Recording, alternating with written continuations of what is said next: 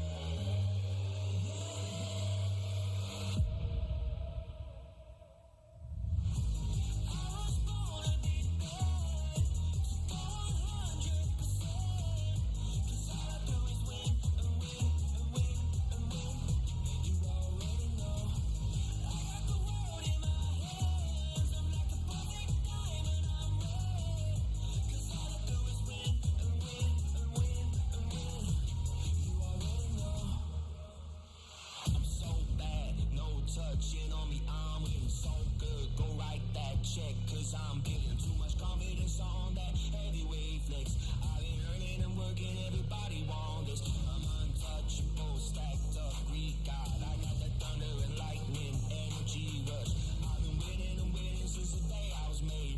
Makes you wanna be like me. I'm always on top of the game. Ain't never gonna touch second place. Nah, never. I'm always on top of the game. You know that I win.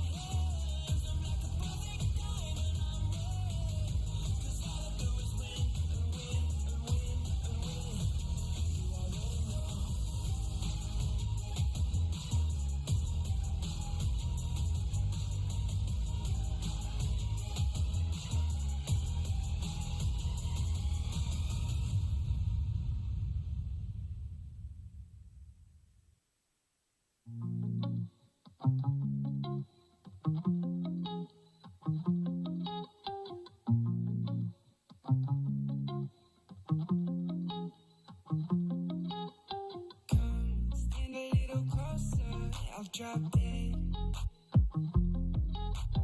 I know you heard about what I said, yeah. I don't need much, but I need you in my bed. Mainly 'cause I can't take it any longer in my head. So, darling, darling, yeah, yeah, oh, I've been falling, falling, yeah, yeah, I've been falling for you. Summertime blue in your eyes, know you. Looking for a vibe in your life, so darling, darling, yeah, yeah, oh. You've been running, running, you've been running for way too long. Can we find love or is that too much?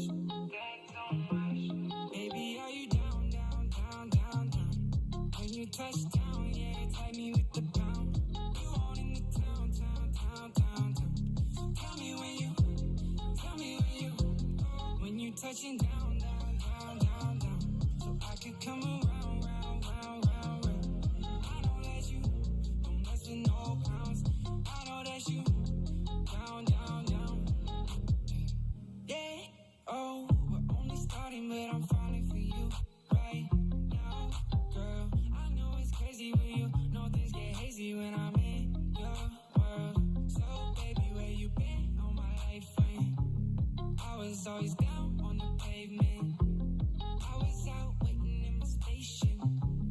You to lift me up and take me places.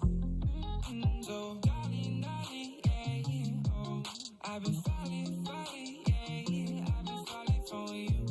Summertime blue in your eyes, know you. Looking for a vibe in your life, so darling, darling, yeah, yeah, oh. You've been running, running, you've been running for way too long. Can we find love or is that too much?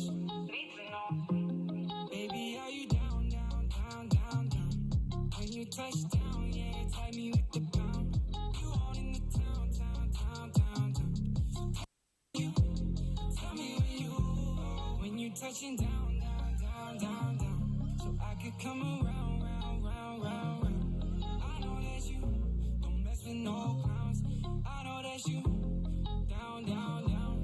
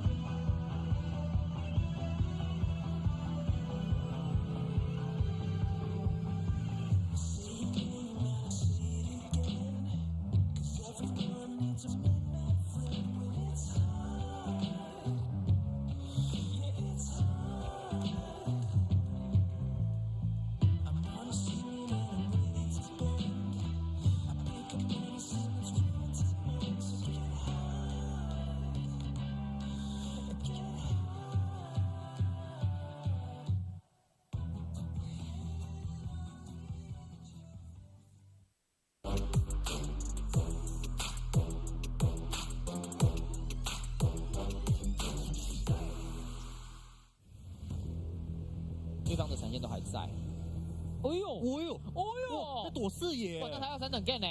哇，这里被奶哥给绕掉了。哇，有料哎！这就是奶哥，我来喽，有点厉害啊！完了没照到，不知道奶哥过来了，一个并且预祝致命伏笔。Oh my god， 对于 CF 来讲，这就是 Gemini， 太猛了！中野伤害是没有到这么足够的。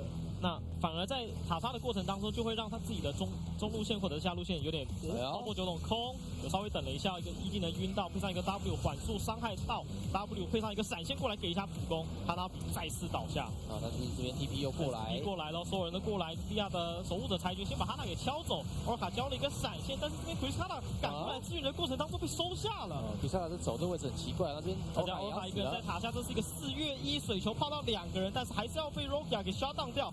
S9W 终于找到一波机会。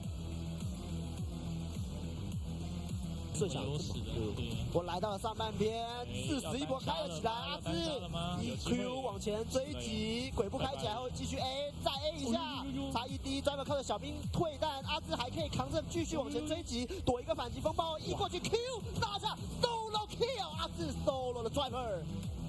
来看一下，哇，这上路对决被 Q3 回来了，这里应该是被打回来，然后被大绝带走的，推哦，只是说这个卡桑蒂的掌握度非常的高，掌握度是非常好，这里 A 完美接机。哇，这里在 A 的时候被对面跳斩给取消普攻，但后续反击风暴这里没 Q3 到，直接拉扯一下后 EQ。而且 Taco 是大形态，这时间点不得已了。DCG 如果这个龙掉了，那可能剧本要改写了。一炮先进来，雀巢上来去尝试后 ，Taco 直接从小龙刺出来，那在看这边这个团战，HPS 直接往前开始收割了，承受不住地狱想撤退。后面看一下雀巢回来反打，再在这边锤。那后面的位置，纳尔开点，纳尔无敌，搭上10万，你继续扛着猫咪，一个不会死的诸神。扛着伤害要去收割，剩下一个火龙 ，EDG 承受不住想消耗，但扛不住，火龙也要倒。这是来自 HPS 打 DCG 打出了一波 ace。那这边第3的小龙先开 ，CFO 其实整体的视野还算不错，是有看到 AMP 所有的成员 TP 先叫。那这边龙吃的速度有点快 ，Alex 能不能再创奇迹？他下去了，不过这次没有中到，火不连击锁住了 Alex。上面是 a t l a n 先扫出了自己的锋芒贯穿，但是没有很好的效果，这边顺上墙，但是被打出了自己的闪现，但是是一个空上防壁，推回了3个人，叫出了惊人没有死。那再回头，这边是 IMP 的大溃败，前面是driver很用力，已经杀了3个，那还有没有在走？叫了闪现，安德武强力击败回来，再一刀，他一个人救回了这场比赛，他拿了跨抓 kill。Oh my god！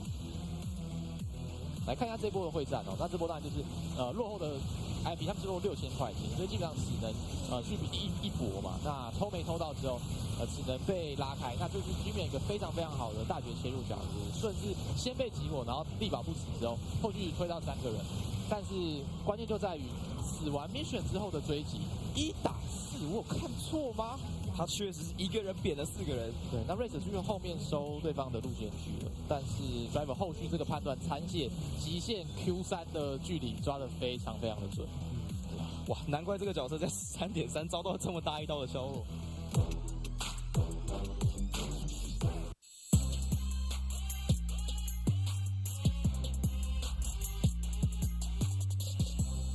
哦，打痛。哦，他的那个不是这个中懂人，直接地线就打痛了，对，加打痛。然后我应该法师啊，法师，你看法师对啊，玩筒子中路啊，可以，同中是超猛哎，一下打痛。啊，这边等下先亮个乌拉格斯啊。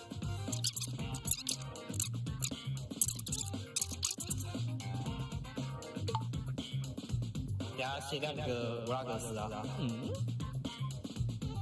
哦，手紧冲冲冲冲！哦，这桌子手感怎么那么好？真的哎，这个尺寸、这个角度，这桌子不会动，真的哎，桌子不会动。好像买真的。放眼吗？会，我会直接放的。可以看我吗？可以看我吗？远，我们再看。给眼。我杀下路，往下路打，我们先靠。我1个1了，开的。我给你了。路有大刀，路没闪。过来啊，我补。慢打，他没有大，慢打。你可以打，慢打。看这个。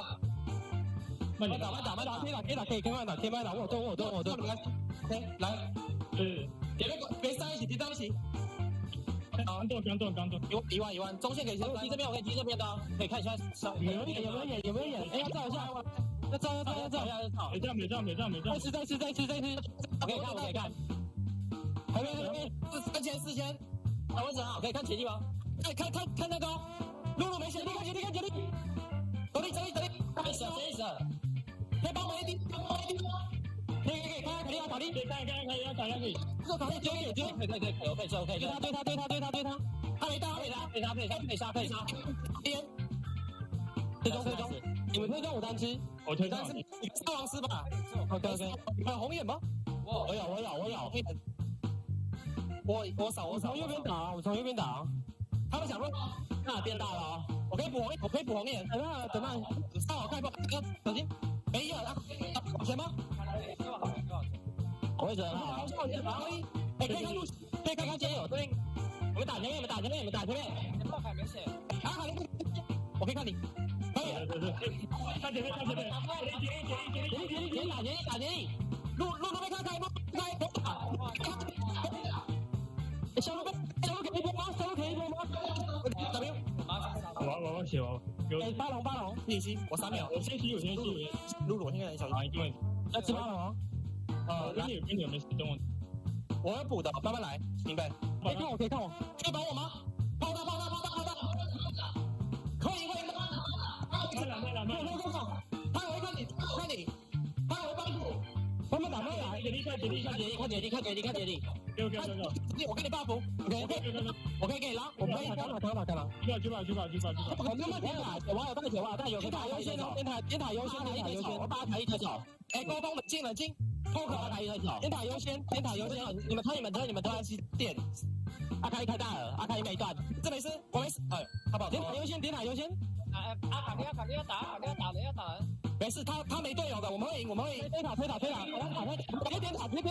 塔赢了，有踢，绝对没事，没事。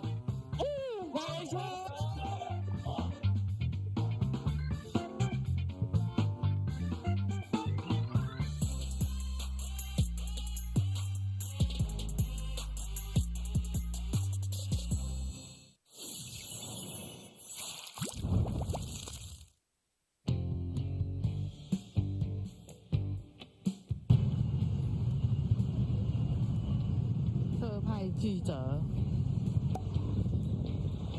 我刚以为是那边5号出口，可是我发现那边没有5号出口。哪里？那里那个档案馆，因为我没来过。哦，你说里面？早上我刚刚就经过这里了。这样马赛克啊，这个地方。刚才你走过来，我就知道是你了。为什么？因为你穿这个。我原本衣服洗到坏掉了，剩这个可以穿的。因为衣服不能烘干坏掉了。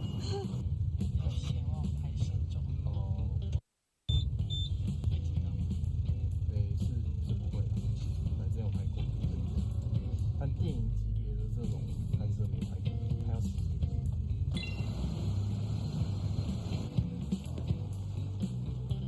真的挺厉害的。帅，太帅了。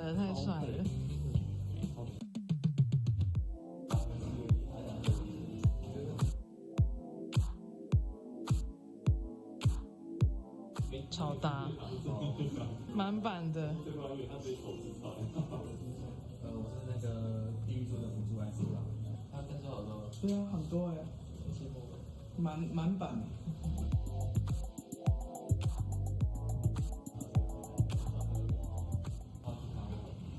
太帅了吧！好，好等啊。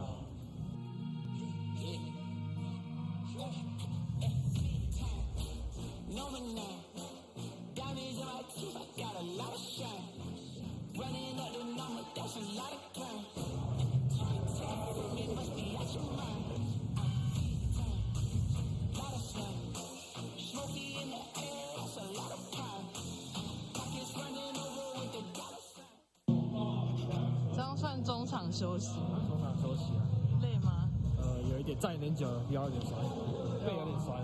所以你有经历过这个吗？拍摄没有拍过。哦。大家就最爱看这个啊！你选什么？我选的鸡排，然后选没有3色豆的，因为他刚刚有3色豆，我们就不要了。可是有猪排有猪排，不用啊，鸡排有。好 ，OK。你不爱我们猪排教练？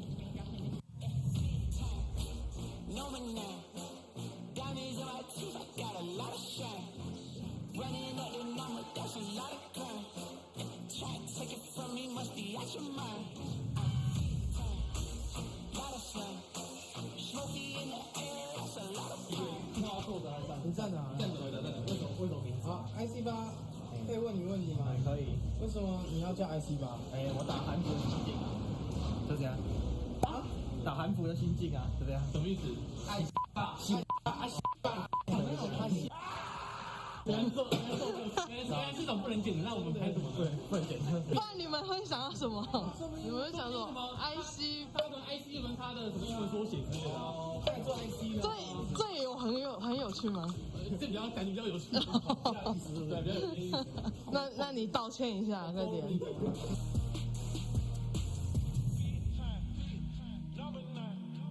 要录当然录，那没关系。很棒啊！超赞！还有什么那个推荐？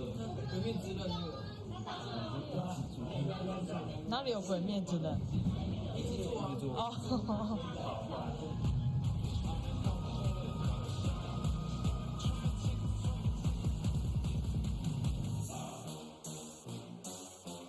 大家好，我是泰语小老师火龙闷干饭。今天要教大家使用的泰语小单字是对吧 ？Renganti， 对吧 ？Renganti， 来，大家跟我念一次，对吧 ？Renganti， 这个词该用在哪里呢？当队伍出现像我这样的人的时候，你就可以称之他为对吧 ？Renganti。萨瓦迪卡。不然你刚刚在把训练赛到一个晚上，自带拉手是这样。而且为什么我们的猫你玩了那么多场，还玩那么跟屎一样？突然想起来，啊，别以为没你的事，永远把你们下养那么肥，用团战第一个是，这不知道怎么办。这就是对吧 ？Renganti。今天教的同学们都有记住吗？我们下一堂课见，拉贡。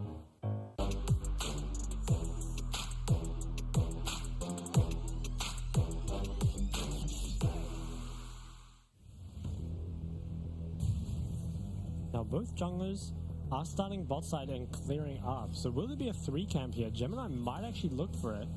He is here way before Hana. DCG are going to ward. They're going to catch out Cascada. Cascada does go with the flash available for Gemini. Going to look for the stun to see if there's a follow-up route. And arrow from Shun. First blood secured for Gemini. That is a big pickup for CF. Pretty worrying for SNW when this next Infernal Drake spawns.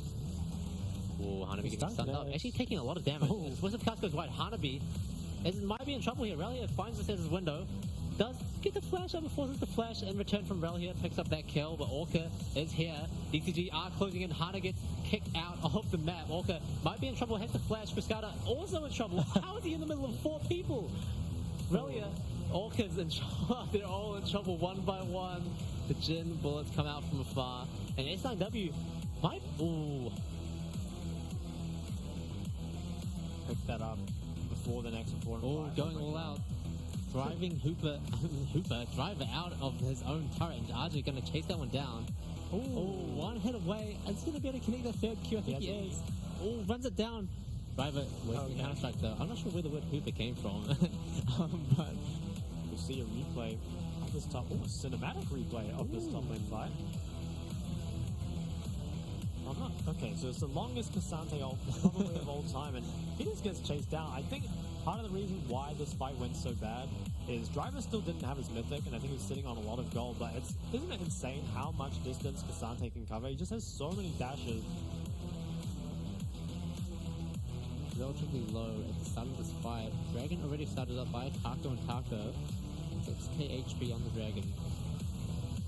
There's a lot of poke here from both sides. Oh, Taco goes in and actually finds the ultimate onto Orca, gets stunned up, and Taco as well on the top lane, finding a triple man, Mega Na and Taco. There's just 2 Tacos wreaking havoc in the backline. DCG on the run, but now Sejuani getting so many stuns of Hanabi. It's a quadruple for the Sejuani, actually. Could potentially be the Penta flashing over Hanabi, charges up the stun, doesn't quite connect. It is going to take him a while, but I think Taco is actually going to pick up the pentakill on the Sejuani. Wait, it timed out? It timed out? Okay, but unofficial pentakill. I don't think I've ever seen... Keep your eyes on him. He's going to be looking for someone with his ultimate. Preferably, I think, Jimmy or Shun. It feels like the other people have too much tenacity for it to matter. But Rest, once again, dealing so much. Alex doesn't quite get the steal, but Cease and Desist taking Gemini over the wall, but he's going to get locked down here. Pops the stopwatch, actually, but Shun, he's got his distance. Jimmy getting a huge Shurima shuffle.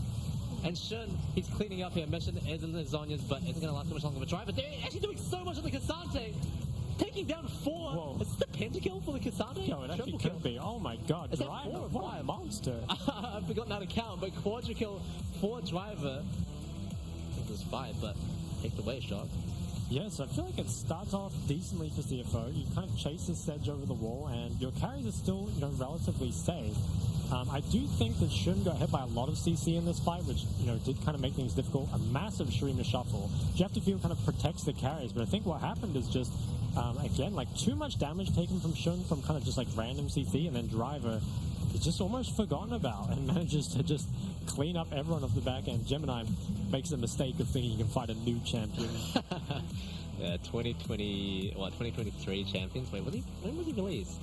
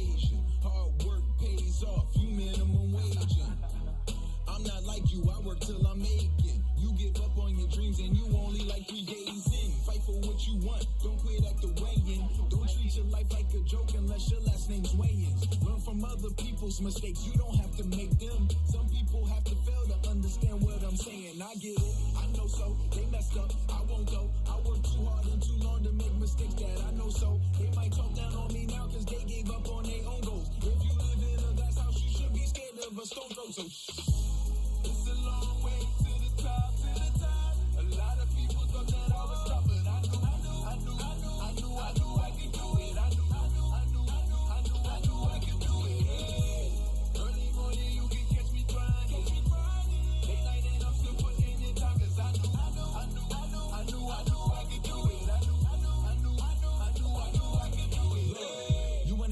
You can do it. If you just watch me, then I can prove it. Started just me in a dream, then I turned that into me leading a whole movement. Everybody around me eating, cause cause I wouldn't take a seat when they told me to chill out, they keep it the bill. Now my visions weren't what they were seeing. I get a check now, yeah. Look at my neck now, yeah. Full of baguettes now, yeah. Can't help but flex now, yeah. My come with some comments, can't tell I'm a chameleon. That means I don't need to be in your face, you should know I'm not chasing these millions. You gon' see it when I pull up in that skirt. Ask me how I did it, putting in that work. It's a long way to the top, but I work hard and trust no obstacle will stop me till I'm 6 feet in the dirt, you heard? It's a long way to the top, A lot of people thought that I was tough, but I knew I could do it. I knew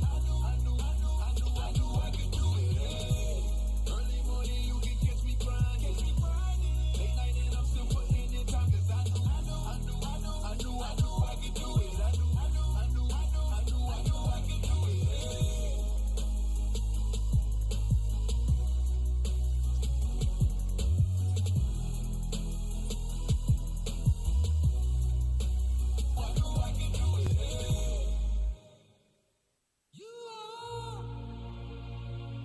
The sweetest thing,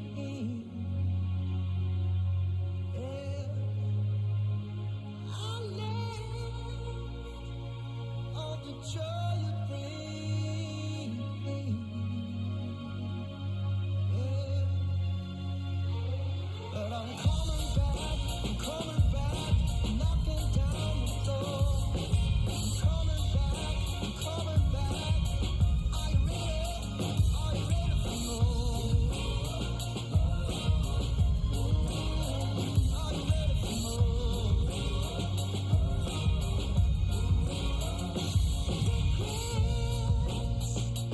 Oh, I have a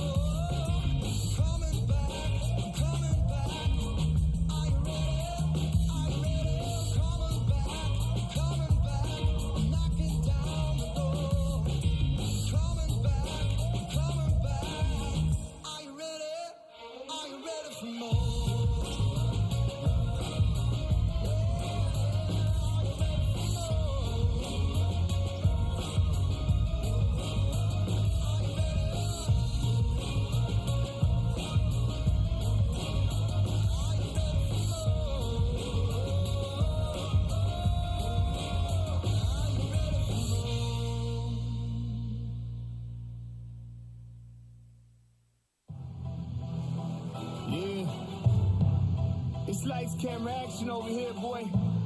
I'm the paparazzi's finest. Sit back and watch the show. The fire burn in my soul, the passion in my eyes. My people starve, the hunger pains feed my desire. And I desire a throne, a scepter with a castle. I'm the king of this jungle, they call me Mufasa. It's simple, I'm son of these dudes. On my Usain Bolt, yeah, I'm running these dudes. I try to explain, I'm not the norm. When I'm in rare form, we still on the runway. I ain't even airborne. Keep my windows tinted so they don't know who's in it. I ain't afraid of the dark, I was raised in it. My sins is unrepentant, my words is authentic. I tried to come clean, my heart wasn't in it. Lazy boy living, the squad is so turned. Shaking their heads like men and boys and never learn. Who gon' stop me though? Until the curtain closed, pull up a chair, sit back and watch the show. You know, say my name in the streets and they say about to go. I can feel the hate, yeah, they pray that I fall. Sit back and watch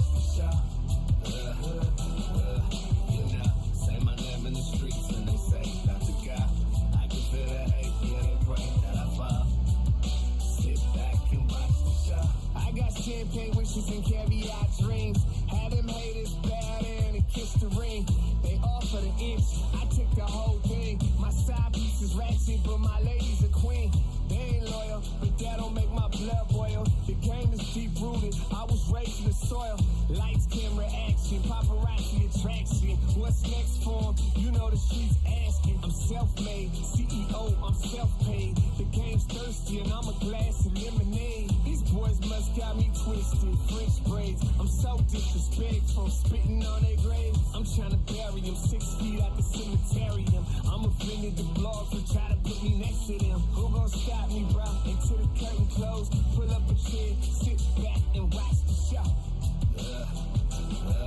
You know, say my name in the streets and they say, that's a guy. I can feel that hate, yeah, they pray that I fall. Sit back and watch the show. You know, say my name in the streets and they say, that's a guy. I can feel that hate, yeah, they pray that I fall. Sit back and watch the show. I've been knocked down but never out. I hit that canvas but never seen more than a 6 count. I'm the reason they packed the arena. I'm the reason these young girls is at the top of their lungs screaming. Camera phones flashing, everybody clamoring. These clowns jacking my style, they wanna be him. Before I blew, I told them what I'm about to do. Now watch the SHOW. You know, say my name in the streets and they say, that's a guy. I can feel that hate, yeah, they pray that I fall. Sit back and watch the show. You know, say my name in the streets and they say, that's a guy. I can feel that hate, yeah, they pray that I fall. Sit back and watch the show.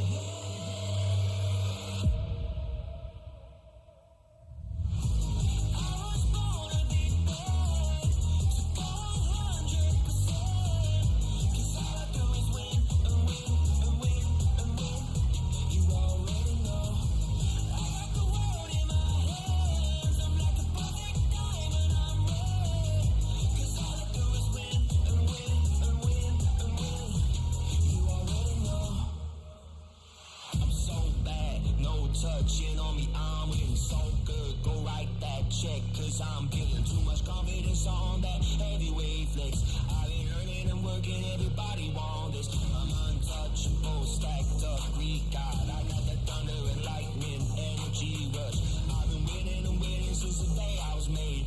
Makes you wanna be like me. I'm always on top of the game. Ain't never gonna touch second place. Nah, never. I'm always on top of the game. You know that I win.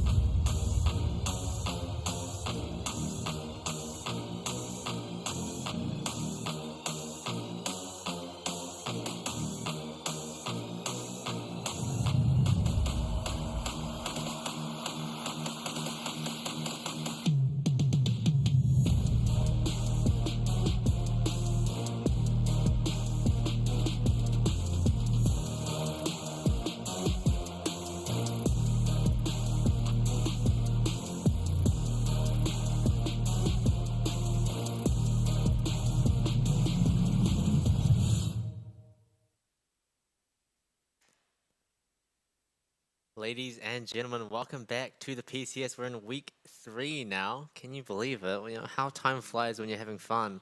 But of course, I am Amel, joined tonight by the wonderful, the amazing Shock OCE on Twitter. And yeah, I think week 2 was very interesting. You know, we saw a lot of upsets and a lot of sort of setting up for storylines that we're about to see unfold a bit more in week 3. Yeah, I'm pretty excited for the week 3. We've also got the new patch, as you can see. There's recently released skins for Shock and Amelg, the casual skins this time. But yeah, 13.3 is looking like a big meta shakeup. So I'm excited just not to see Yuumi anymore. Yeah, I mean, I've just been seeing Lucian Nami, Zero Yuumi in my dreams every night, and it's just, I guess they're more like nightmares than dreams, but it's definitely not good to be constantly reminded of them quite so much. But of course, let's recap what the standings are looking like after week 2. We've got CFO and Frankie Sports sitting at the top 5-1. Now the only 2 remaining contenders for first place. And sort of in the middle of the pack, we've seen a lot of teams sort of start to take shape, like Impunity, PSG, Deep Cross Gaming, and Megabank Beyond Gaming, as well as Taipei J Team as well, pulling ahead of the bottom 3. Speaking of which, Hellpig's Jewish Team and Sam9WPA. And I think the biggest sort of stuff we saw unfold last week was that CFO, Frank, and PSG, I think, for me, all definitely stood out as looking more stable than the rest of them. Whereas Impunity and Deep Cross, and also BOG to an extent as well, all sort of started to look a little bit less, or a little bit more shaky, rather. They looked good in their week 1 form, but definitely dropped off a bit in week 2. But, of course, starting off today, we've got Hellpigs versus Jewish Team. It's a bit of a bottom of the standings ladder brawl, but definitely still going to be important for figuring out where they sort of sit along those two. Followed up by that, we've got Deep Cross Gaming versus Frankie Sports, Megabank Beyond Gaming versus Sam9WPE, Impunity versus Taipei J Team, and last but definitely not least, PSG Talon up against CTBC Flying Oyster. Now, Shock, which one are you most looking forward to today? Yeah, so for me, it's definitely Game 5. I think that's the big one that everyone's looking forward to. But I also think that there's quite a few games in here that might not necessarily go the way people expect, right? Like even our first match here that we're coming up against, we have Hellpigs who have beaten some pretty solid teams and then at the same time managed to lose to some not so solid teams. So we're not too sure what to expect from them. But yeah, I think that Game 5 probably will be the best game of the day. Yeah, I definitely do agree with Hellpigs that they have looked a little bit shaky. Like at their peak, they've looked pretty good, right? They've taken down Frankie Sport in the first week. They've taken down DCG as well last week. So definitely some pretty good contenders, at least, you know, contenders that you wouldn't expect them to be being in the bottom of the ladder. So definitely looking forward to seeing what more they have. But of course, let's take a look back at the horrendous patch that we had last week, where we had Yuumi and Sejuani taking the top strongest picks, sitting at 88% and 75%. Numbers are hard. 75% win rates, respectively, whereas Varus and Ash actually looking quite low. I'm surprised Varus is that low. 1 win, 6 losses, 14% win rate. That's pretty bad. Yeah, it's worse than my ranked win rate. I think in most games we saw the Varus just kind of failed to break through either the Zeri Yuumi or the Lucian Nami. So I think we might see a bit more of it now. Yuumi has been pretty much killed off by the new patch, or at least we're hoping so. And they've buffed a lot of the melee support. Now it's going to be interesting to see whether that actually dislodges Lucian Nami or not, because obviously it's still a very strong combo, right? But perhaps with some new champs in the meta, we'll be able to stop that. Now, the 2 big changes of 13.3 are that we have both Annie and A-Soul changes. Now, Aurelion Sol, he's very, very fun, he's very, very OP, but will not be enabled for the next 2 weeks, which is kind of sad. Love to see him. But Annie, on the other hand, did get massively buffed and then got hotfixed nerfed, but still remains at, I think, about a 54% win rate in both mid and support. That's pretty crazy. Yeah, I think especially on release, she was definitely far from balanced. And it's the funniest bit of all that is that I think in the patch notes she was listed as a quote-unquote nerf by the balance team. So I'm not really sure what they're thinking, but it definitely is a buff for her, right? She's looking a lot stronger than she did previously. Yeah, I think I'd expect to see her more in support than mid, because mid she's definitely more of a counter pick, I think. Like it's difficult to blind this against other strong mages, but support I feel like it's a champ that you can blind. And I think also the E change where they made it so it kind of like, it's almost like a thorn mail off both basic attacks and spells. Yeah, so it actually works pretty well against a lot of the bot laners. And here we see the tank support, so lots of buffs across the board. You know, Rise trying to bring back tank support into the meta, which I like. I think it's more exciting in general to watch these, maybe not to play. You know, it depends who you are. Well, yeah, I definitely think it's a good breath of fresh air, right? Because we've seen range supports previously less meta ones sort of take shape in the bot lane, like the Ashe, like Heimerdinger and stuff like that. So it is good to see tank supports seeing a bit of love, completely unrelated to the fact that I play all of these champions. But definitely, good to see, and I'm hoping that we start to see teams try and pick more of these up as well. Yeah, I think also on the Alistar note, there has been a little bit of Alistar mid and top as well. Really? Yeah, That's so news there's to been. me. I saw Showmaker play Alistar mid. I've seen the Shy play Alistar top. So Did they win? yeah, they actually did. What? Yeah, so I'm not sure if we'll end up seeing it because it's definitely a bit out there. Yeah. but Wait, is this in competitive or solo? no, queue? in solo queue. Okay. Yeah, there was We're also safe for Nautilus now. mid and solo queue, but it could just be people experimenting with different things.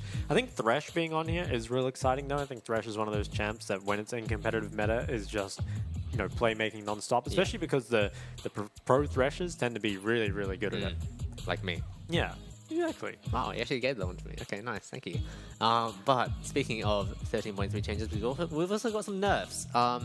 And these are pretty good to see. I think especially Cassante, you feel pretty strongly about this, but it is good to see him taken down a peg. It definitely feels like he was a little bit overloaded last patch. For a tank champion that also does a lot of damage and has a lot of mobility, shouldn't be doing quite as much of either of those two things. So it's good to see him nerfed. And Kassadin as well taken down a little bit too. We didn't see him quite as much, at least in the PCS. It definitely was a strong pick as well last patch.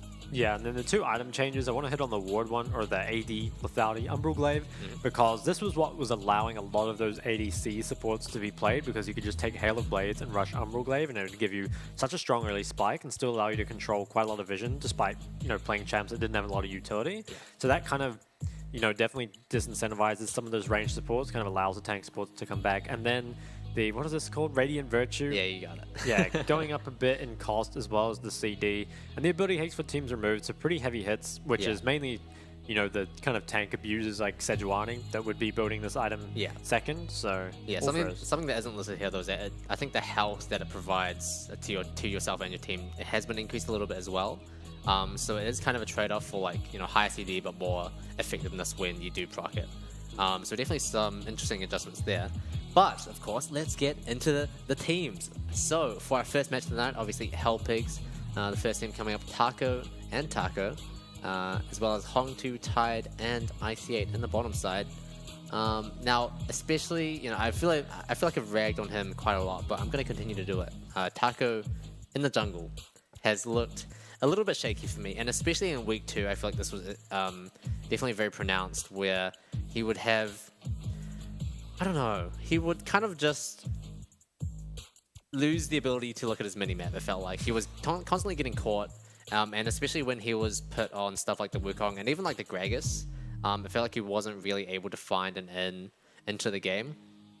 And saying that, he did look a lot better on their game against DCG on day 3 last week. So I'm hoping that Taco comes back this week as well. Yeah, 100%. I think it's hard to tell at this point whether it's, a champion pool issue, if he just, plays better when ahead, if it's like a confidence thing. It's kind of hard to tell, right? But I think that a lot of how this team does rest on his shoulders. But on the other side, Duish team, we got Lacuna in the top lane, WSL jungle, Zhao 2 mid, Pepper ADC, and Nhao support. So Duish team, they've had a pretty rough go of it. Yeah. They haven't managed to pick up, I think I've only got 1 win at this point. Yeah. But Hell Pigs, they're looking very, very inconsistent. So Duish team, they might be able to pick up a win here. And if they do, it'd go a long way towards kind of, getting it back on track. Yeah, they definitely, I feel like Duish team at their peak versus Hell Pigs, potentially at their worst, would be, the best case for them, right? Because it feels like that is a situation where they can pick up a win. But at the same time, I feel like both teams playing at sort of like their average selves. Hell Pigs takes that match like 90% of the time. Duish team, they have picked some interesting stuff and they've played some interesting strategies like the lane swap, bot lanes under top and focusing all your efforts into the Nyla. It didn't quite work out for them, but it was still interesting to see, and I definitely do see a world, or a game rather, where that does work. So it is cool to see them trying interesting strategies. It's just about making sure that they execute them properly and making sure that they're actually strategies that can succeed in the first place as well. Yeah, I don't think anyone's going to knock on them for creativity. Like you said, there's been quite a lot of interesting things shown. I feel like Duish's team problem is just they are a bit weaker individually than the opposing team, which makes it tough. But here, have a stats comparison between the two ADCs. 4.4 KDA against 1.9. And actually take a look at the the champion pools here. So the Lucian, Sivir, Varus up against the Nyla, like you said, something interesting there. The Varus and the Zeri. So I'm really interested to see, because it feels like a lot of these champs, you know, might not be gone, right? The Sivir Yuumi isn't there, the Zeri Yuumi isn't there. Varus is picked as a counter to these. Potentially Lucian Nami is still there, but I think there could be a completely different ADC champ pool coming out, especially with tank support. So, you know, obviously it's interesting to take a look at the stats comparison now, but I feel like we're almost playing a different game for bot lane on this patch. Yeah, I mean, speaking of that, I guess like what have your experiences been, at least in solo queue, of like sort of bot lane matchups that have typically been seen in this patch? I think that, well, I've been doing a lot of ASOL abuse on this one. Oh, actually, we're in draw. Okay. Well, okay. We'll see if your predictions are still up to date, because you were pretty good with predictions last week, but at the same time, that was an easy meta. That was a very predictable meta. So hopefully we can get Shock wrong on more of these today. Okay. So Vise and Elise are both continuing to be banned. That kind of makes sense. I think Maokai did get nerfed a little, but I think he remains pretty strong. Still seen a lot of people picking him. So it could be the last ban. Actually, the Wukong. Okay, so Maokai, Sedge still open. Will they be prioritized as high? It looks like they will. No! The meta has not gone anywhere. Okay, 1 out of 1. 1 out of 1. Okay, now, do we see the Lucian Nami, or have the tank supports kind of risen up to meet it? Ooh, Lee Sin could be an interesting one. Okay, this worries me because WSL on Lee Sin last week on day 3 looked pretty, like, it was pretty bad. He, like... Yeah, I remember that game. Yeah, he wasn't really set up to succeed, didn't really have that many opportunities, but you know, when there were potential chances, he really just did not execute them on them properly. So to see that locked in for Duo's team as well is a bit scary, but maybe he's been putting in the hours. Who knows? Yeah, that being said, you know, he mastered Lee Sin over the course of that game. This could be the one. Me, every time I lock in Lee Sin in my normals game. Okay. So what will it be? I think with...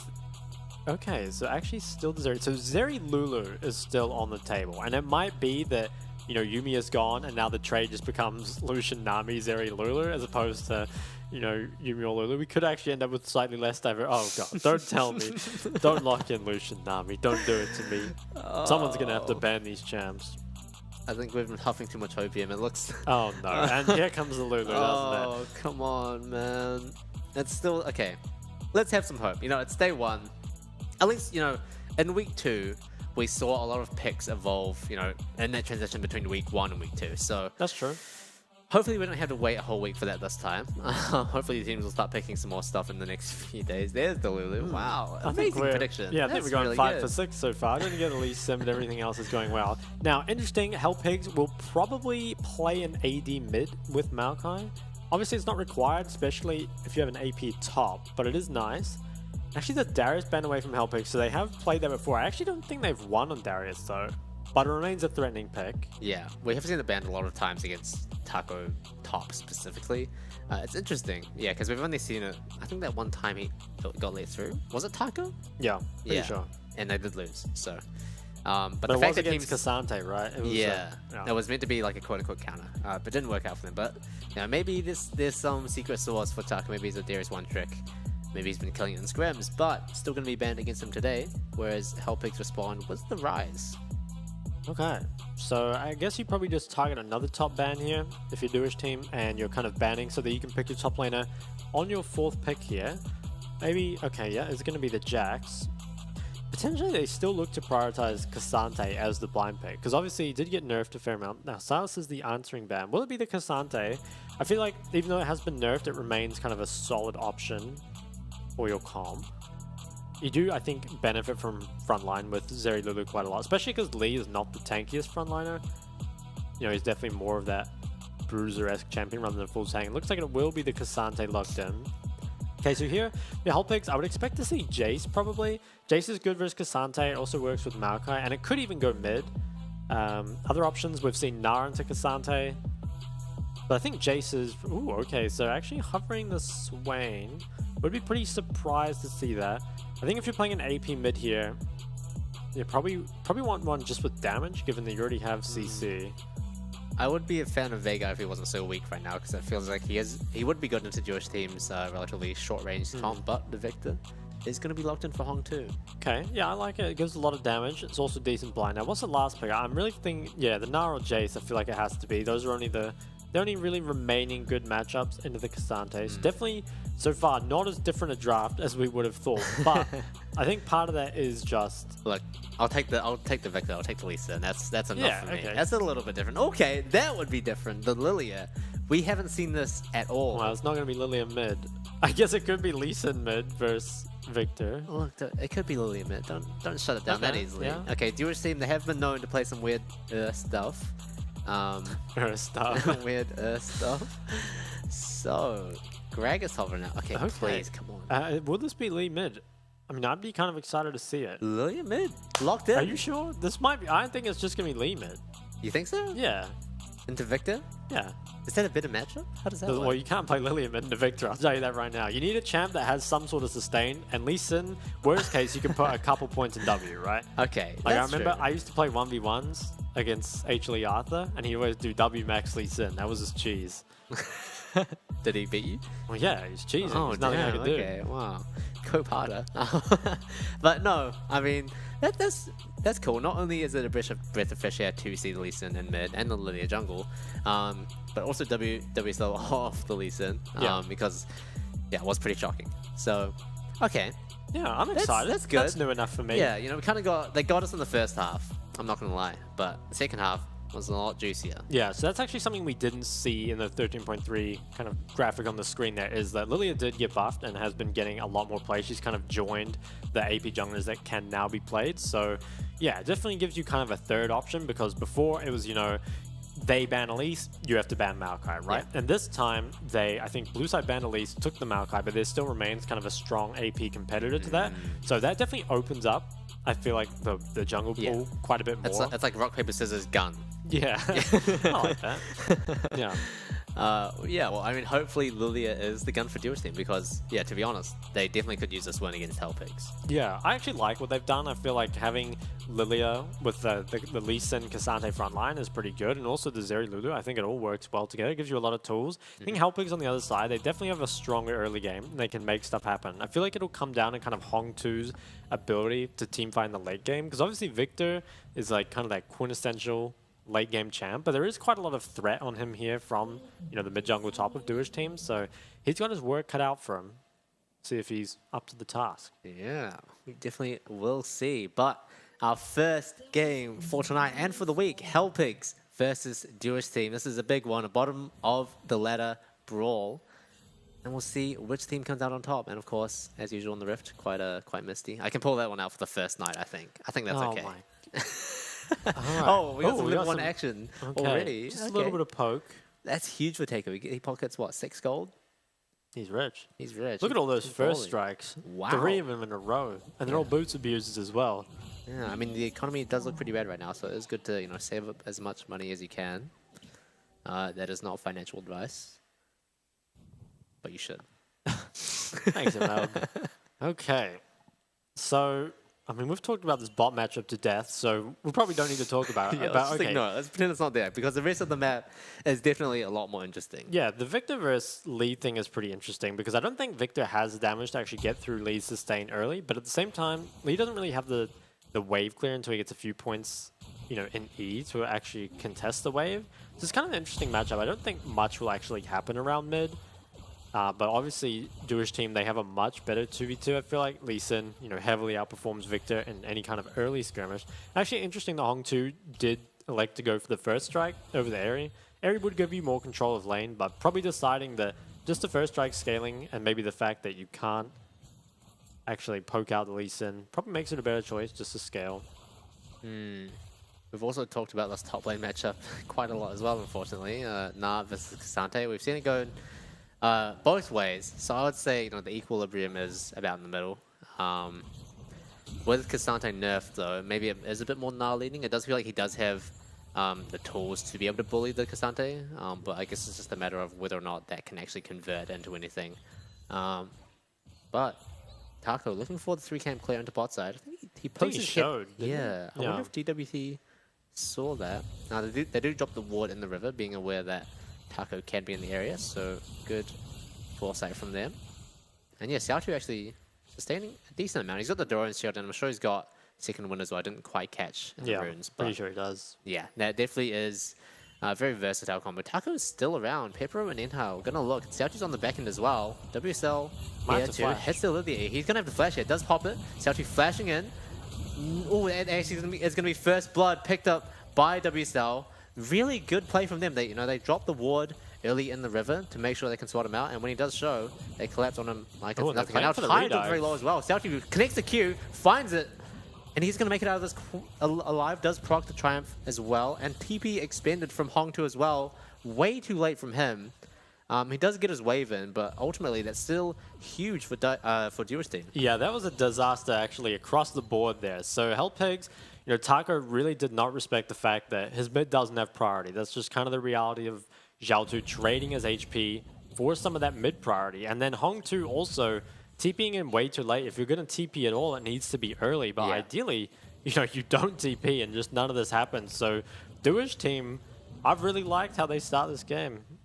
Yeah, definitely. Like from Hong2, it's almost like he put himself in the worst situation, right? Because it's him wanting the best of both worlds, where he wants to get his wave in, but also help his bot lane. But you really can't have it both ways. He does get his wave in, so that is good at least. But yeah, TP comes in way too late. That's now down for the next 6 minutes. Or I guess a bit less if he has Cosmic, but let's not worry about the numbers. But Jewish team now 1k gold ahead. At this stage in the early game is pretty good for them. Yeah, those are numbers we should be worrying about, especially bot lane, because I think when we've seen Lucian Nami, it's been very polarizing, right? Like when it gets ahead, it goes crazy. But at the same time, if you have some kind of critical missteps in the early game and fall behind the Zeri Lulu, suddenly it becomes very, very hard for you to actually find impact. Yeah, hits different. Doesn't quite hit the same as Lucian Nami from ahead. So we have to see if the bot lane of HPS can tide this one over. Get it? Yeah, okay. No, I like it. Speaking of Tide, the Ocean Drake has spawned as well. They're really rolling in. Yeah, okay. So Dragon spawning, and it looks like WSL. Ooh, he will actually not start it. I thought he was going to start there given he had mid and bot pro, but probably just feels like he has better things to do. Lilia, definitely a tempo jungler, can just play to kind of put camps on cooldown, stay ahead of everyone else in terms of levels. Grabbing the Lucidity boots on Lilia is definitely a good boost for early game clearing speed, so I'm going to opt for that instead. I think it's I'll allow it.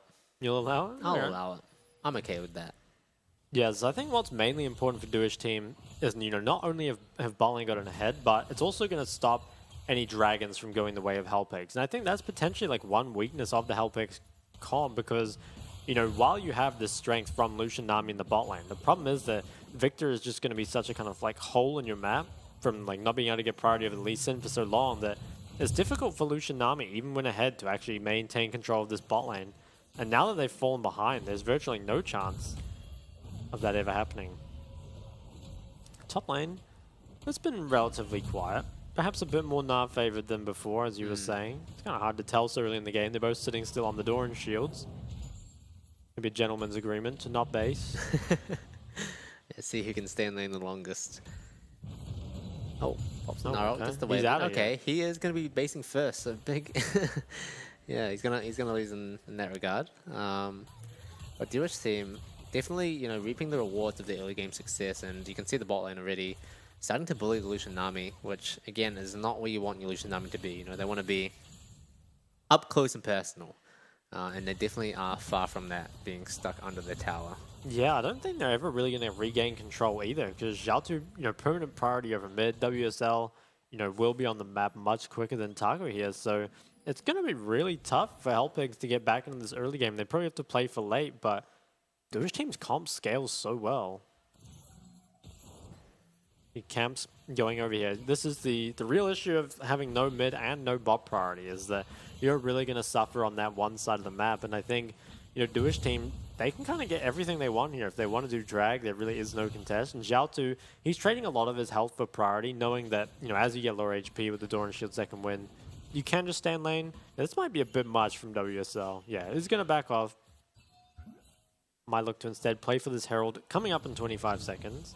Yeah, does only pick up the enemy Raptor camps off of Taco, but those one camp sort of advantages definitely do add up over the course of the game, and you have to assume that DWT, they're going to be able to keep pressing this advantage as long as Xiaotu is able to sustain mid-prior. So if they can sort of rinse and repeat that, it'll be good looks for them. But DWT, they're going to be rotating Pepper and Inhao over to the top side, so giving Tide and IC8 a bit of breathing room. And from the side of Hellpigs, you would expect them to definitely give this one over as soon as they spot Pepper and Inhao around. Yeah, I wonder if they'll actually play for a lane swap here, because I feel like losing so much farm bot might not be worth it. Yeah, Cassante is recalling. I'm thinking Lacuna might just base and walk bot, and they have an early lane swap here. It looks like that is... Ooh, or maybe they actually commit for just the 4-0. Wow. Okay, no. This is going to be lane swap. Okay, so Cassante is walking back bot. He will be able to sustain kind of any dives or anything on this side of the map. With Taco based, obviously doesn't actually have to worry about it, but I don't think he saw that. Don't think they had any vision of that. But I actually like it. Yeah. You know, while unfortunately a little bit of gold goes over to Tide's Lucian, you know, Pepper Zeri can get so much gold here on this top tower, and they could honestly probably play just to kill the whole top tower, which is, you know, it's going to speed up the game a lot. And they've certainly got the comp to force the advantage, right? Like, their top side is really aggressive, and then any gold that Pepper benefits from, you know, is going to certainly make it work. Now, the Dragon going over is interesting because, you know, the Dragon is a late game win condition. It feels like Hellpigs right now, they don't really have a better trade. It's very hard to dive the Cassante. Can't really kill the Lisa in mid, so Hellpigs are just kind of losing out across the board at the moment. Yeah, I really like this early game macro from Deer's team. You know, they bring the Zeri Lulu up, and instead of making them, you know, walk all the way across the map back to bot lane, they take advantage of the fact that they are already in the top side. You know, make them sit in the top wave, pick up a few plates, send the Cassante bot lane as well, who they know can't be dove, even by 3 members of Hellpigs, realistically. So really just, honestly, flawless macro play in their last few minutes. Yeah, now it's interesting that they actually swap back bot lane. I would have thought that they would just keep going and herald the top tower, but maybe they want to try extend this laning phase a little bit more. You know, because they do have advantage in the 2v2 right now. They don't really need to herald immediately. You know, might play for something greedier instead. Maybe get some kills and then get the herald. And gold difference, I mean, it's starting to build up, and I think Duish team, you know, if you see Zeri Lulu ahead in gold, that normally feels pretty good. Definitely. They haven't quite picked up the Mythic yet, and they actually are a little bit behind in XP. At least Pepper is a little bit behind Tide because he got a little bit of solo time with IC8 basing to try and protect the top lane. So it's a bit of a trade-off. Tide is level up, but DWT, both bot laners are level 6. So if a skirmish does break out on the bot side, you have to feel like they will be advantaged.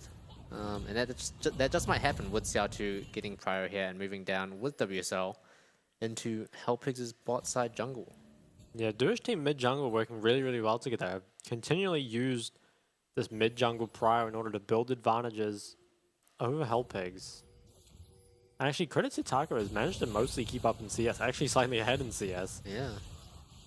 Well, Xiao2 trading pretty heavily, does hit the Q.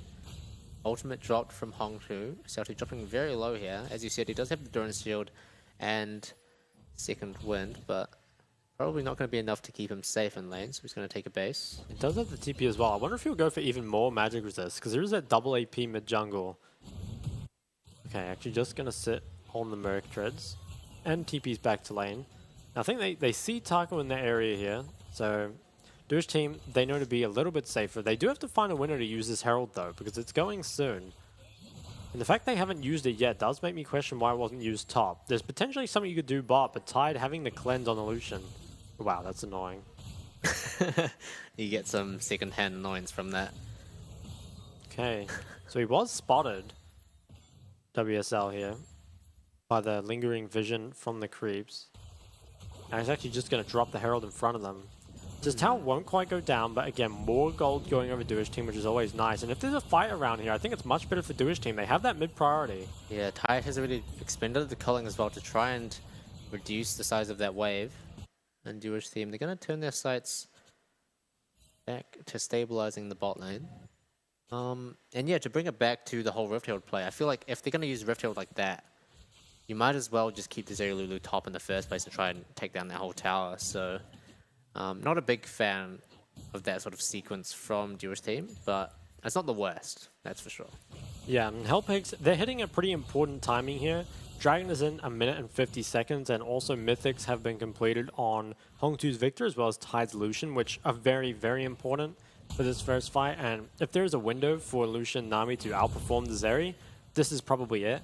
You know, despite Zeri being ahead in gold, I think Lucian, when he hits the Gale Force, it's a different champion with Nami, right? It's very, very strong. On the other hand, though, the Jewish team, they are most likely going to have their items as well.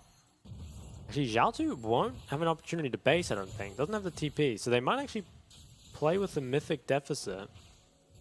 There's definitely a chance for Hellpigs to win this fight just by being down in gold. Yeah, it does feel like Zhao does need that gold drinker completed.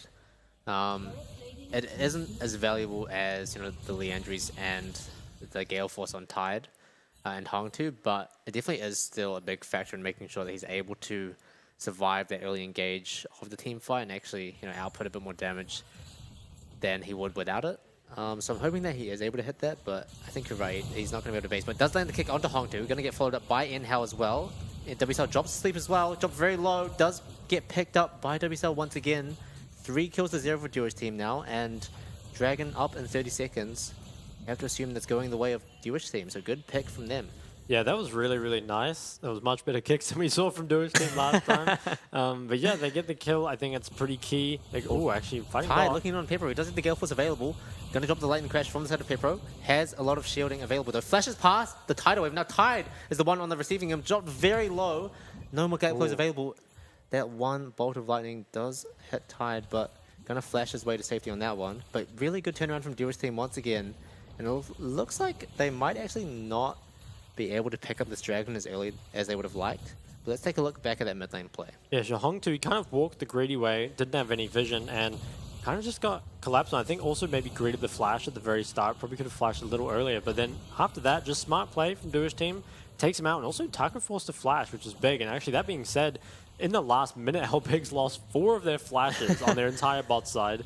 So definitely don't want to contest this Dragon. And Duo's team, you know, picking up this drag pretty much guarantees that there's not going to be a drag win condition, at least not until very late in the game. And you have to think that, you know, despite Hellpigs having the Victor, if it's a Victor from behind and the enemy team has Lilia, Zeri, Lulu, it can be quite difficult to actually scale into this game. Yeah, especially with Inhao picking up the Shurellias as well. It definitely becomes a lot scarier for Hongtu to play the game. Just because of the sort of sheer gap closing ability that Duo's team have, where they can pretty much just run at him. As well as the fact that he doesn't have flash up. He has to be feeling pretty scared for the next few minutes until it comes back up. And I think we'll probably... There is a Herald up, so we might see some kind of play for it. And I feel like Hellpigs... I don't know, I feel like you kind of do have to do something. Because even though you have the Victor scaling, I think your Lucian Nami are just, you know, rapidly becoming kind of useless, right? If you don't feel strong enough to dash forward, it's going to be very difficult to play later on in the game. So I'd potentially like to see them contest this while you still can. Top lane's actually built up a pretty big advantage. Ooh, people are getting traded on. Signature Lucian Nami trades that we've seen. But we are late enough in the game now that it's not as shocking as that, like that initial level 3 spike. So yeah, Culling dropped as well. Going to be mostly shielded up by Inhao. But it is going to give Hellpigs a little bit more control in mid now. But wait, Lakanai, he hasn't been spotted by that ward, so he's on the flank. He's got a huge angle here, actually. Tide has no flash available. Does have the clearance, but I think he will get spotted out there. He's going to skulk his way back to bot lane to catch that wave. Yeah, I mean, Taco in top lane is building up a pretty significant lead over the Kunai's Santa, and actually is about to lose bot tower as well. Yeah, 40 CS is definitely nothing to laugh at. They have both had their mythics, so at this point in time, their power level is probably relatively even, but definitely once they start getting more bases off and more CS in their pockets, Taco might be having a lot of an easier time, and that is a little bit scary for Duo's team because so far they have been pretty dominant on every side of the map but top. So it looks like Taco will be their hope, at least for the meantime. Yeah. Now this Herald, you know, continues to stay up. Duo's team, they might look towards it. The culling is still down for Tide. Now they are going to start it up. They have a lot of control. This blue's actually trying to be taken away by Taco. I'm not sure if he'll get it. Well, might reset there actually, yep. Does reset a little bit. Taco still wants it though. He wants to get something in return of the if but it's not going too well for him. I guess that is a good way for him also to just build up the Mega in anticipation of a fight around the Tailed, so it's kind of a win-win for him.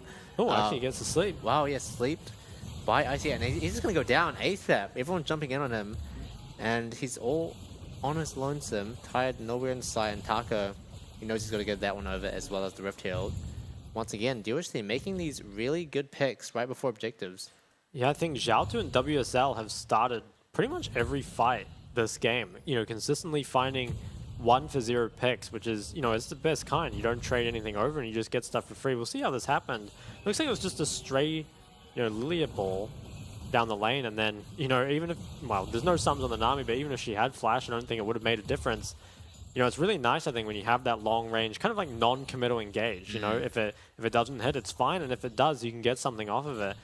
You know, Hellpigs, on the other hand, do have to commit pretty heavily to any engage. Well, dropping the culling once again, I feel like that's not worth it. That's not going to be up in time for the next Dragon. You do slow down the bases a little bit, but I think it's too far before the Dragon spawning for it to really matter all that much. It will give Hellpigs a little bit more control for now in the bot side river. And you can see IC8 and Taco on the minimap there walking in and really flexing their muscles a little bit. But it is going to be all wards expended for IC8, and I assume these are going to get cleared out pretty quickly. Meanwhile, on the top side, Xiao2 and WSL forcing out a TB from Taco. Yeah, I feel like Duish team are in a much better spot for this Dragon. They've got one of the TPs down. They know the culling is down as well.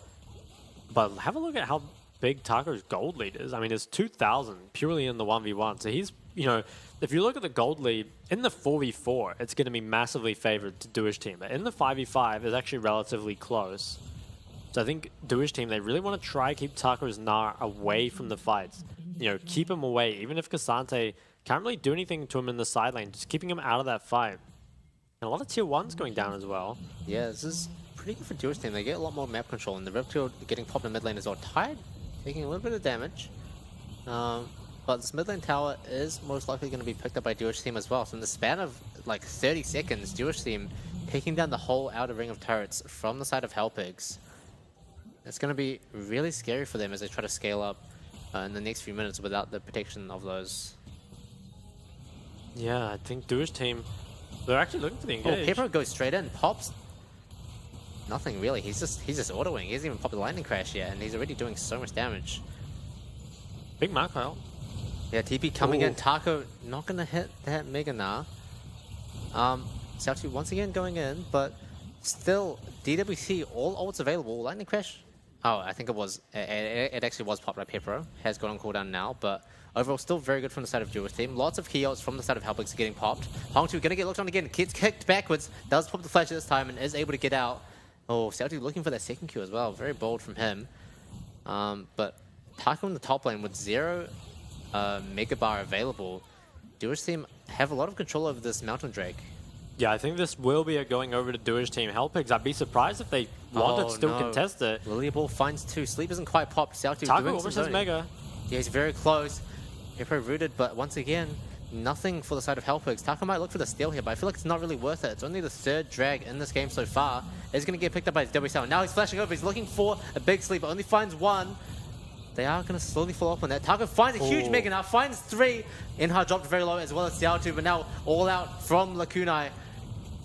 He's finding a lot of damage, and Pepper flashing forward as well. Double kill for him. Hong2 and Taco both down. Taco in the jungle. Looks like he's going to be next, picked up by Lakunai. And a really well-executed fight from Dubi's team picks him up with the Dragon, as well as a few kills. Yeah, that was really really strange. I think there was a lot of inting and counter-inting going on there, but let's have a look at the damage. Actually, a huge amount of damage put up by both Tacos there. Yeah, the top jungle doing pretty well. I mean, but we see already, you know, the Lucian being pretty heavily outperformed. But let's take a look at this. So, I mean, it was interesting. WSL, I think he saw the angle, but it wasn't quite the angle. You know, he gets the one-man sleep. And it actually looks kind of good for Hellpigs here when Taco's Gnar managed to find this massive turnaround. But there's just no damage follow-up here. And I think the Duish team's sustained damage, especially with the Zeri, is just a lot better and can just chase Hellpigs down now that they don't have anything left. And I think that really just spells disaster for Hellpigs. You kind of have to win these fights, right? Like if they get out all in low health bars, you fall further and further behind, and you never really get the opportunity to get this Lucian Nami going. And now, I mean, the score is 0-7, down 4,000 gold. It's not looking good. Yeah, big swing for the Duos team. We'll see if Taco going mega here looks for something. This is still a little bit dicey for him. Isn't going to find too much. But jumping back to the last fight, I do want to point out that Lakanai actually sort of saves Duos team because he uses his W, which makes him unstoppable, on the Mega Na ultimate, which lets him dash forwards and actually stun Na before he can get any more damage or CC off. So the fact that Duos team survived on such low HP bars is definitely, a lot of it goes to him. He deserves a lot of credit for that. And of course, as you said, Duos team now firmly 4k ahead. And yeah, Tide looking like he's pretty much already, outscaled by the Zeri Lulu. Yeah, Hellpigs, you're definitely kind of struggling for win conditions right now. You don't really have Dragon, you don't really have scaling. Perhaps you have Hong2, ultra late game Victor doing something. But other than that, it feels like you have to make a pick onto a team that's quite difficult to pick. So I think DWT, firmly in control, should be able to close this out as long as they don't make any major mistakes. Still obviously have to go through the steps. Yeah, Duos team committing a lot to this top side river control, but now Taco in the top lane. I'm just going to call him Taco 1. Taco 1 going to start bonking on the inner turret. He's actually doing a lot of damage with the Triforce and Black Cleaver completed, so now Lakanai forced to answer him here. I don't think he actually wins this 1v1. He's itemizing more for magic resist against the Maokai and the Victor, which means that Nara is definitely going to be packing more of a punch. But overall, kind of a lull period, and already the next dragon is 2 minutes away from spawning. Yeah, and Taco's Nara is kind of the one saving grace for Hellpigs here. He's a light in the dark here. He's gonna have to do a lot in this next team fight for them to win. I think it becomes more difficult now because sums are coming up. People are starting to get tankier, but still maintains a pretty significant gold lead over his opponent. Will it actually be enough? I would be surprised, but they have pretty good Womber, right? If you can get a big, Nara followed up by Maokai, Nami, and Victor, there is the potential to win a team fight that way. It's just you're really relying on Duos team misexecuting. Yeah, you really need all pieces to connect as well. But I see it once again going to get picked. Doesn't get slapped, but Pepper might be able to pick this one up. No, gets stunned up, and Culling zones him away from now. And a lot of damage getting dropped on Pepper on the back end of that trade. I'm surprised WCL didn't go for the sleep there. I guess he felt a little bit cautious not knowing where the rest of Hellpigs were. But Duos team, they're actually going to take this opportunity to start up the Baron. TP coming in from Lakanai as well to tank that one up. And Hellpigs don't quite know yet. I don't see any pings, but the TP is coming out in response from Taco. Hellpigs slowly making their way in with the Maokai saplings to pave the way. But Baron's at 3k. They do a vision of it now. We'll see if who can... Oh my god! Taco actually picks it up. And now there's a full-on 5v5 breaking out Lakanai, dragging out Taco to the back end. But on the other side of the map, two members slept, Tide and Hong2. And now they're getting chased down by WCL and Lakanai. Pepper as well, doing a lot of damage on the back end of that. Taco doesn't have the Mega Knight available quite yet. WCL forces out the stopwatch. Tide trying to do as much as he can to try and get more damage out on a Duos team. They are pretty low health bars, but he's going to get chased down by this all-out Cassante. Gets caught with a Lily Ball as well. Forces the flash, but he's not going to make it out of this one alive. Pepro on a killing spree. But still, not the worst situation for Hellpigs. They deny the Baron. Yeah, I think Hellpigs actually played that pretty well. They got the Baron steal, and also Tide's Lucian managed to deal a lot of damage in that fight. I think for Duos team, it was really saved by WSL finding a massive sleep as well as just tons of damage during the team fight. But, Hellpigs, I think if they're not too far behind in gold, but they're very far behind where their champs should be at this point in the game. And I think if they, were a bit further or just a bit closer, they would be in a decent spot. So without Maokai ult, it's very hard to actually get through here. But Taco, he just flashes into the pit, refuses to elaborate, steals it. And Hong2, he doesn't get the best Victor ult, but I think, look at Tide. Like, even though he got slept, he managed to deal a ton of damage in this team fight. He kited out Zhao and did just so much work in this fight. And then it's kind of interesting, like there's a split fight on the side, which I think is, perhaps better for Duos team. I think Hong2 really needs to be behind his tanks here, but just couldn't really find it. And ultimately, I think they actually got out here, right? With 3 Barons, I think? 2. 2 Barons? 2 Barons. Not a bad haul. Obviously still not very good considering that Duos team were able to pick up that 3rd Mountain Drake for themselves. And wow, WSL doing so much damage on the Lilia. Yeah, I think Hellpig's solo laners definitely outperformed that fight. as well as Tide Lucian, but it was really just WSL put in kind of a 1v9 performance to secure that win.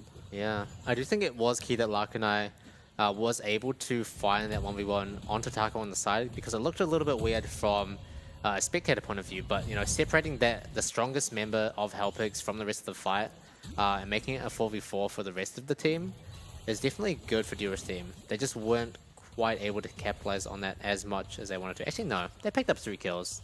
That's capitalizing. I guess just the Baron is the main thing, and it's the main thing that has kept Hellpigs sort of back in this game for now. Yeah, definitely delays the game. Whether or not it's actually a difference maker, it's hard to tell. You do get at least a little bit of gold, and you take it off the map, so certainly better than nothing, but unfortunately you haven't been able to take any towers with it, which does feel bad. Yeah, I feel like the biggest things for Hellpigs to look at are Taco and Hongtu's strength. Hongtu has just hit level 16, and he's pretty close to finishing his Void stuff as well, so it's going to be a big spike for him. I do wonder about Jungle Taco's build, going for the Night Harvester and Shadow Flame over stuff like the Leandries. I feel like you find so much more value from Leandries and like the Demonic Embrace against stuff like the Lilia, the Lee Sin, the Cassante, who are all pretty tanky members. But Taco, wait, WSL is in so deep. Hellpigs have no idea. WSL is going to hide for his life, but actually going to find a pick onto Hongtu. Going to jump to sleep as well. He is drowsy. No Mikhail's available. And if Pepper going to jump in with Lightning Crash. Stunned up, dead. Hongtu off the map. And now Duo's team looking to try and see what they can clean up here. Xiaotu doesn't quite find the kick. Actually, no, finds a flash kick onto IC8. Doesn't get picked up by the 0W on the back end of that, but flash burn from IC8. Oh, ball just barely missing. Good attempt from them. But Duo's team now knocking on the doors of Hellpigs' base. Yeah, and Hongtu, he just got caught out of position. I mean, admittedly, it's kind of hard to know that WSL is just hiding in your Raptor camp there. But fortunately, they didn't lose too much. They do lose a mid inhib, but it's kind of irrelevant at this point in the game. I do think you're right that Maokai not having Leandry, Demonic, or a Void Staff here is very rough. You know, up against these 3 very tanky frontliners with, you know, a lot of magic resist. And I think that's kind of part of the problem of, you know, when you fall behind, you just kind of end up not being able to buy any actual items, which does suck. Yeah, both ADCs, again, putting in a lot of work. Actually taking a bit of damage as well. But yeah, I mean, you can sort of already see the effects of letting that Zeri get ahead early though. You know, she's putting up better numbers than the Lucian. She's already got 3 items completed, the Infinity Edge, and also a stopwatch under her belt as well is going to be huge for this Dragon Soul fight coming up very shortly. Yeah, she doesn't have any sums though, and there are a lot of flashes on the side of Hellpigs. It's possible for Hellpigs to win a fight here, and it would be very big. You know, if you can deny this 4th dragon, maybe finally knock down this mid tower, you can open up the map a lot. So they will probably look for the fight. I mean, you know, Duo's team, they're missing flash on both Pepero and Xiaotu. And Pepero especially, you know, it's hard to say vulnerable because he still has stopwatch and Lulu and everything, but he's more vulnerable than he'd be if he had both sums, right? So there's potentially a window for this. Looks like Duo's team though, they should be able to get in the area and maybe take back this river. Alternatively, they might just give it up and try trade it for Baron, because you know, giving Hellpigs a second drag, it's pretty whatever at this point. Yeah, Tide looking for what he can do in the mid lane. He is aware that Duo's team, they have a lot of options in the next minute for how they want to play this out. And Hellpigs, they really want to try and pull Duo's team towards one and not let them reach the other objective, which is what Tide is trying to do now, you know, trading in quite aggressively onto Xiaotu there. But Duo's team, they're going to start with the Baron, no hesitation at all.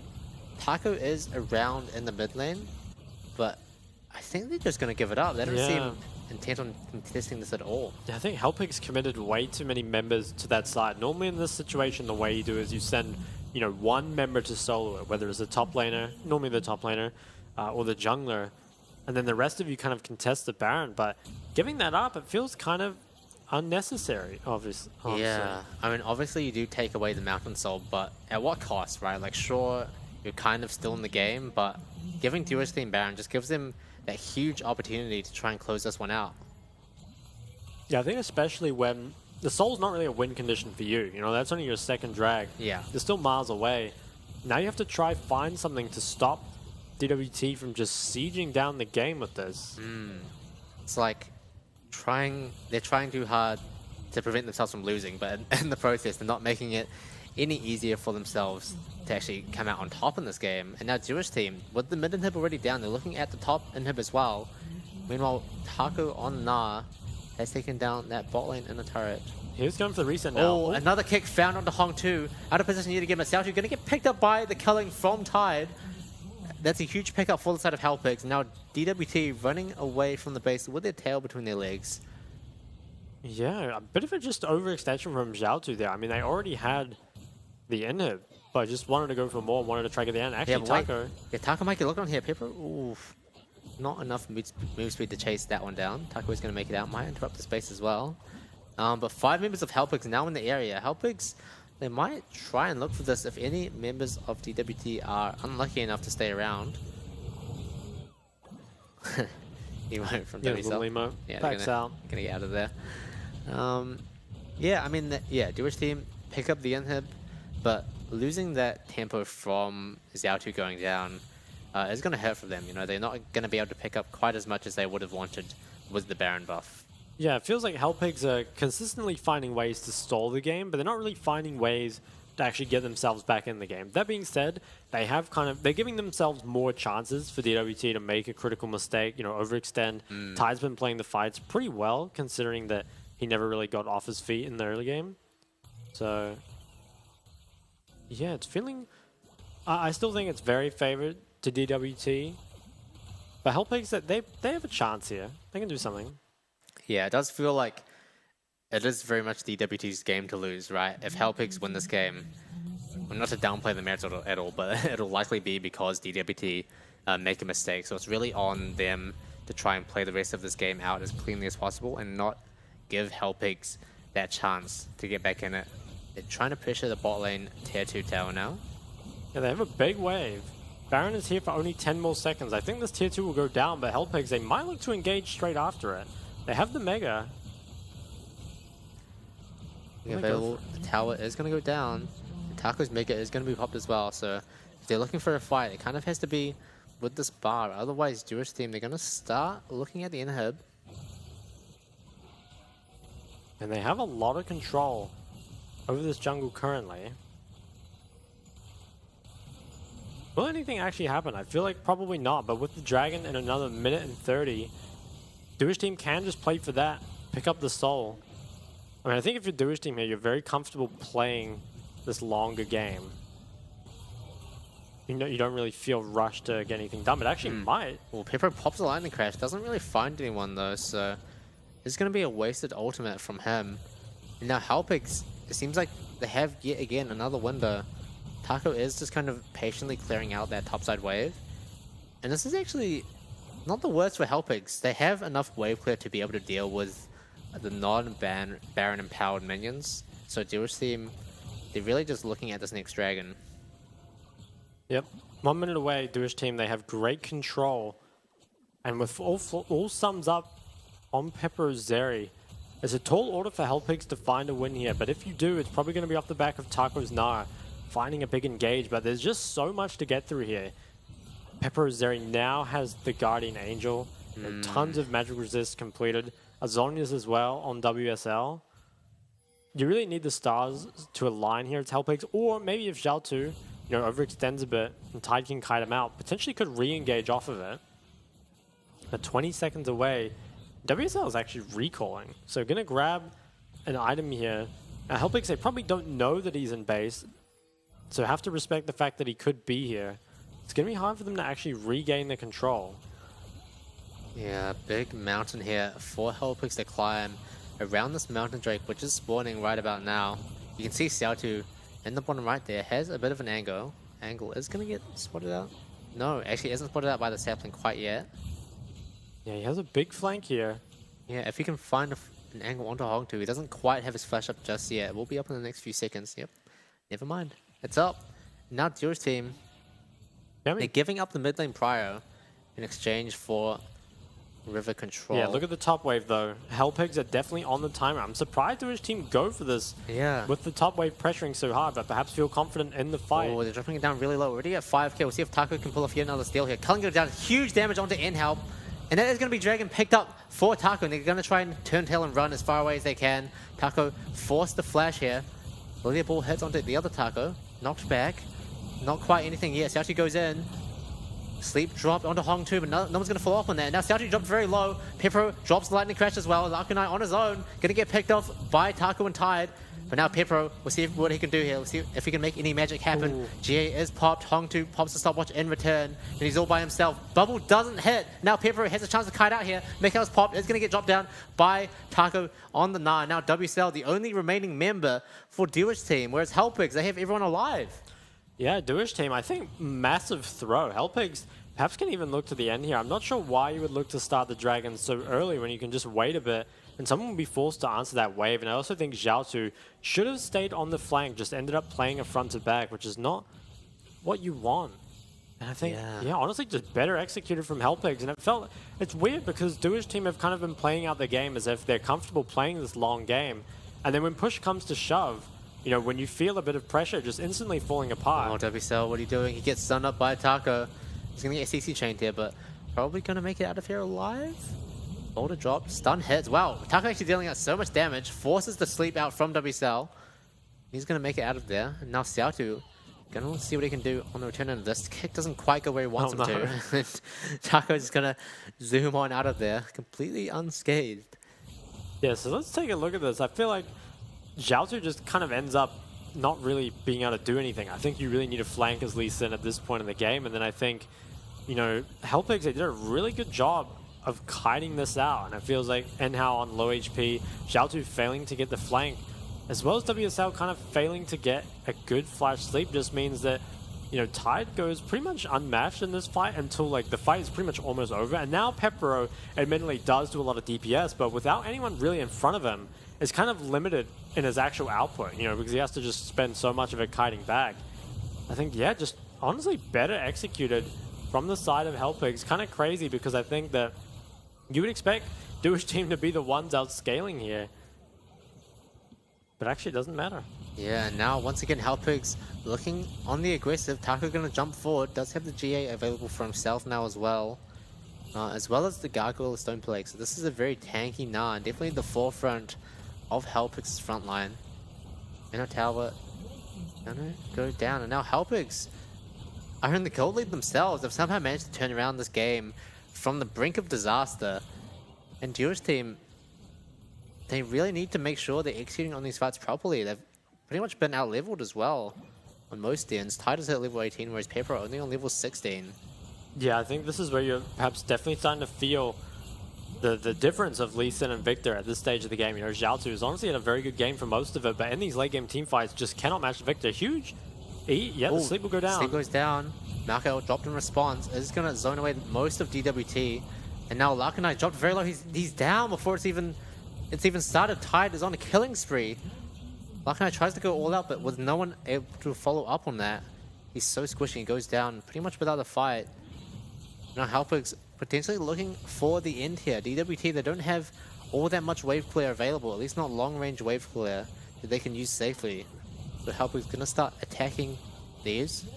Xiaotu has to look for an angle here. Does find Tide, but kicks him the wrong way. A bit of a WCL moment, and now Pepro looking to see what he can do. Trying to kite out. Hong2 dealing so much damage though. Pepro, he's going to go down. Hong2 just completely evaporates him from the map, and Hellpigs, this might be the end for them. Yeah, I think this is probably it. Don't see any way to really defend. And I think Dewish team, can they do anything at this point? With the Baron creep, I don't think they can. WCL and now fighting for their life. Mega Knight from Taco. He's been the star of this game for sure. Making sure the Hellpigs are still in it. And despite looking like such a doomed game, Hellpigs come out on top. Yeah, I think that was a pretty massive throw from Dewish team.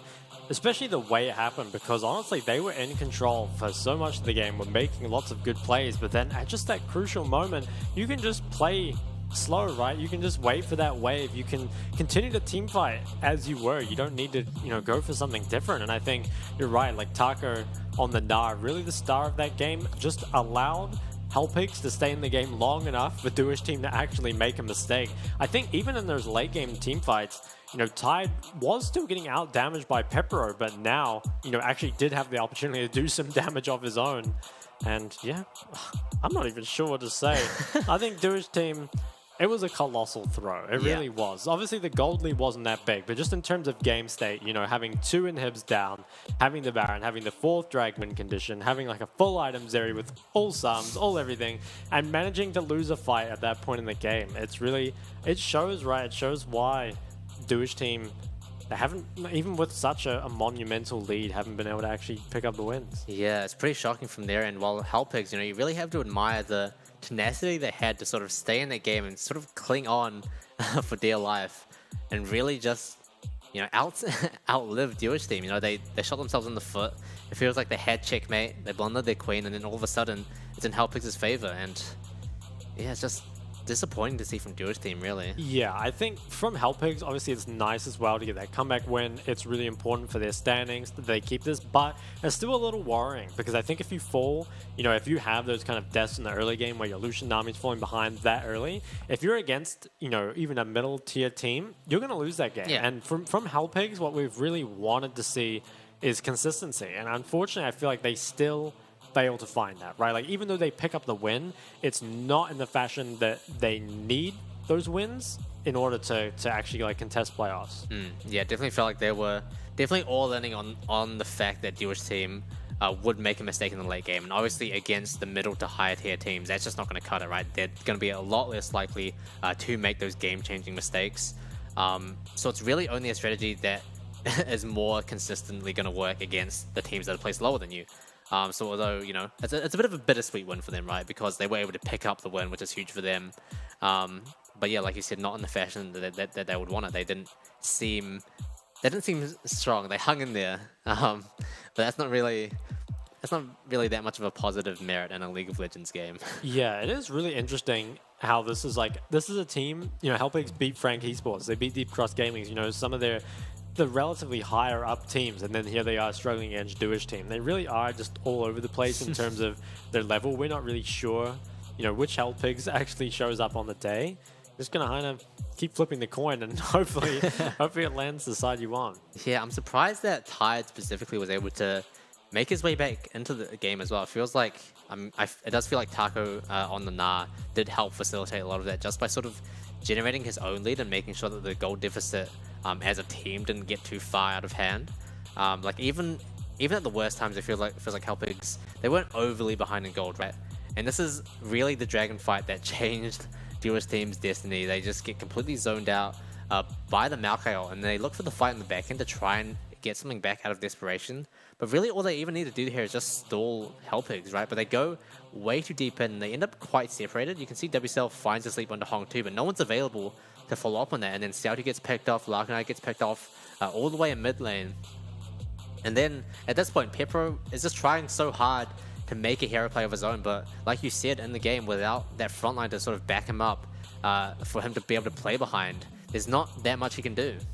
Yeah, and I think also, you know, this is one of the times where, sure, if you played this out macro-wise a bit better, you can stop the, you know, play from even happening. But I also think just really, that's when you need to trust people to execute. And if they fail, it's going to be tough. And look at the gold difference. I mean, it was in DWT's favor for the entire game until it wasn't, right? And then they lost straight after. It must feel so bad to lose this game. Yeah, and the damage number as well. You can see how Tide actually put out the most damage in the game, despite being that, you know, late game Lucian Nami, because obviously if it gets behind, it's not as strong as you want it to be, but that's not to say it doesn't scale badly, right? It still scales pretty well, and I think he really showed that.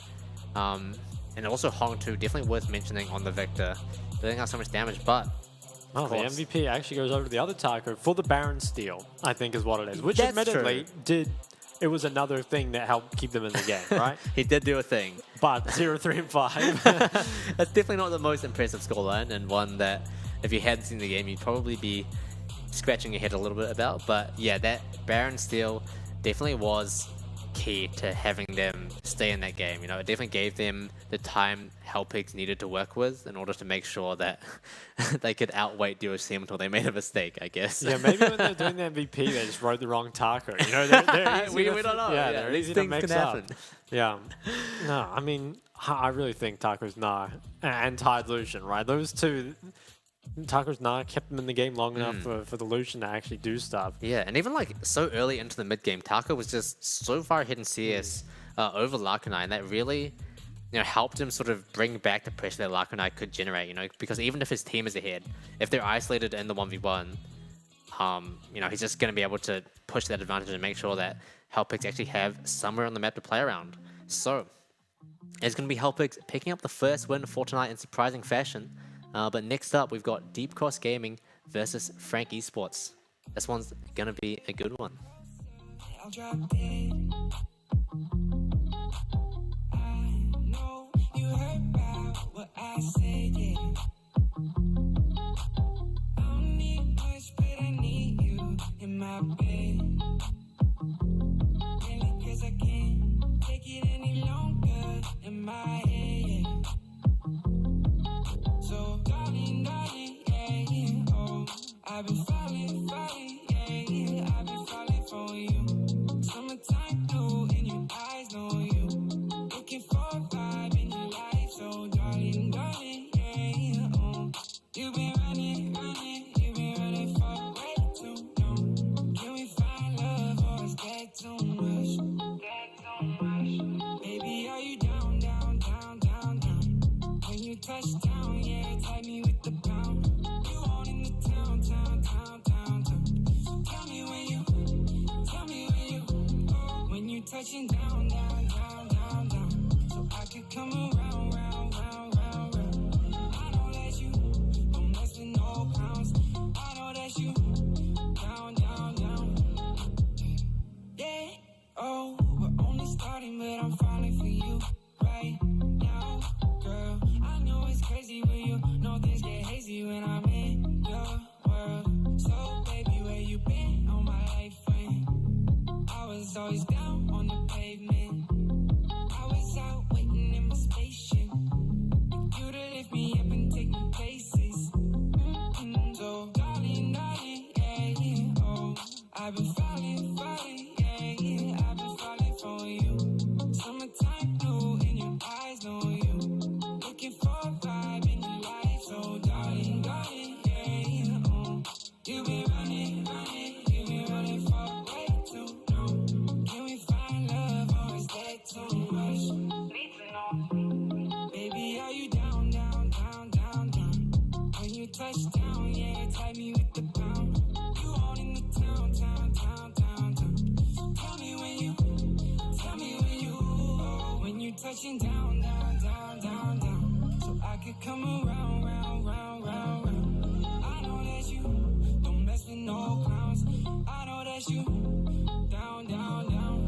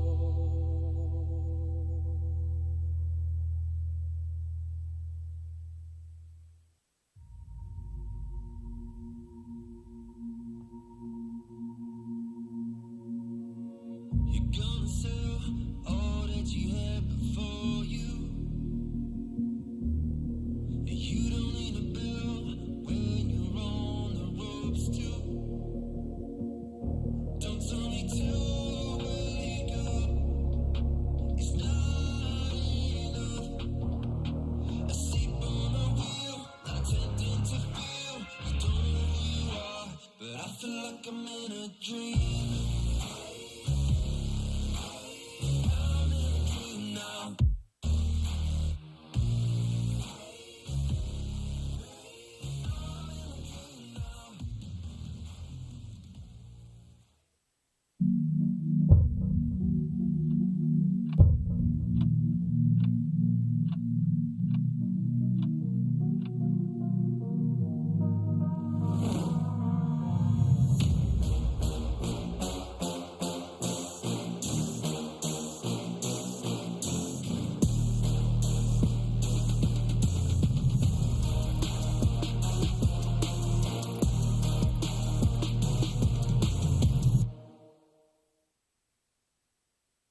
Welcome back to the PCS, brought to you by Riot Games and Carry Live. We're here with the second match for tonight, Deep Cross Gaming versus Frank Esports. Now this is a very important one, arguably a bit more for Frank Esports because they're really trying to make sure that they hold on to that first place spot. Yeah, so Frank Esports, they kind of, I don't want to say came out of nowhere, but they've kind of exceeded expectations, right? They've started to do quite a lot better than we expected. They're contesting that top spot with CFO. On the other side, Deep Cross Gaming, they're, middle of the pack, and I think they actually started out pretty strong, and I think they're a team that has a very, I want to say clear play style, right? Like the way they normally play, they play around that mid jungle, specifically Nesty likes to play a lot of, really weird stuff. He plays stuff like the Bard mid, and there was a couple other weird picks, but I think the ones he's been going for lately, stuff like the Talia, the Galio, it's had kind of middling success. I feel like it's not the best meta for him. Like I feel like the mid meta is pretty rigid at the moment. And then on the other side, Frank Esports, they feel like one of the more, I want to say stable, like well-rounded teams. Like it's hard to look at that team and be like, okay, this is the clear weakness in terms of like drafting players or whatever. Whereas I think DCG, they're more defined, which is good and bad, right? It allows you to kind of really play towards your own play style. It also means that you're potentially more, figured out, counterable, stuff like that. And DCG, I think they need to kind of shore up their weaknesses, especially the bot lane. I feel like hasn't been performing well enough, and Nesty kind of is lacking a secret sauce. But if they can get those, we could be in for a good game. Yeah, I think week 1 Deep Cross Gaming looked a lot different to the Deep Cross Gaming we saw in week 2, right? They definitely sort of dropped off, and their weaknesses became a lot more apparent in that second week, and they were definitely getting exploited by the other teams. So really not a good week 2 for them. We'll see if they can pull it back this week. Hanabi, Hana, Nesty, Kriskada, and Orca once again taking to the Rift for tonight. And yeah, I do agree, Nesty, he looked pretty good in the games that he's been good, right? He definitely like dominated when he was able to, but when he isn't, it does feel like he is crucial to the team's success, right? He needs to get going, he needs to be enabled so that he can enable the rest of them. Yeah, it definitely feels like watching a different team when Nesty is kind of moving around the map with priority, like has a counterpick to the enemy team, compared to when it feels like if Nesty is a bit more neutralized, the rest of the team just never really gets going, right? They kind of use Nesty as that catalyst to actually make stuff happen. And yeah, the rest of them, they haven't really found huge leads. We did see that one Nara game from Hanabi where he kind of, monstered the enemy top laner, but other than that, I feel like it's been relatively quiet on the side lanes. So really up to Nesty to find, some sort of in for this game, kind of blow it open. Yeah, Hanabi has sort of found his little moments of success, but for the most part, he's been bad, right? He's definitely been a very consistent player, arguably the most consistent on Deep Cross Gaming. As the veteran player, as you would expect, he's able to sort of find those leads for himself and make sure that he's still in the game at all points, right? And that's something that we can't really say for the rest of them. But let's move into talking about Frank Esports. We've got Solo Kill, Hollow, Pretender, Eminem, and Kaiwing. No surprises there. And this team, they're definitely a lot more aggressive than their counterparts for tonight. Yeah, and Frank Esports, they've shown us some pretty interesting stuff, right? We've seen Solo Kill play the Gangplank, we've seen Pretender play the Cassiopeia. So they're definitely willing, and I think this is the right amount of off meta, right? They're willing to kind of reach into the fringe of the meta and possibly get things that counter it, but they're also a team that can play all the meta picks, right? I think you see a lot of the off meta teams kind of struggle at actually playing meta, right? But I think Frank Esports, they're very well rounded. They've got strengths in all 3 lanes. They have like lots of champ pools. So right now, Frank Esports are looking pretty strong in terms of contender for the title. Yeah, they did look quite messy in that the very first game, week 1, day 1, where they dropped a win against Hellpigs, and that was really when Solo Kill, it was his first game, so he definitely did look very shaky, but since then he's really picked it up for them. And taking a look at the junglers here, Honestly, not too different across the board. Obviously, KDA is pretty big, and damage as well. The rest of the stats, you know, kind of similar. I do think damage percentage does get inflated a lot if you pick Maokai, because you just get to poke, you know, stack your damage up so much.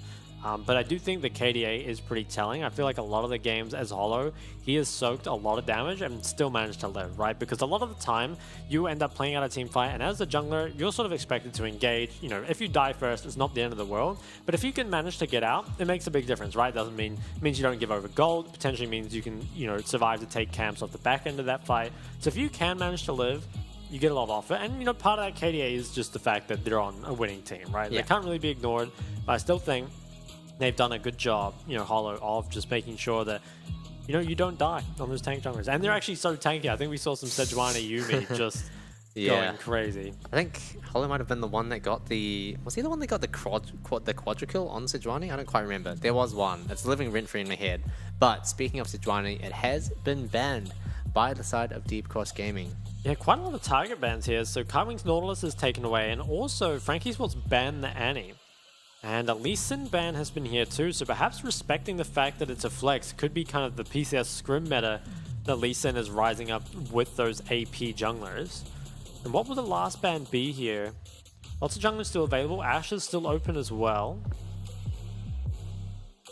Okay, so it's actually the Maokai ban. So the best AP jungler up is Lilia, but Vi is still open. Obviously, all the bot lane combos remain open, and so does Ashe. Oh, actually takes the Wukong. So interesting. Normally we see Vi prioritized quite a bit over Wukong. Frank Esports hovering the Shyvana. Now, do you think this is going in the top or the jungle? I hope it's not going anywhere. But let's see. I expect it should just be Vi and then your choice of bot lane cover. Okay, so actually the Ashe, which is interesting. I do feel like Ashe is pretty strong. But I also think that Ashe, you know, it has a pretty low win rate so far, right? Like it's definitely a pick that is better in scrims and on stage. Yeah, you do need to make sure that you're staying ahead with Ashe. Otherwise, she kind of just becomes useless. And yeah, as you can see, 42.9% win rate. Not the greatest, especially because some teams have been prioritizing her pretty highly. You'd expect that number to be a bit more impressive. But second champion for Frank Esports is going to be the Vi, which we've seen is a pretty common answer in the Wukong. You sort of just trade those two junglers around. So it should be either the Zeri Lulu or the Lucian Nami here, you would expect. Depends kind of which one you want, because I think, actually might go for the Caitlyn, kind of take away. That could be interesting, because it means you don't have to verse Ashe Caitlyn, which is nice. Okay, so Kate Lux could be on the table here. Now, will it be the Varus that pairs with the Ashe? I feel like you have to take ADC here. Yeah, I think it has to be the Varus. When you verse Caitlyn Lux, it's tough, right? It's a very strong lane. You have to be able to match it, or you just fall too far behind. So yeah, would expect to see the Varus, and actually that gives Frank Esports a ton of pick tools already. Yeah, I think Varus and Ashe were our two lowest win rate champions, as we saw in their graphic in the pre-shows. So this is going to be interesting. We'll see if Frank Esports can pull that percentage number up back from the grave. I think if there is a bot lane that could do it, you know, it's the Frank Esports bot lane, so I have high hopes for them. 20%. 20% win rate. Not looking too good. Now, Frank Esports, do you ban mids or tops? I feel like it's very common here just to see the, you know, the Jax ban pick Casante on 4. We've seen that pretty often. I think then giving mid last pick. I probably do prefer that. I think giving Pretender counter pick into Nesty probably is more important. So should see two... okay, so actually bans a Talia, which maybe... It could just be respect. I think Talia is very good with Caitlyn Lux. You know, it allows dives, it just has pressure over the map. But will they actually commit to more? Or is it just kind of a target ban at Nesty? We're not too sure right now. Could also mean they want the Sylas, but Sylas doesn't look too good in this game so far.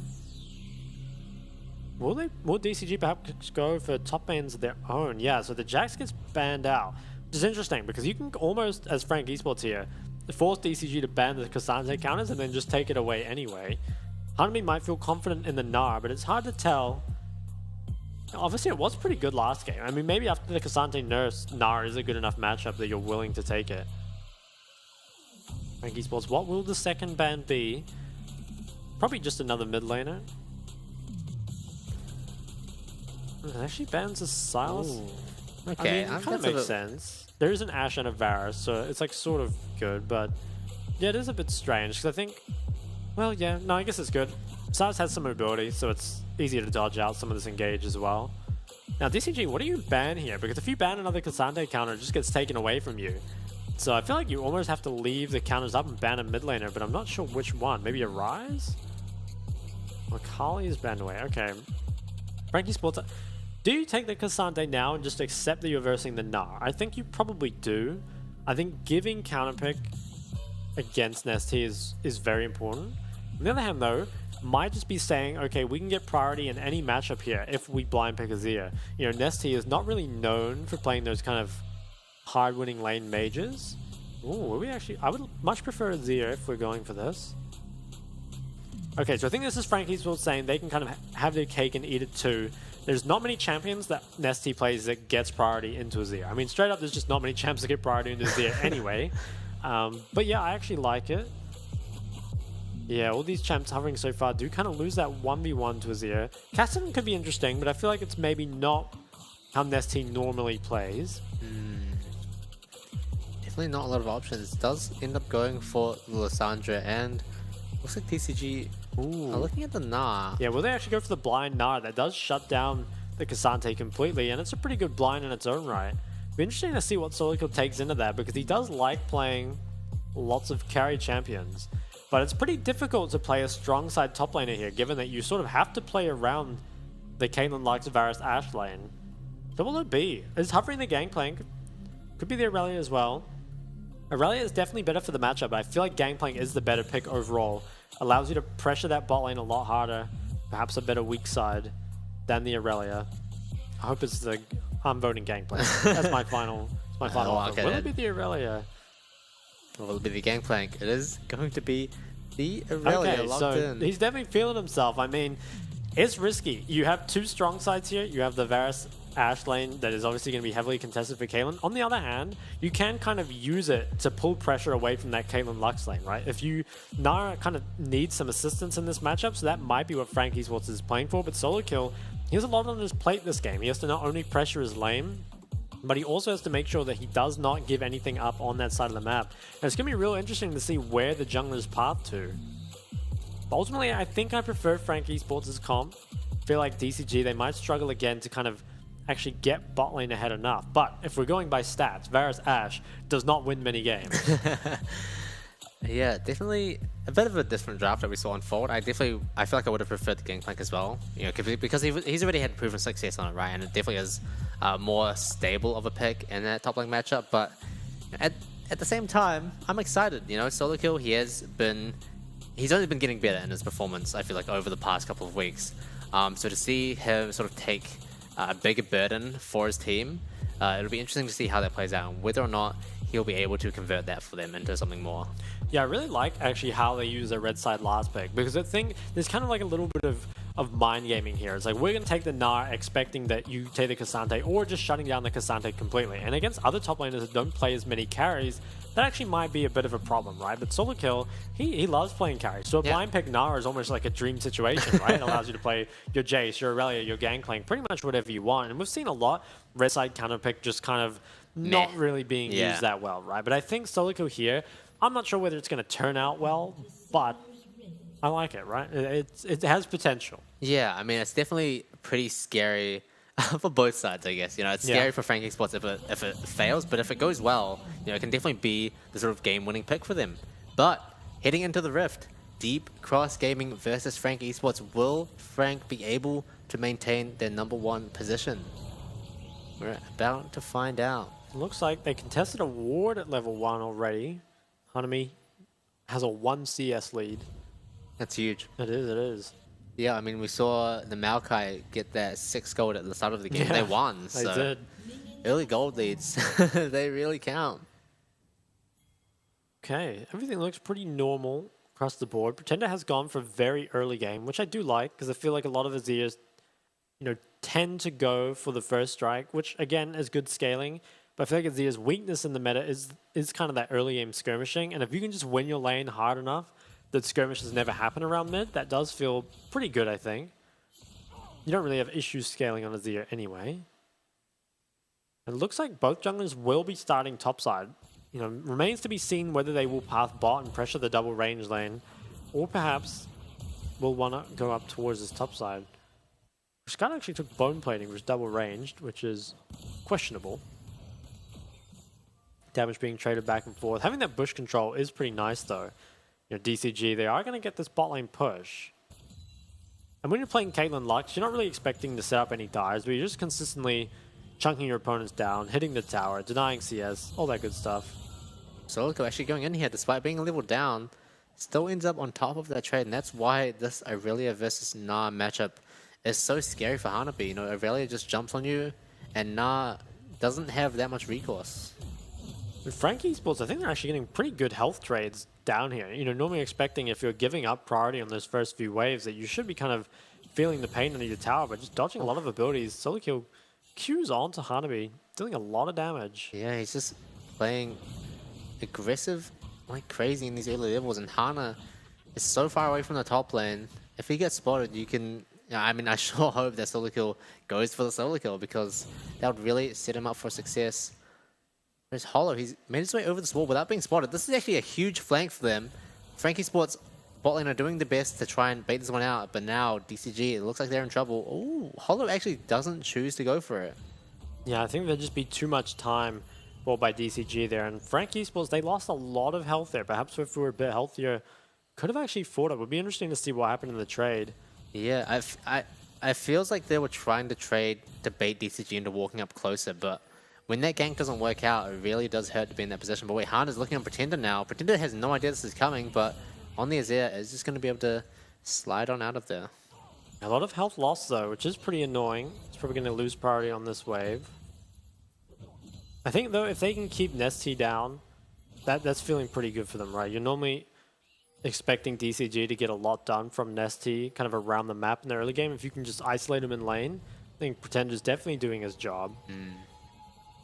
I'm excited to see, you know, can Frank Esports manage to make Varus Ashe win? It's not a weak combo by any means, but it's just kind of hasn't really picked up the wins so far. Yeah, it does feel like the bar of execution for that is pretty high. Like, you really can't afford to make any mistakes in the early game. Like that, you know, really poor trade. It hasn't really had any effects for them so far, but definitely, you know, misstepping a bit too much can sort of make both bot laners pretty useless. Yeah, I think you definitely do have a higher bar of execution when you're playing against something like the Lucian, Nami, you know, Zeri Lulu, where it's just kind of like guaranteed scaling. Because I feel like Caitlyn Lux scales, you know, relatively well, but it still requires a lot of execution from them too, right? So I don't think it's just, you know, our Ashe Varus didn't get enough of a lead, so now we lose. There's still potential for both sides later on in the game. Yeah, now Hollow looking on the top side. Hanabi still has the jump available, so yeah, just gonna make his way out of there, but not without losing half of his health bar. And Hollow, sorry, still has his Krogs available, so we'll see if he comes back for a return gank, though he hasn't based yet. Nesty actually going for some sort of cheese roam.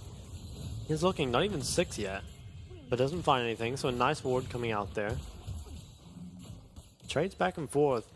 Eminem actually has the Dirk with that longsword start, so he's kind of ahead in items, at least right now. Oh, Silico looking in once again. He's just going to keep jumping in on Hanabi. Ooh, saved in the nick of time by Hana. But still very good for Silico, you know. His wave is in a very good spot, and also he's burned Hanabi's flash, so next time Silico finds a stun like that, it's pretty much a sure kill. Yeah, it's very scary for Hanabi here. You know, the rally's about to hit 6, you're playing a no-flash Gnar, and your jungler's pathing away from you, so you can't really get any help here. And your wave's screwed. Yeah. Yeah, it's a tough one. Feel like he dies pretty soon. Yeah.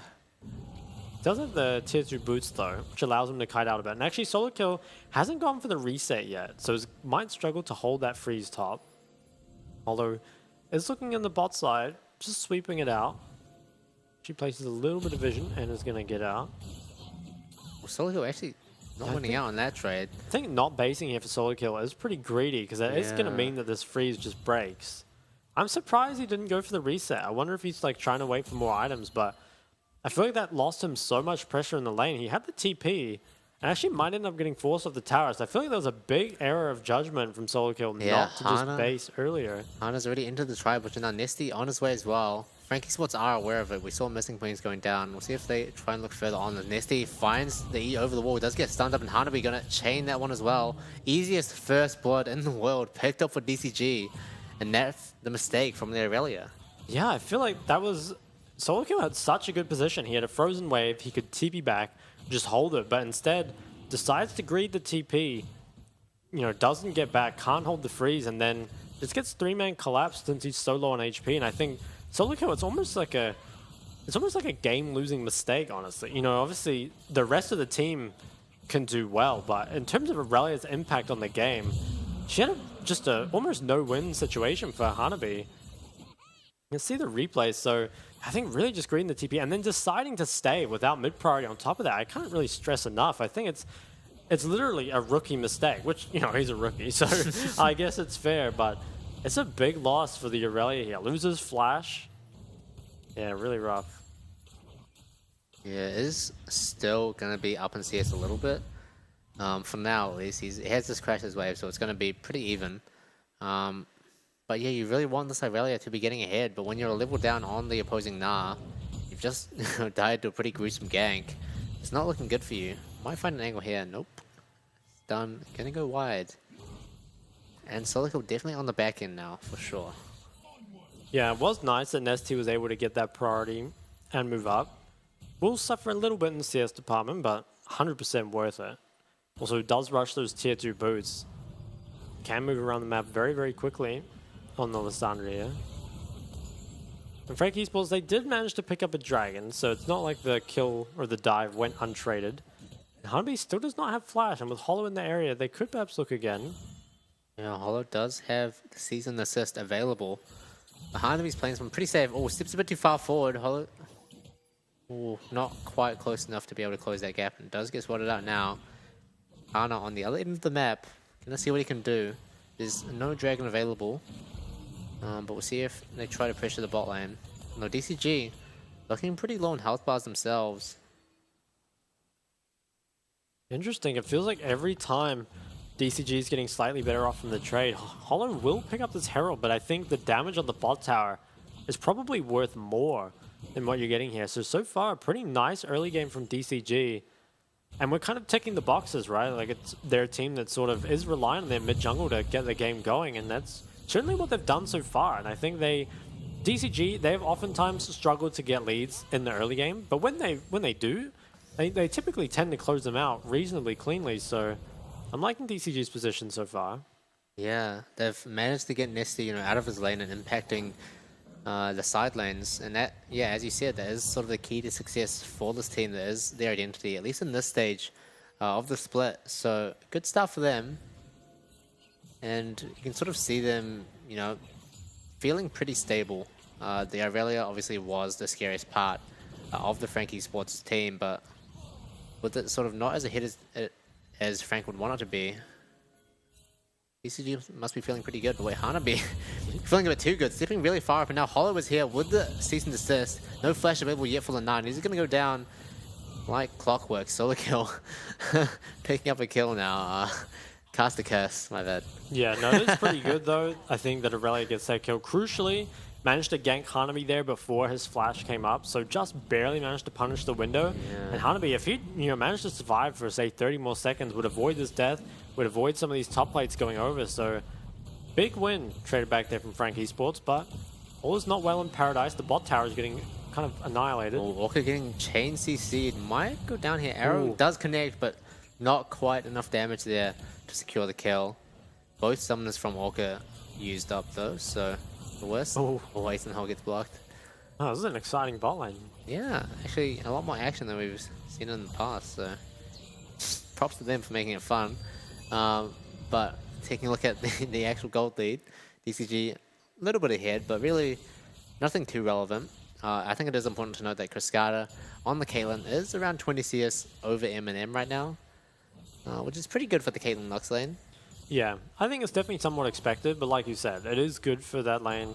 And it's not like, I feel like Caitlyn doesn't actually scale badly late game. She just kind of has a rough mid game. If you don't get accelerated enough, you kind of, don't really provide a whole lot in the mid game. And especially Varus and Ashe feel like very strong in that mid game. So it's going to be up to DCG to kind of, navigate these next 3 minutes when, you know, Aurelia's got the Borg, there'll be lethality items completed.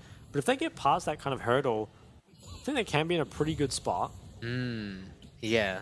Caitlyn has sort of typically been known as that 3-item ADC. At items 1 and 2, she's pretty weak. But, you know, with the Infinity Edge changes, potentially not as weak as you'd expect. You know, she's able to sort of make up a little bit of power in that trough that she experiences in the early to mid game. Yeah. We'll have to see how that plays out. I'm actually not too sure. Yeah, I think you're right. Like, if you can get IE second, it's definitely going to feel pretty good. Pretender doesn't have cleanse. Yeah, he's going to get looked in by Hana. Hana's actually not choosing to use a Cyclone just yet, but uses it to get past the ultimate. Pretender jumped very low. It's going to get picked up by Hana, but wait. Frankie's was looking for plays of their own on the bot side. Cascada and Orca both going to get picked up there. 2 kills going to Hollow. And a lot of action. Yeah, wow, what just happened? So the mid gank went down. I think Pretender was a bit overextended, did not have the cleanse, and then bot lane, I think Hollow actually solo killed someone in there. So I guess that was a bot lane fight that was going down. We will see some replays. Okay, so it looks like, what happened here? Ooh, Kaiwing gets dropped really low, but then Hollow looks for a kill of his own. Eisenhower doesn't actually pick up Kaiwing, so I'm wondering how he actually ended up dying. Oh, flashes. Oh my god, very Chad. That's a bit... definitely... yeah, perhaps unnecessary. That's one word for it. Oh wow, there's still more action unfolding. Kill. The dragon has been started by one of the teams. And Nesty somehow sniped Eminem there, and Eminem, he had both sums and just used them. So I'm not sure how he died to a Lissandra who didn't have... Oh, wait, I'm so confused. Eminem, I guess he was very low after that fight, and Nesty just walked down there and sniped him. Because, yeah, Nesty didn't even have the ult there, and Varus had all sums. Or were the sums just burned in the fight? They might have just been burned, actually. If Nesty got down there quick enough. We need another replay. Yeah, another replay to make up for that replay. But regardless, DCG's pulling a little bit ahead, picking up that Hextech Drake as well. It's going to be nice to try and, you know, give themselves a bit more time to scale up. Yeah, and it looks like Spot Tower is going to go down pretty soon. This will be a lot of gold going over to DCG, especially if they get it very shortly. Wide. I think it does spot out Hana, though, critically. So Frankie Sports... looking for a play before, but not going to look for it any further, as we'll see how Eminem died here. He wasn't really very low, taking some Hextech Dragon damage as well. Nesty just literally just goes in and kills him. Yeah, so had both Flash and the Cleanse lost there and still died. So pretty important win for Nesty, right? Like, not just the kill, managed to stop the Dragon, get it themselves, and get both of the enemy ADC sums. So Nesty, so far, he's having that performance that we need him to have. And it's put DCG in a very good position, picking up the first tower here as well. 14 minutes 20. Yeah, now pulling around about 1k hit in gold. It's looking good for most of the lanes. You know, obviously we had a bit of a misfire with Hanabi. He was able to get through some of the early lane, but then gives the kill back over to solo kill. But for the most part, DCG looking pretty good for themselves. And Kaelin's already picked up her Gale Force as well. And also Nesty on the Everfrost I think is pretty important for his power spike as well. Yeah, DCG, I think they should definitely look to force the issue here. Especially if you can continue to shut down solo kill or maybe stop Pretender from farming. I think either of those go a pretty long way in order to kind of closing this one out. You know, it feels weird to say that because they're only 1k gold up. But when you're playing Caitlyn, you really want to keep the pressure on, right? You want to keep hitting towers. And I think if you can get your Caitlyn in a lane where not only are you accelerating your Caitlyn, but you're shutting down one of their win conditions, I think that's very important. And actually, Frank Esports, they're pulling the Herald here, perhaps. Yeah, Hanabi is just sort of being chilling in the bot lane, but for the rest of Frank Esports, they're going to be starting up the Rift Herald. And they're committing all members for it. Now, Hanabi has TP and Mega, but with Orca's reset... Oh, he actually cancels it. I think they're going to end up giving this one up, though. Yeah, Rift Herald just dropped over. DCG not interested in contesting that at all. Instead... they don't really get much in return for that, to be honest. It could come into play later down the line. Yes, they're looking for nice Everfrost. Yeah, Everfrost. Oh, he got stunned by Ashel, Hana, in the bush. And Hanabi also has TP advantage now. So there is potential to kind of collapse on this top tower. Again, if you can stop Pretender from farming, I think that's probably as good as you can get right now. I'm surprised that Chris Carter's mid and not top, because it feels like breaking this mid tower is going to be difficult. And actually, flashes come through. Yeah, going in so aggressive under the tower. It's probably just going to give his life over. Oh, it's 1 for 1, but... yeah, Nesty expends his TP. Yeah, neutralizes the TP advantage, and both flashes traded. think it's pretty good for solo kill. You know, it's much easier for Aurelia to play with no flash in the 1v1 than it is for Hanabi on the Gnar. Yeah, definitely. Although, when it comes to ganks, Aurelia definitely not having flash will feel a bit troublesome.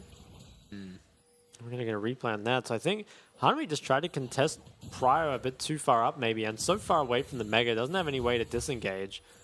Solo kill, yeah, manages to find everything on him. Yeah, it really just highlights how, you know, unstable this matchup is for the Gnar, because Solica walking all the way from his outer turret just, you know, queues through the minions and closes the gap almost instantly. And Hanabi, even under his tower, he's he's not really safe. Yeah, and I think the Aurelian pick, I mean, it's been mixed, right? I perhaps still think the Gangplank would have been better, but it's had its highs and lows. It's picked up some kills. And it still can do pretty well. I think it's difficult to play Aurelia into this sort of comp, but he does have 2 kills, so it's going to make it slightly easier. And actually, importantly, Nesty is up CS despite, you know, having a losing matchup and being able to pressure the map this much. Oh no, Hollow. Does not have flash. Yeah, Hollow messed up the Vault Breaker, so he's not going to get the CC chain that he wanted, but Pretender going to try and follow up on that. Shooter Shuffle pushes Hanabi into a pretty dangerous space, and Pretender flashing forward as well to try and get more damage onto him. Hollow, will they actually be able to find this kill here? Hanabi jumping over the wall, Vault Breaker just follow, but the stun comes down. Hanabi has smited. Oh my god, Hollow's throwing everything in the kitchen sink against him. Oh my, survives no on way. 1 HP. Wow, Hanabi, what a legend, man. He just, I don't know, he just actually managed to get away. Yeah, and there's so many resources expended on the top side for Frank Esports. They do pick up the outer turret with the Rift Herald, but DCG picking up the bot lane inner turret definitely feels like a bigger win for them. Yeah, I think you would expect Frank Esports to be able to trade up here with the Herald, but Hanabi wasting so much of Frank Esports' time and resources. It's really nice from him. Yeah, Nesty. Eminem has no cleanse. Okay, but the mid tower being blown up here is really good for DCG. And the Dragon is up as well, with Criscata able to kind of set up traps here. I think this should just go over to DCG. Frank Esports can't really contest. Yeah, we'll be going over. It's a nice play from DCG, especially from Hanabi. You know, despite being 1-2-1, has had a lot of impact on this game just through that play alone. Longest Dragon ever, but it does go down. Nesty might be able to pick up the Zhonya's here, which I think he can. And definitely 2 items to Sandra, very, very spiked. And interesting, Criscata is actually going for the BT second. So I guess against the poke, Varus, and the Ashe and the Azir, I guess you kind of have to, right? There's just too much poke. Maybe can't go for the IE second, but damage will definitely suffer as a result, although it's probably the correct choice.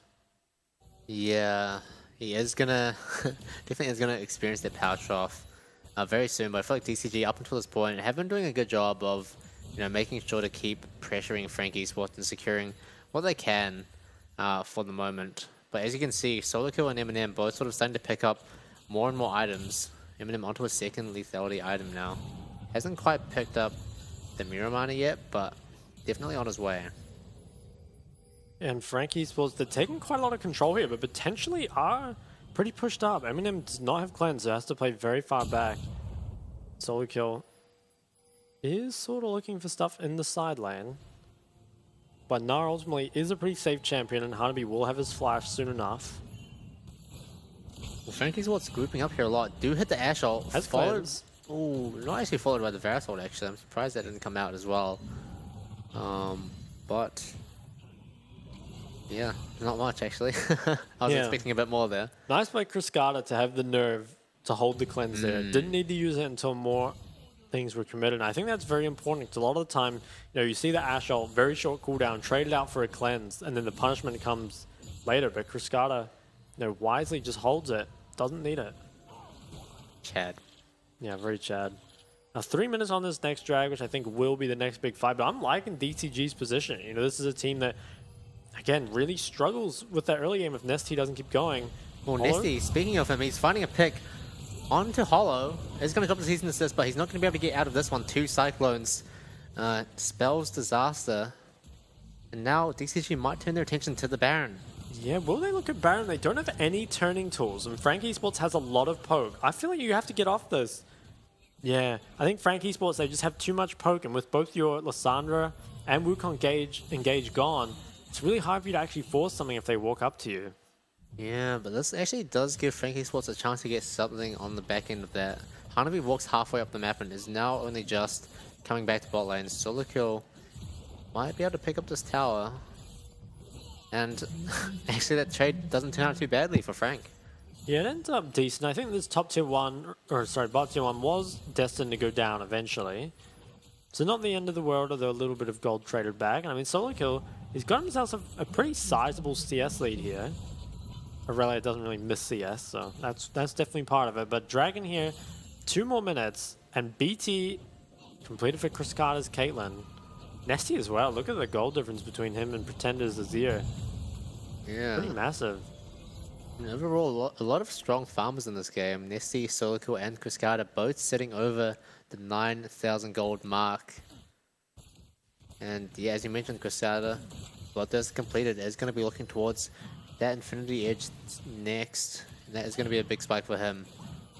Frank, they do manage to secure that. Hollow could be in trouble, has the flash. Nesty once again looking at Hollow, pops the ult and actually cancels the Vault Breaker as well. CC chained by the rest of DCG, followed by the Season Assist to try and get out of that. But Hollow actually does make it out with the help of the Radiant Virtue for that little bit of extra healing. And actually DCG expending a lot of their key ultimates for that. Yeah, Hollow somehow lives through that insane CC chain, but yeah, I don't know. Will they still contest? Because the Lissandra ult is not super long cooldown, and they kept Wukong ult. So DCG, I think they'll still look to fight it. And Hollow not having flash definitely has his engage taken away from him. Dragon is coming up in 45 seconds, and DCG with 2 already in their pocket. Definitely going to be looking for a third. See how all this unfolds. Neither team really looking to control the river just yet. Kind of just getting the bases off, getting back on the map. Yeah, I think DCG should be a lot stronger at this fight. They got 2 items on both mid and ADC, and Pretender and Eminem still haven't managed to complete their second item, so it's really up to Solo Kill and Hollow to have a big impact in this fight if they decide to take it. And Cascada with the BT can't really be poked out anymore. Yeah, look at that huge shield. He must have overheal as well. Yeah, I think he does. That is crazy. Really making use of that buffed rune to provide him so much protection, actually. TP comes in from Pretender, so I think they are willing to fight this. I think this is much better for DCG, though. Have a much better setup. And they're here earlier. You can see Cascada already lining the side of the river entrance with the cupcakes, making sure that Frank Esports can't make their way through there, but they're just going to walk through mid. Hollow gets snared up, gets a little bit of damage onto him, but really not much, whereas Hana getting stunned up, and Varusol expended as well. This is really back and forth, but I still feel like it's going well for DCG. They're going to find Solo Kill as well, gets stunned up, cycloned up, rooted. He's CC'd for so long, doesn't get a chance to do anything. Gets picked off by Cascada, who lands the killing blow. And wow, DCG chaining the CC together perfectly there. Yeah, Solo Kill I think walked up just a little too early. Was kind of poised to have big impact on that fight with the flash Aurelia ult, but ultimately, you know, doesn't quite respect the engage. Doesn't get to move as a result. Yeah, it does not get to move. Gets taken out. And Pretender, pretty far up, has the dash to get over the wall. So that is third dragon picked up for DCG. They're feeling pretty comfortable in this game. Let's check out a replay. So DCG have so much control. It's really hard for Frank Esports to walk in. You kind of see Hollow trying to make an attempt at it, but honestly, it's probably just gone. They did get a nice arrow. Oh, didn't quite connect actually on the Hana. Now, Solo Kill, he just went in a bit too early. Didn't really respect the fact that Nesty was, you know, in the bush there. Probably needed to wait for the fight to start before actually going for the flank, because it ends up using flash and ult, and nothing comes of it. Yeah, but now look, Pretender getting caught once again by Nesty, who's had the upper hand on him for most of this matchup, and just, yeah, Nesty making it look so easy, catching Frank Esports consistently off guard.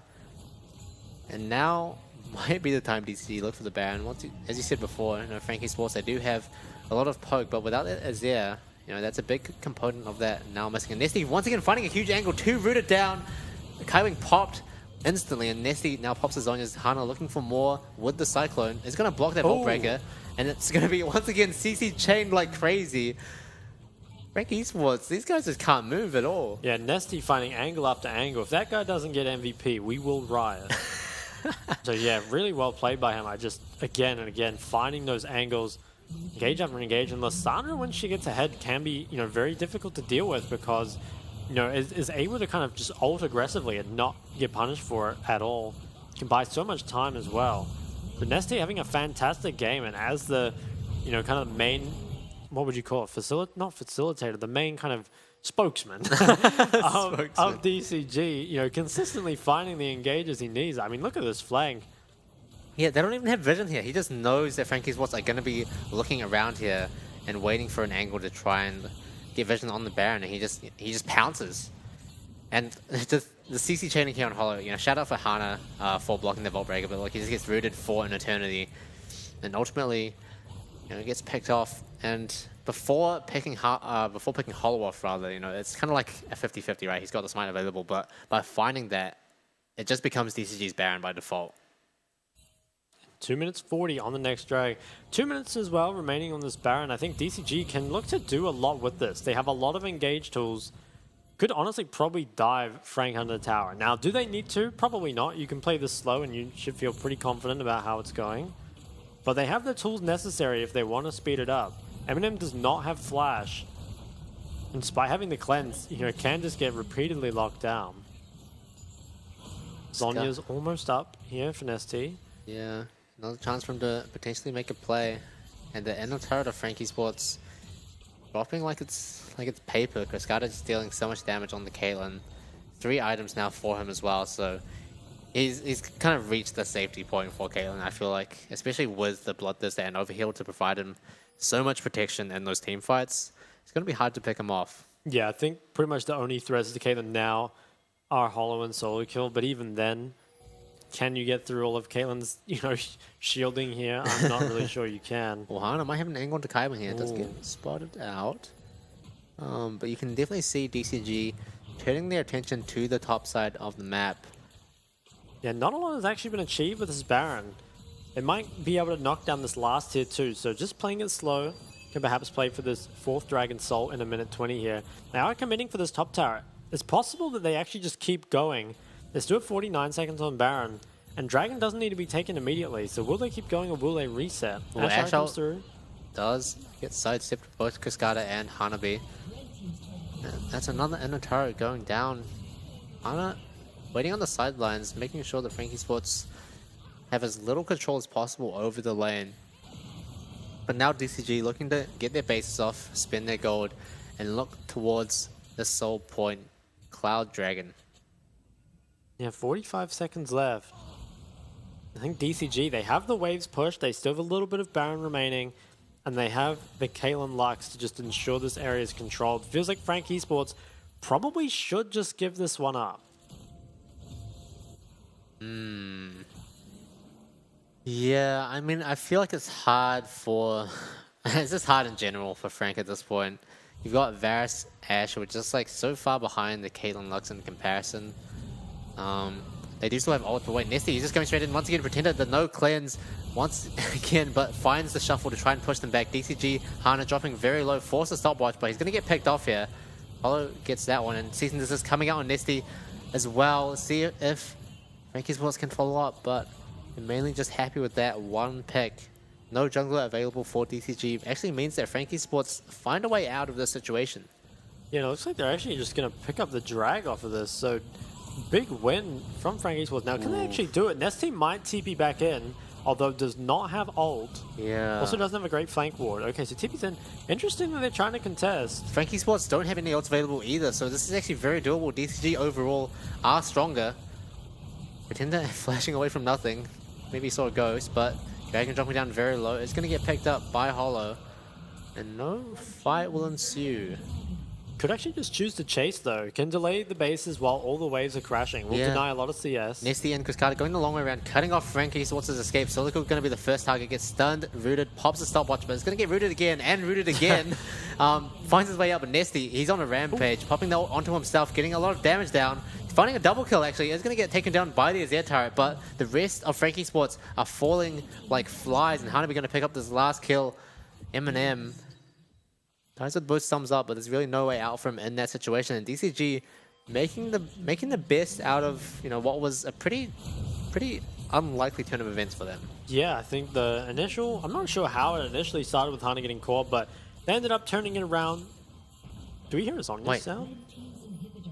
We definitely hear Zhonya's sound, but it looks like DCG, they are going to take the win 15-6 over Frank Esports. And I think, you know, pretty nice performance across the board, but Nesty for me, I mean, what a 1v9 performance. He just opened the game, he found consistent engage after engage, so yeah, really impressive. I think that is really DCG to a T, right? That is how they play. They use their mid jungle to pressure the rest of the map. As long as the other sides are, you know, stable enough to kind of facilitate the games, right? That'll be enough. And yeah, DCG, they're taking a pretty convincing fashion. And it's really, I like to see that because I think we were kind of, you know, maybe seeing, okay, DCG, have they been figured out? They're kind of falling further and further. But I believe that was Frank Esports on a 5-win streak. Now stopped dead in their tracks. Yeah, Frank Esports were really on a tear up until this point, but it looked like DCG just had them figured out. You know, they got their Caitlyn Lux ahead and, you know, made the Varus Ashe once again drop another game. Unfortunate for their win rates, but definitely very fortunate for the side of DCG. And it's definitely a big win for them as well, you know, pulling them up a little bit higher and also making sure that Frank Esports aren't in first place anymore. Yeah, and I think if you're Frank Esports looking back at that game, I think there definitely have to be questions around the mid pick because I think Azir is pretty good in the 1v1 up against Alessandra, but you should really be able to deny priority, especially if you're going for the full early game page. I mean, you had Comet, Scorch, Absolute Focus. You can't get any more early game than that. And if that still isn't enough, then you need to evaluate your mid pick because I think giving Nesty that much control over the map, it's really not a winning strategy against DCG. Yeah, I just feel like DCG, as we said in the pregame, you know, they're so reliant on Nesty to get them going and really get him to find them a way into the game. And we saw him pull that off multiple times, you know, finding those roam timers, making sure that, you know, the top lane, for example, was just a little bit easier for Hanabi, and especially in that mid to late game, you know, finding those crucial picks over and over again, finding those angles to let them just take over the game. Yeah, and I think one thing I also really like is just the fact that you have engage from mid, right? Because it seems so much in the meta that you pick, you know, 2 range supports that can't really do anything more than non-committal engage, but actually having so much extra engage from the Lissandra allows you to start a lot of fights that you normally wouldn't be able to. Yeah, I mean, it just feels like, I don't know, the Frank Esports Varus Ashe, it's just sad to see the curse continues. Go down like that. Yeah, they didn't get much attention really. I mean, there were moments where both junglers were sort of hovering around, but other than a few scraps, you know, they didn't really have any moment in the game where they were actually able to pull ahead of the Caitlyn Lux, and that's really not what you want when you're picking those 2 champions in the bot lane. Yeah, 100%. I think you're not really, I don't know, you're not expecting too much of a lead, you're just kind of expecting a more neutral lane, right? Yeah. And then when you get into the mid game, you can find lots of picks, but it feels like consistently, at least in the PCS, Varus Ashe has struggled to have as much impact as other bot lane duos. Yeah, it's a bait. You reckon? That's a bait. I swear it's good. The numbers don't lie, dude. Yeah, okay, the numbers do not lie. I'm not sure what keeps going wrong. I think that, I'm not sure. I don't want to say it's, you know, just bad luck or anything. I do feel like the Varus Ashe ults don't normally lead to a whole lot, right? Like, it feels like they perhaps don't have the right tools around it because, you know, I think when you're playing Varus Ashe, you're looking for engages in team fights on mid wave and stuff like that, but maybe without the top lane tank to engage, maybe it's hard. Yeah, I mean, we see in this one, this is where DCG were closing in on Frank Esports, both in the game and also, you know, literally they found the flank and solo kill. Not the stopwatch versus Caitlyn, not man. the stopwatch versus Caitlyn. He just gets rooted and rooted. Almost looks like he's going to get out, but a quick ultimate from Nesty nets him that kill. And really, the rest of the game, it felt like the CC chains were such a big part in this game. And if you have a look at the damage, I mean, Frank Esports, both their carries, the Varus and the Azir, put out a lot of damage, but you've got to remember that Cascada on the Caitlyn had the BTs, so despite the damage being, you know, going over onto him, he was never low health and it never actually mattered. I think that's one thing you have to really remember with Poke is that a lot of the time it doesn't stick, especially against, you know, some of the more sustained comps like we used to see with the Yumis, the Namis, etc. And now with Caitlyn BT. Yeah, and the gold difference over time really just tells the story of this game, right? It felt like DCG were just consistently in control. Like, sure, there were some questionable fights, but overall, just a really convincing win from them. And yeah, definitely credit to Nesty. You know, he controlled the whole game. Yeah, I think we saw really good signs from DCG. The thing I would still worry about is how consistently can you find this opening in playoffs, right? Because I think DCG definitely can have the potential of becoming kind of a one-trick pony team of only being able to play through Nesty. That being said, he is very, very good at his play style. So if they can continue to kind of enable him to enable the rest of the team, I think that's definitely a winning strategy for them. Yeah, we'll have to see if they can keep it up because there are still 3 more weeks to go. A lot of matches. And yeah, I mean, if teams can figure them out, which I'm sure they have sort of noticed at this point that Nesty is really the glue keeping DCG together. Once that starts getting abused is when we might see DCG start to drop a little bit. Yeah, 100%. I mean, we did admittedly see, I think, pretty decent signs from the bot lane that game because we've had a lot of questions around Cascada and Orca just being able to stand up against the other bot lanes. And admittedly, they were playing Caitlyn Luck, so it's perhaps not the best test. But I think they definitely outperformed Frank Esports' bot lane, right? Yeah, they were stable, right? They did their job. They got prior. They got a lot of tower plates and really just kept the pressure going throughout the game, which ultimately let them pick up the win against Frank Esports. Big victory for them. Next up, we do have Megabank Beyond Gaming going up against S9W. Will S9W finally pick up the first one? Hopefully I don't have to keep saying this.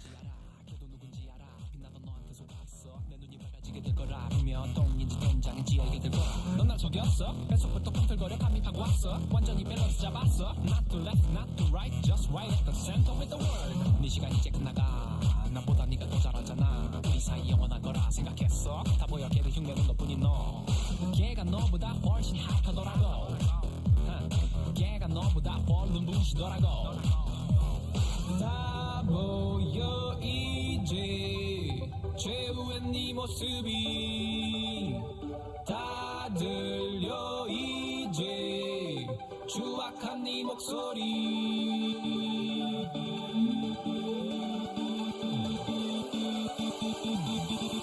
개스웩은 완전 섞은 네 스웩은 완전 잦은 넌 정말 nasty boy 개스웩은 완전 간지 네 스웩은 정말 먼지 넌 정말 nasty boy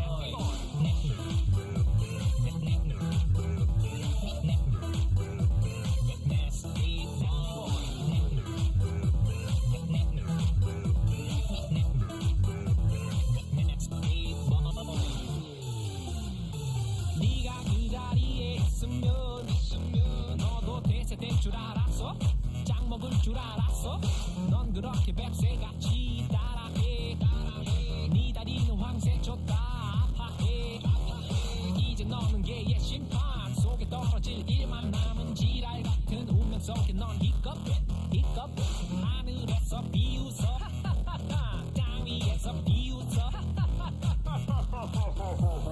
나 보여 이제 최후의 네 모습이 다 들려 이제 추악한 네 목소리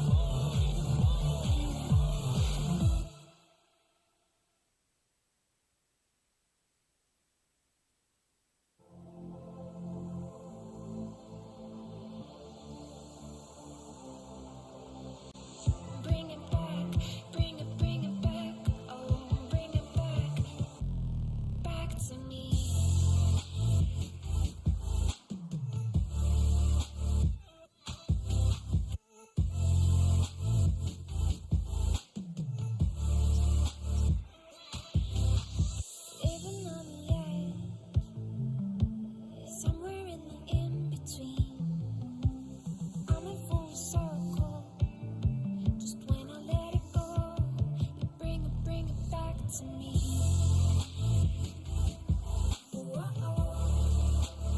Bring it back to me.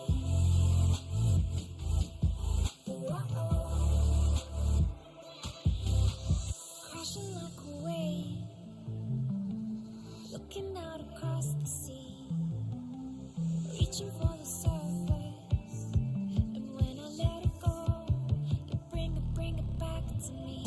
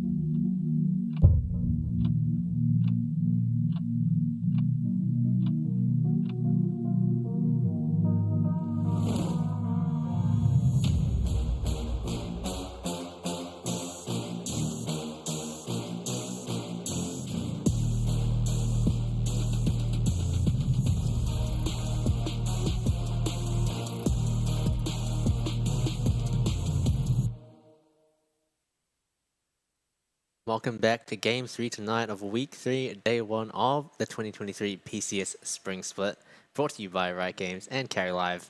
Of course, Melg, once again joined by Shock. We're still alive and kicking after the last match. That was a match.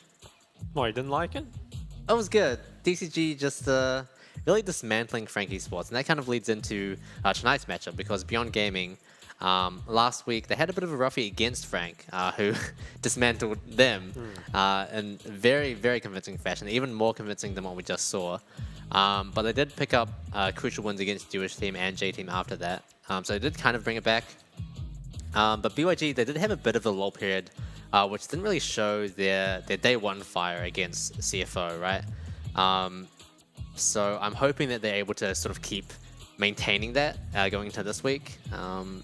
But yeah, that's the main thing I'm looking out for. Yeah, I think that for me, I would just expect BYG to pick up this win. You know, 7-9, they haven't managed to pick up a game yet, and they're clearly looking like the weakest team in the competition. And I think a BYG, even not in the best form, would probably beat them. But I think it's more the manner of how BYG win this game that's really important. And at the same time, 7-9, you know, they haven't picked up their win, but they've had, I feel like in every one of the games, there's been, you know, signs of life from different parts of the Rift. It's just they've never really managed to get it all on the same page at the same time, which has been the big problem. That is for sure. But speaking of a team that has it all together, Megabank Beyond Gaming, we've got Likai, Kongya, 1116, Fing, and Kino. Once again, the same usual suspects. And yeah, I mean, I don't know. I just hope that their Day 1 performance against CFO was just so big for them coming into the league as rookies, right? And we're sort of reaching the sort of weeks in the split where they should sort of start, I guess, like understanding how things work. It sounds a bit patronizing, but yeah, they should be sort of starting to understand what it's like to, you know, play on stage in a professional league and really, you know, bring what they usually bring in scrims to the main stage. So I'm hoping that, you know, they've got it all figured out by now. Yeah, I think, yeah, Megabank Beyond Gaming, they've been a weird one because that first game, they just dominated CFO. Since then, they've had some really dominating games. They've had some games where it really hasn't gone well. I think, again, sort of like Helpigs, actually, we're just looking for some consistency from this in terms of, you know, identity, play style, you know, just level of play as well. So I'm excited to see what Megabank Beyond Gaming show us today. I think they've shown, you know, pretty strong performances, at least in the early game. Like, I feel like they normally do tend to get ahead in the early games, just whether or not they can actually close that out. But we'll see what they go for. Perhaps they look for something a little different with the 13.3 meta. But on the other side of the Rift, Sim9, we've got Rel here, Via, Calumnia, YJY, and Kerez. So, yeah, they've had a rough time, right? We can't sugarcoat it. They are 0-6, I guess, right now? Yeah, 0-6. I did predict that they would pick up at least one win this split, and they have time, but time is running out, so they better get it together. I think, yeah, they've experimented with a lot of different stuff. Like, this is one of the teams that has really preferred AD mids quite a lot more, and Lilia entering the meta could be good for that because it means you can't just ban away the Elise Maokai and then just completely delete that playstyle. So that potentially is good for Sim9. But does that solve all their problems, having an extra AP jungler in the pool? I really don't think so. They tend to be quite outclassed individually, I feel like, and they've had trouble, I guess, drafting like more cohesive team comps. Yeah, taking a look at the support matchup, it's been a mixed bag from Kerez. You know, he's had, I think especially the game that he had on Thresh really stuck out to me, where he was able to find some hooks, but ultimately wasn't able to convert it into anything. But I feel like both, I don't know, it does feel like Keanu is just a little bit more consistent, a little bit more well-rounded as of right now. Well, I think Kerez has been putting in a lot of work. I mean, you can see him there, 86% KP, right? So he's obviously a pretty big part of this team. And I think potentially with the support changes, has a bit more opportunity to shine, right? Like, it feels like it's not really quite there. We haven't quite gotten rid of all our Lucian, Namis, and Zeris. But perhaps his potential to see more stuff like Thresh, right? Like, if he played it before, surely he'll play it again after it's received some buffs. Yeah, I do feel like the KP is a bit of a tricky one to decipher because S9W in general haven't got that many kills, and when you're playing champions like the Ashe and the Renata and the Karma, you're sort of guaranteed to rack up KP just sort of naturally. But yeah, still definitely would like to see more from him as we hop into the draft. overall, not too much. But I think the Jace first ban from SNW is a bit interesting. Yeah, I think maybe just respecting the Jace flex. But it's an interesting one. Yuumi is actually banned. So deciding that that champ is still well and alive. We haven't seen Yuumi prioritized at all, but potentially BYG still like to play it. I'm actually very surprised that they've actually opted to ban it. The Elise is banned as well. So BYG, Lilia is the only strong AP jungler left. Otherwise there's still Vi. Well, will this be 1116's Rise? I mean, he has had some very insane performances on it, and it will be locked in. Now, what do you match? There aren't a whole ton of AD mids available if you do want to play the Lilia. I feel like it might just be better to take the Vi or the Wukong away. What will it be? I quite like Lucian Nami against Rise as well. Kind of allows to punish the short range pretty nicely, although it can be kind of annoying early game. Yeah, I don't see SNW as a team that would ever pick Lucian Nami. They just don't seem like they want to. I don't know. We've had a lot of talk about the new meta into this coming patch, but SNW is definitely a team that like to stretch the meta like Play-Doh, definitely, and sometimes they stretch a little bit too far. But it's always interesting seeing what kind of stuff they can pull out in draft. Having a Talia pick very early on. Interesting. So it could. I guess it's just going to be Talia mashed into Rise, which I feel like is a pretty decent pick. But that kind of suggests that they don't really mind what kind of bot combo they end up playing into. Varus is up. Ashe is gone though. So I feel like it's not the... I wouldn't be too enthused with Varus, especially not with the win rate he's currently showing. Yeah, okay, so it will be the Wukong instead. Wukong Rise, pretty strong combination. Now what do you pick here? Maybe you just pick an ADC? Yeah, I think you do. Will it be the Varus though? I mean, Varus is one of the better standalone ADs if you can't pick up your support, and that might suggest that they're playing for some kind of tank support later on. Ziggs Hover. Be very surprised to see that locked in. Yeah. Alright, so it is the Varus, which is pretty interesting. Now S9, they have the opportunity to punish. Will it be... I kind of hope it's not the Jhin, but it has been the Jhin before. I honestly kind of like the Caitlyn punish that went before, because I feel like if you go Caitlyn, you can take away one of the supports that works well with Varus and ban the other two. I don't think we're getting the Fizz. Are we? I mean, Calamity has played some weird jam. Okay, never mind. It is the Kalista locked in. Okay, so this could be Kalista Taric, could be Kalista Thresh, Kalista Nort. I think that gives carries a lot of playmaking potential, so I actually like S9's draft so far. It has potential for them. Yeah, it's hinting towards potentially one of the first proper melee support picks on this patch as well, so definitely some exciting stuff in the works from SNW. They are going to ban out the Rakan, which is a bit interesting, because that's usually one of the champions that pairs pretty well with Kalista. Okay. So what will the bans be here from BYG? We're still seeing Cassante kind of play a part in draft so far. So maybe we go for Jax bans, maybe we ban out Cassante. Alternatively, maybe just ban out melee supports, like taking away the Thresh. Ooh, actually, so they banned the Caitlyn, so they're respecting Kalista support at the moment, which is interesting. I mean, Caitlyn Kalista did get nerfed a little bit with the Umbral change. Perhaps it's still strong enough to justify running. And having Kalista as the flex is nice. I'd be pretty surprised if Kara's played Kalista, honestly, but BYG obviously think it's a possibility. Let's see what their fifth and final ban will be here. It's gonna be the Nautilus. Okay, this is weird. Definitely is heading towards more of a Kalista support angle. You reckon? Not Kalista Thresh? Well, I just don't know why they would... I don't know. It just feels a bit weird to ban out your potential options for support. Yeah. And what would the last ban be? Actually banned the Jhin. Okay, so they're like really heavily respecting Kalista support. Although obviously it can, and it does remain a flex. I think I'd like to see them hold that Kalista flex.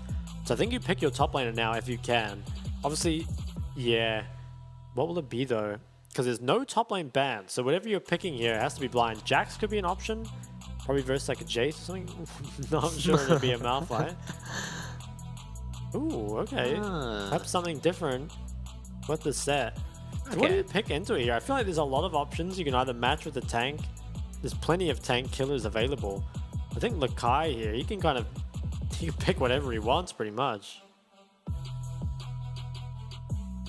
Jax is hovered. Nikai is definitely one of those players that does prefer the more dualistic champions, so this is a pretty good fit for him. And will it be locked in? Looks like it will be. Now, what support do you take here as Varus? I feel like if you take a range support, you can very easily die to whatever lane gets put up. But at the same time, if you blind pick a melee, you can also just get bullied your entire lane. It's just not very easy for BYG here. Maybe you put the Varus support, take an ADC here. Okay, Varus Leona, that's... I mean, hey, I'm all for it. Yeah. Leona can definitely have difficulty into S9W's champions, but I think having that extra pick potential on top of the Varus ult with the Solar Eclipse can definitely prove pretty useful. Oh, so it could be Callista set, potentially. I mean, that would be a pretty smart optimization. Definitely not what we would have expected, but I actually like it. Will it be the Yorick picked into Jax? I'm assuming not. Okay, wow. So it's actually the Fiora, which means it will be set support. So I really like the adaptation from Sim9. I mean, even in the past, we've never really criticized their creativity. It's just been, can they get it all together on the Rift at the same time? And that remains to be seen. BYG, they have a lot of aggression, especially in that mid-jungle, can kind of transition it down the map. On this side, though, I mean, both teams aren't lacking for tools at all. Yeah, I'm really curious to see how the set support goes, because it's definitely not something we've seen, or at least I haven't seen for a very long time. It was very, it was picked pretty heavily in, I think it was season 10, 11? Somewhere in that sort of general region, but then it got repeatedly nerfed by Riot. And so I'm not really sure where it sits now. I think it is a pretty good matchup for it though, into the Varus Leona. It can soak up a lot of damage and also punish Leona's engages quite easily. Yeah, it has been a long time, right? Like I think you're right. I think it was season 10, and the reason was because it was like, what, Nimbus Cloak plus, or not Nimbus Cloak, Hex Flash. That's the one I'm thinking of. And he took Nimbus Cloak, didn't he? Yeah. And what was it? Halo Blaze? Did he take that as well? Was it Phase Rush? I think he took Phase Rush, right? Yeah. But it was pretty destructive. I mean, I just remember Set just like coming out of the bush level 1, just beating you up. It was pretty destructive. Yeah, I mean, he also has a lot of options for disengage, which is really useful to stuff like the Wukong and Leona. He can very easily just press one button and eliminate that threat for the rest of the team. So definitely good for creating space for Colonia on the Thalia to be able to keep dishing out damage, with relative safety. Yeah, I think this is a pick that you can really easily int on though. Yeah, like, definitely. if you fall behind, I've done that so many times. It's tough to find a balance. You have to definitely like watch where you go, because once you're in on set, you're in, right? There's really no way out for you. Yeah, I mean, I have to see if Curious has the smarts for it. Yeah, it's a tough one. I think I still prefer BYG's comp in terms of just ease of execution overall. It just looks very solid. S9 though, once again, they have the tools to win this game. Whether or not they'll be able to execute on it though is a completely different question. Yeah, the top matchup is also one to watch. I think Fiora Jax is generally like a skill matchup. So for Relia to be opting into that definitely speaks to his confidence, right? And it's I feel like when you last pick that, you really have to be able to get value from it. Yeah, and Relia's had some really mixed games, right? He had that one Aurelia game where he was doing very well, and I think he had the one Gragas game, I think it was, where he just fell miles behind and never had any impact at all. So which Relia will we see today? I'm hoping it's a good one. I mean, he has picked his Fiora, does feel obviously confident on the pick. Yeah, you definitely got to have, you got to have faith in yourself to be able to pick that last, knowing that there are other options available to, I guess, complement your team more. But yeah, a lot riding on him for sure. But not too many level 1 shenanigans this time. Typical wards dropped early into the opposing jungles. Jungles? Thank you. I'll be here all night.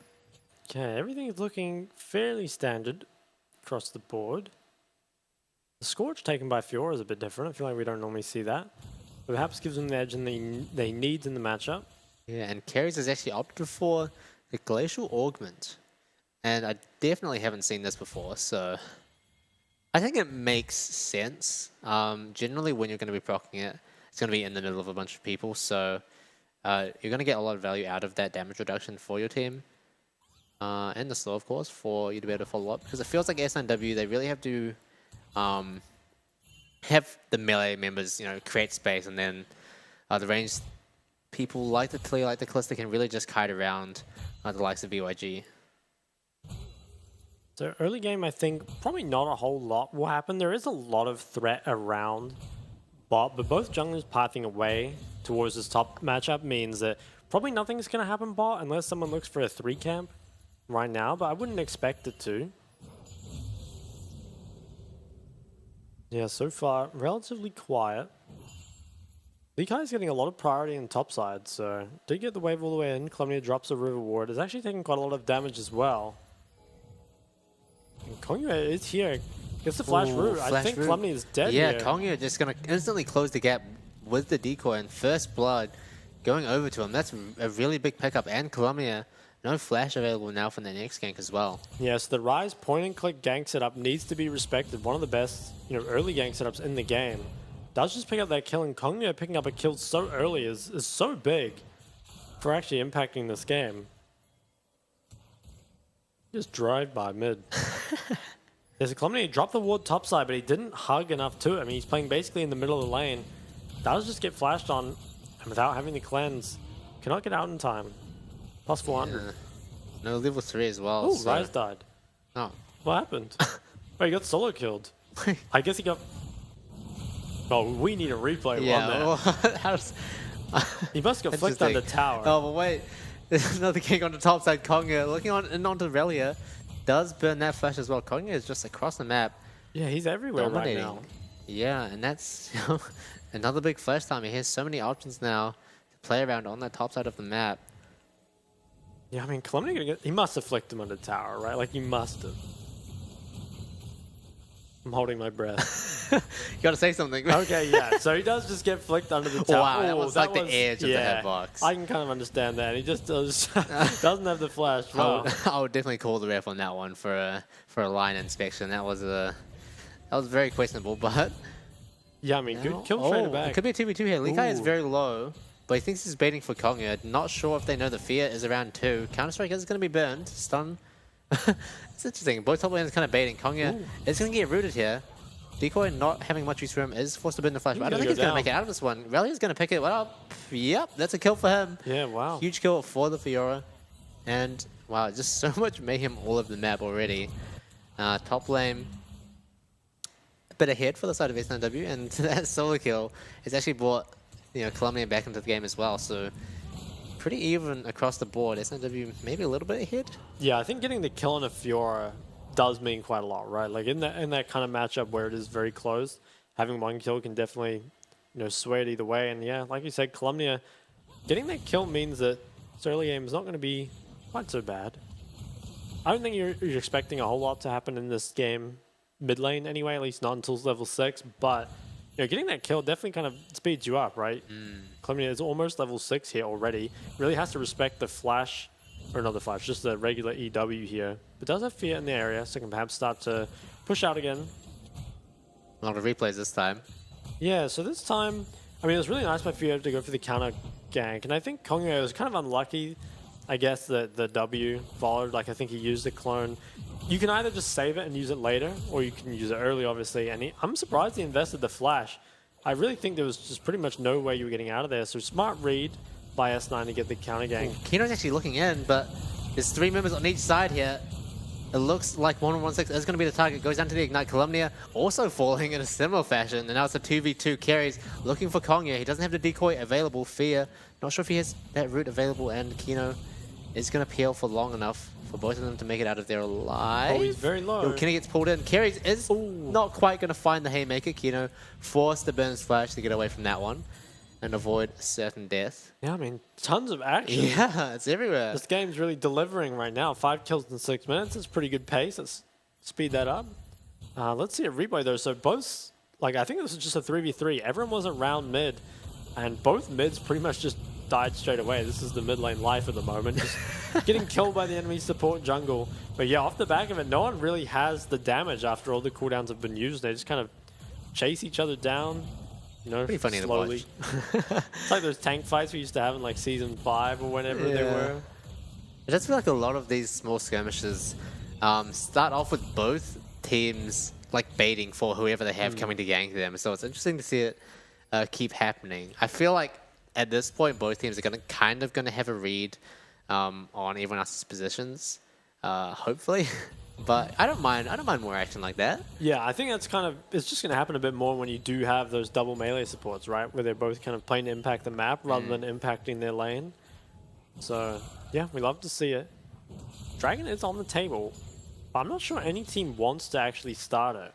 At least not with Herald so close to spawning. You don't want to invest too much tempo into Dragon and then end up giving Herald as a result. And both junglers are going to meet again here.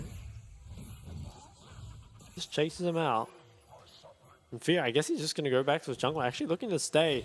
So the wave is pushing in. They're potentially looking for another 3v3. Both mids have roaming ults. He gets spotted there, actually, by the edge of the minion vision. Meanwhile, BRHG, they're taking this opportunity to affect both sides of the map, I guess. Looking for the root on Relia. Does get parried, but all in one side. Might be able to chase this one down. He needs to hit a couple Qs. But wait, Calumnia is here on the back end, has the heal available. Kill is going to get picked up by Lekai. Calumnia not quite able to provide enough PL to get them off of his top lane, and he's going to miss out on a lot of CS here. Yeah, disaster for Relia. Misses so much CS, and now is miles behind in a lane where he started with a kill. I wonder what happened top, because it feels like it shouldn't really go like that, right? If Fiora picks up a kill, surely you shouldn't be down 30 CS, because the reason he was forced off the tower there was because, you know, there was no mid-pry, but at the same time, you were half HP before that even happened, so I'm not really sure. Like, if you're this low in the 1v1 and down a level, you're kind of expecting to get dived. Yeah, you can see here, he drops the root, does get parried, so actually, you know, there's some hope, but, you know, Rise with the phase rush, it's just a little bit too hard to get away from, and with Lekai coming in as well. Columbia does do his best. He has the heal available from his spellbook to try and keep, you know, his top lane alive, but it's just not enough. And it's interesting that that even worked out for BYG in the first place, because they invested Kongya into the bot lane, who gets spotted out. I can't tell if it's like really smart or just lucky from BYG, but making a play on the top side as well works out for them in the end. It does, and S9 here, looking at the Herald, actually all members are here, so this is likely to be another 5v5 at only 9 minutes into the game. Or will we actually just back away from it? We might, we could go to Dragon instead. Both teams are still posturing. Yeah, I mean, I feel like from what we've seen in the PCS so far, neither team is going to back down once they're in the state. You can see BYG moving into the river.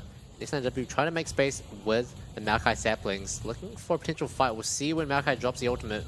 He's definitely waiting for his chance, but Kino finds a solo clips first onto Columbia, isn't able to get followed up on, but because Fia provides so much area control. But wait, Kongya actually finds a cyclone, but Carries takes him out of the fight, is getting sucked up by the Callisto ultimate back into it, and now a huge stun from him, finds the Haymaker. Kino gonna get chased down now as well. YJY finding those dashes with the tier 2 boots completed, and S9W coming out on top there. Yeah, really nice fight from S9. I think the Maokai also did a lot of work. There was kind of that timing there where Kino hit the Leona onto the flashless Talia, as you'll see here, but there wasn't any follow-up because, you know, Lekai on the Jax just couldn't manage to get in. Like, it looks good at the start, but as you can see, everyone just really gets, you know, rooted by the Maokai. It's just very hard to chase in, and then after that, really nice peel as well from carries on the set. You know, keeps his carries alive. You can see if you're finishing a fight like this and both your carries are, you know, 70 and 100% HP, you've done something right. Yeah, Carries is playing that fight really to perfection, you know, making sure to deny as much of Kongya's Cyclone as possible, and also finding that stun once he comes back out is just huge from him. Provides enough CC and enough time for the rest of the members of SNW to ramp up, you know, with the Callista and the Talia.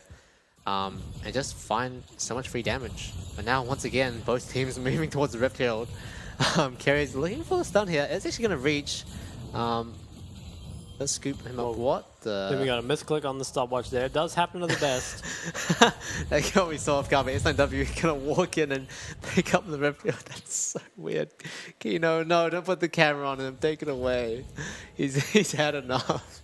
Yeah, the Rift Herald is secured, but at the price perhaps of some bot lane plates.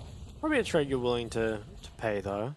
I think getting the Herald definitely allows you to speed up this game. Top lane, though, is in a rough spot. Like, I think, for the most part, S9, they're doing well here, but I'm a bit worried about top lane. This is very far behind. Yeah, Relia definitely not doing too well here. I wonder if they're going to go for this. It does seem a bit hard to dive a full HP Fiora, who does have parry available. Kongya going to look for a base. Dragon has been up for quite a while, and neither team really seems all that interested in trying to pressure it.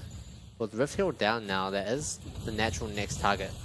Let's find the scoop. Columbia finding a good amount of damage onto 1116. And S9W, as I say, that they do have vision already established around the dragons, so I'm hoping that they do try and go for this here. Columbia? Yeah, I think they most likely will start. They're much stronger in the 4v4. I think you really just want to... You either want to pressure the Jax lane and stop him from farming, or just make plays completely away from the Jax. Keras might actually look here. Oh, he's got the TT boost completed. Does find the scoop. Pops the Glacial, but... Does get the Aftershock out. Yeah. Trade from both ends there. Let's see what. But S9W going to start up the Chemtech Dragon. Kano is in the area, so is Kongya. 1116 looking for a base, but TPing almost immediately back. I think BYG, they don't really want to give this one up, but no Kongya. Kongya's out of there. He's had enough. It's going to go over to S9W, and overall, the gold lead is pretty even, but the Rift Herald... Oh, wait, it has been... Wait. Place now. Yeah, okay, I was wondering. I thought I missed it somewhere. That is going to pick up a little bit of extra gold, but still going to end up relatively even. Yeah, Rel here actually is getting pushed. Oh, I actually really like that. Just saving his jungler a little bit of tempo there. Right on some top. Rel here once again forced off the tower. Now down almost 50 CS. Yeah, this is really not what you want to see from your last pick, counter pick Fiora. Especially when he got a kill, right?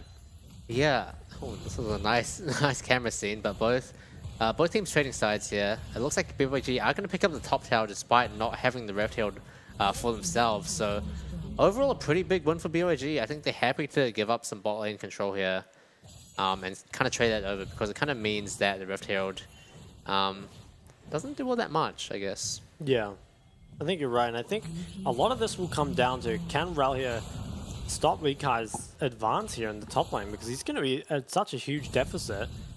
It's going to be very difficult, but if he can, I think the 4v4 is definitely still winnable by S9. And this is kind of what we mean, right? Like S9, every game, they show signs of life, but then, you know, one part of the map collapses, or they just kind of mis-execute a team fight.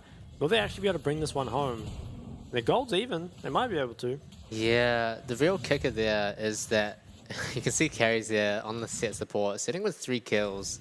So that is definitely a lot of gold where you don't want it. You want it on pretty much anyone else. So the S9W, I feel like they actually are, you know, not as strong as the gold lead might suggest them to be. Then again, they have got their mythics mostly completed now. Definitely relatively even. I expect to still see quite a lot of skirmishes once these objectives start to open up again, but Rel here is really not having a good time. He's getting 3-manned and he has no idea what's coming, no vision available and set up for him. Oh no, he uses the parry on the cannon minion as well. Was it worth it? Probably not. Finds a stun. Actually manages to flash out of there. Them. Yeah, I mean, BYG, I think they're still happy with that regardless. I think their kill on top doesn't mean all that much if they get the tower anyway. And actually, it's kind of nice to be able to save the ultimate as well. Interesting. Yeah, and I think BYG consistently seem to be trading, you know, just a bit faster. Yeah. And so that's definitely allowing them to get a bit more on the map than they should. And actually, yeah, you need to get this tower down here as YJY. Otherwise, you're just so far behind in terms of the map. Look at the gold difference going up and down. And interesting though, you know, Likai is still able to contest the wave pretty far up, whereas Relia is kind of relegated to under his tower. 2 more minutes though on the Dragon. Should see a pretty big contest for this. I think drag win condition is pretty important for both teams here. Rift Herald also on the table in 60 seconds. And also, I think a pretty decent pickup for both teams as well, because both of them are going to be looking to break down those mid lane outer turrets. With the side lane outer turrets traded, in the last few minutes. Carries has picked up his Deadman's Plate as well, which is a pretty big pickup for set support. Gives you a lot more movement speed for running around the map and fighting those cheeky engages. I do have a fair amount of control of BYG right now. Rahir's actually deploying. Okay, he's going back bot. He was deploying mid out of base, and I thought he'd actually just group, but he's going to go back towards bot. And that 50 CS lead in top lane remains. And you feel like Likai can start to extend that more, you know, take jungle camps, really start to pressure Rahir even harder with the lead he has right now. Everyone else, though, posturing for this 4v4. Kino positioning pretty dangerously. There was some potential for S9W to engage there, especially when the Leona W runs out. But Likai's here. Ooh. So it's a 5v4 right now. Rahir's kind of stuck under the tower. I think S9 will probably have to end up giving this. I think you don't want to TP in your Fiora, and you definitely don't want a 4v5. Yeah, Fiora TP definitely isn't that impactful, but they're still posturing around here. Actually looking for it. Wow, okay, TP does come in. They're looking for it. Solar Eclipse finds two, pops the YJY cleanse, and Likai might be the target here now. Does use a Counter-Strike. BYG gonna make it out of there pretty easily. Realm Warp position themselves a little bit better, but carries. Ooh, wait, there's no one else around, really. Gets a cheeky 50 damage onto the Jax. Oh, the Tulia was slightly too late. Actually just walls off carriers at the end. The BYG did manage to pick up the Rift Herald, although they have given up a lot of control of this Dragon. I'm really surprised that S9 TP'd in their Fiora, because I think she doesn't really add anything to the fight. Anyway. And S9W, they're not even in that good of a position for this Dragon. They don't have much vision set up, and Likai's just TP'd straight back to the bot lane. And S9W, they have Fear, their jungler, on such low HP. Yeah, both their side lanes aren't looking too good either, so I think BYG, they're going to be able to...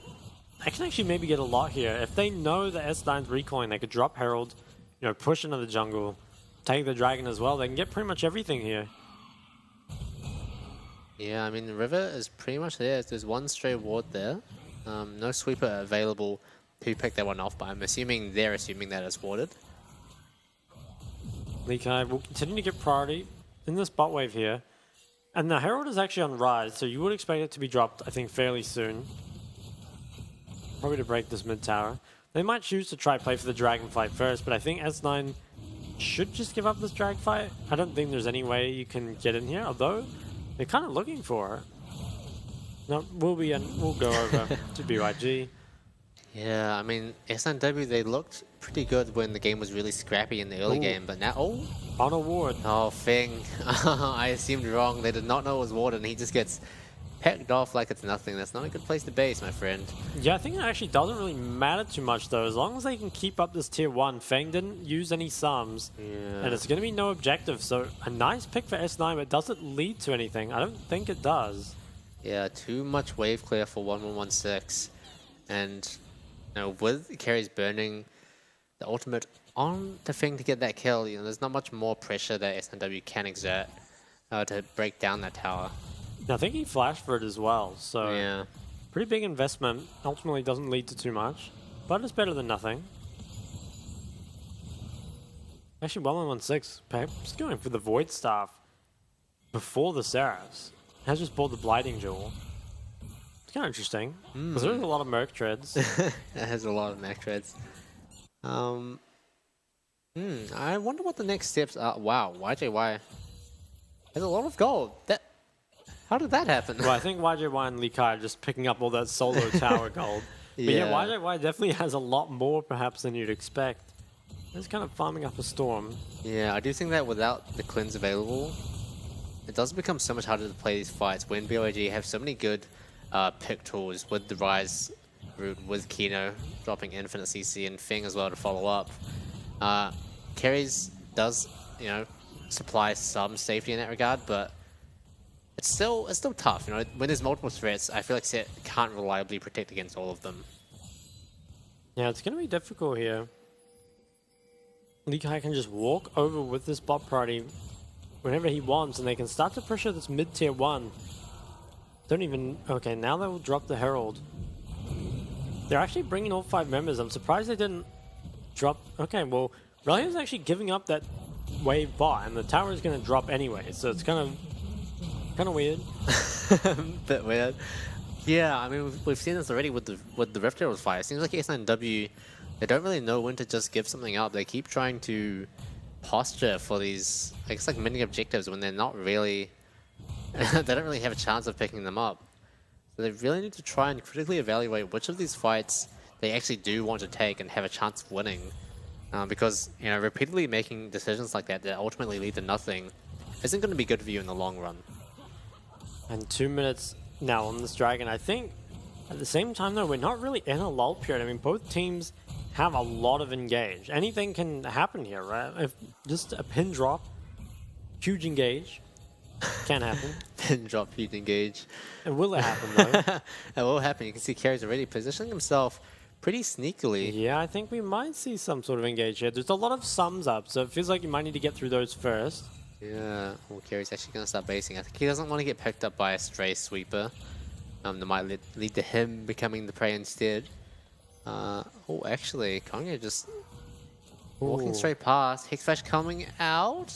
I'm not sure what he's going for. Almost yoinked him. Yeah, they kind of just swap positions over the wall. BYG, they might look for this. Oh, Carey does get snared, but I think that's not really who you want to engage on if you're BYG. Got too much tankiness with the Haymaker shield. But it does let them sort of assert control over the river for now.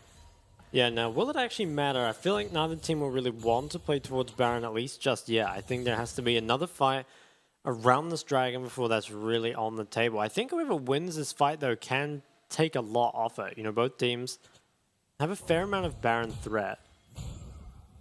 Actually, that will be the Saris completed for 1116. It does just have that biting jewel as well. And for Columbia, too. They're in sync. Gold's almost completely even as well. Who do you think wins in the late game in this game? I think probably S9. I feel like they have a bit better range. I think late game Callista on hit is better than late game Varus poke. But I don't know, it could a lot depend as well on like the top matchup. I don't really know how that goes ultra late game. But I don't think it's a game where either team really outscales. You know, as now drag 15 seconds away. Relia is doing a lot of trading in the side lane. Not the best before the Dragon starts. Might actually choose to TP back into it. Will S9 look to contest? If S9 can win this fight, you know, might be well on the way to winning their first game. Yeah, definitely stepping stones for them, but they need to make sure they're setting themselves up for success. You know, starting the fight with two members almost half HP is not really a good sign. Fink finds the engage. Lots of CC dropped onto YJY, the sole carry of S9W, and they're going down like flies. Sim9, they're just getting picked off. BYG, they just keep ramming their heads. Lekai leading the charge. 1116 following up. Does find a lot of damage. Columbia on the back end. Saris popped. Cleanse. Can Kino find this route? Does find the stun first. Isn't going to quite be able to have enough damage to finish him off. But S9W, oh wow, this is an interesting TP. Fink might be in trouble here. He's going to get chased down by Relhi and likely killed. 1116 also low here. This might be really his time to shine. Finds the parry as well. Huge from him. Has the tenacity to be able to take 1116 down. Now Kino, the last remaining member in the area. Yeah, great TP. Wow, that is such a weird turnaround. BYG, after winning that skirmish, find themselves picked off by Relia. Yeah, it was actually really crucial that at the very start of that fight, Relia lived on just about like 10 HP or something, managed to survive. And now they're looking towards Baron, S9. Could this be the game where they finally pick up their first win, and against BYG no less? Feeling pretty good. Yeah, it would be a big pickup for them. This Baron is going to be huge for them. It looks like BYG, as they should be, aren't looking to contest this. Instead, turning their sights to the Dragon. Yeah, now my eyes are really on how much can S9 get done with this. They do have the potential now to start breaking a lot of those towers. Get a fairly sizable gold lead here. They don't have the best engage for actually diving, but you can just, you know, Talia wall off tower. You can Maokai ult off tower. So there are ways here to break those tier 2s. I think that's what they should look for. Also critically, in that fight, YJY did not have cleanse, but now it's going to have flash and cleanse. So let's see the replay. Starts off with a great engage onto YJY. I feel like just S9 did a great job of trading damage off the back end. Yeah, a lot was committed for YJY. So even though he's down, there's still, you know, there's not that many resources left. I think critically, if you watch Relia's health bar, you know, he goes so low off the back end of this. And if he dies, you know, there's no TP play at all. But just living on that sliver of health actually turns around, and perhaps an overextension as well onto Columnia, who also has TP. Yeah, BYG really just not expecting Relia to come back so quickly, and with full HP, ultimately spells disaster for BYG, and the parry as well. That was just sick from Relia. Yeah, I think BYG, they just got a bit greedy at the end. Probably could have gotten out, even if Relia had the TP thing. Not too happy about that one. Oh yeah, they're pressuring this last mid tower, or this last outer tower rather. It's going to go down pretty easily. Fia and carries just provide so much zone control. And Columnia positioned pretty far back actually. I'm surprised they're not up close and personal, really making use of those rocks on the ground. Carries might be the target here. Does take a lot of damage, has the Haymaker available, and just dodges out the Leona. Yeah, and so much damage traded on the back end of that as well. So I think S9, it's going to be tough. I mean, they want to break tier 2s, but I think they're not so strong that they can just, you know, force them off completely. I think they have to play this smart, try use their numbers advantages. Maybe if we can find a way to use this Talia ult. Although slowly chipping away at this bot tower. And we'll go down. That's quite a sizable amount of gold. Also a lot of pressure. And you've got the 3 cannon creeps here. As long as you can keep them alive. BYG, they don't have that great wave clear other than the Varus. You know, Ryze can't really walk up being so short ranged. Those 3 cannon creeps, if they can keep them alive, we'll start dealing quite a lot of damage. But moving back towards the mid tier 2, here comes the Talia wall. Wow, that's just a free tower pick up. S9W doing a really great job of trying to farm all they can with the use of this Baron buff, now pulling ahead 3k in gold. It's looking pretty good for them, you know, especially Rel here. He was having a really rough time in the early to mid game, really getting bullied out of lane consistently, but now picking up those 3 kills has found his way back. And Jax is actually building a Zhonya's at current. So, I guess he was playing more for that team fight? Yeah. Yeah, I mean, I guess so. Yeah, I can see it. It's not the worst. I feel like you can just build whatever you want on that champ, and it's fine. Yeah, especially with the AP scaling changes. As you can see, S9W, huge gold swing for them at that dragon fight earlier. Yeah, insane. And just again, to think about that, Relia lived on so low. You know, if he dies there, none of this happens, and then here we are thinking S9, they've lost again. But instead, they're putting up a really good game right now, and this could be the one that they actually end up winning. Yeah, it does seem like Feng is kind of getting diminishing returns. They really need to be able to keep pairing up that Varusol with Kino's Solar Eclipse. But it feels like S9W, they have so many tools to get out of that, right? They have Fiora with the parry, and Columnia just has sort of enough range to be able to stay out of it. YJY has the cleanse and carries. I don't think he really cares if he gets CC'd.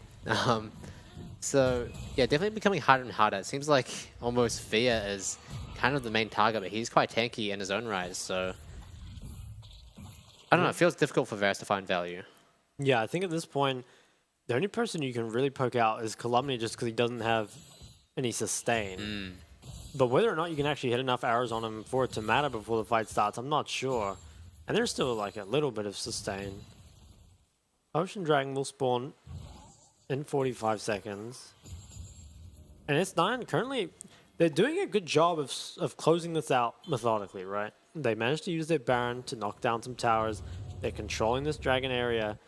But there's still the potential for mistakes from both sides to really explode this game. Rel here is actually clearing top wave right now. BYG, they're going to be able to gain control. Fia's walking so far up. He does drop the ultimate, but he's going to take a lot of damage, forced to flash away. Talia comes out, lots of action, carries, finding one, but not much to follow it up on. Columbia trying to do his best over the wall as well, but Kino flashing away rather. Rally is going to pick him up, get that extra healing for his team, but carries... I'm not sure how YJY got picked off there, but he's back in the thick of it. Finds 3 with the stun. Haymaker isn't quite enough to keep him alive, but Likai doing the best he can on the back line. Fia and Rally are going to pick him down, shut down. And double kill for Rel here as well. S9W are playing these fights just that little bit better than BYG. Yeah, I think Kara smurfed that fight. He bought so much time for his team. What I really want to know is how YJY ended up in the middle of 4 people. I would like to see that back again. Yeah, but I mean, Kara's... Look, he had a massive performance in that fight. He bought so much time for his team and dealt so much damage. And also Rel here, you know, really starting to now actually find impact. So let's have a look at this. I mean, the way it starts off, Fear kind of gets engaged on, but does manage to live. And, you know, gets out a lot of the CC from the enemy team. No Varus ult used here, no Leona ult as well. And then Kara's on the side, I mean, just really delays this for ages. YJY, keep your eyes on him. I'm not sure. Okay, he flashed the wall into them and actually cut it towards the enemy team. So, pretty rough. I think YJY could have played it slower. But for the rest of S9, like, really well played and actually got off that Callisto at the end. So, even in death, managed to do something here.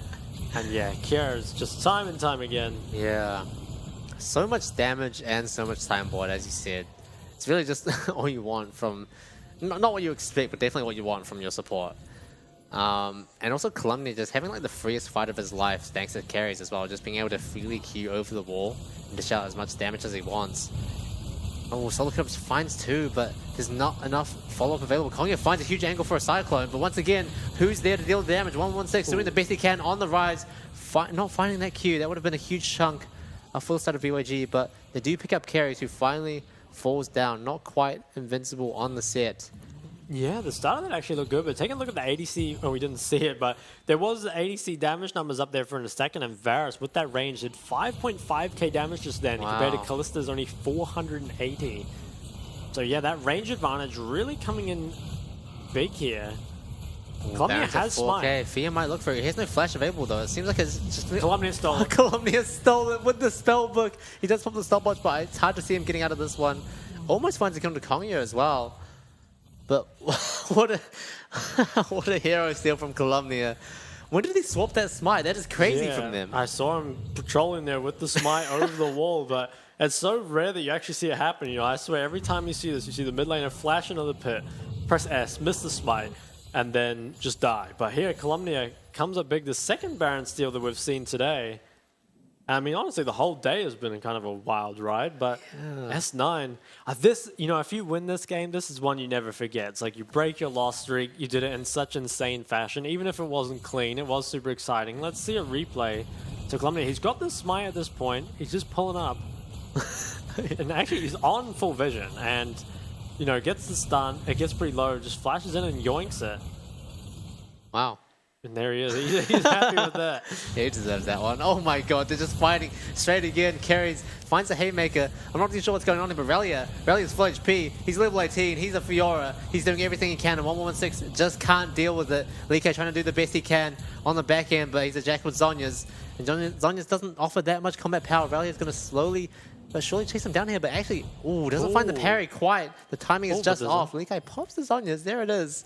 That is definitely one of the Zhonya's of all time. But now S9W, they're just running down mid. Can Relia... Oh, the TP comes out. He doesn't have any CC to be able to stop it. He scans him. Oh, but it doesn't quite kill him.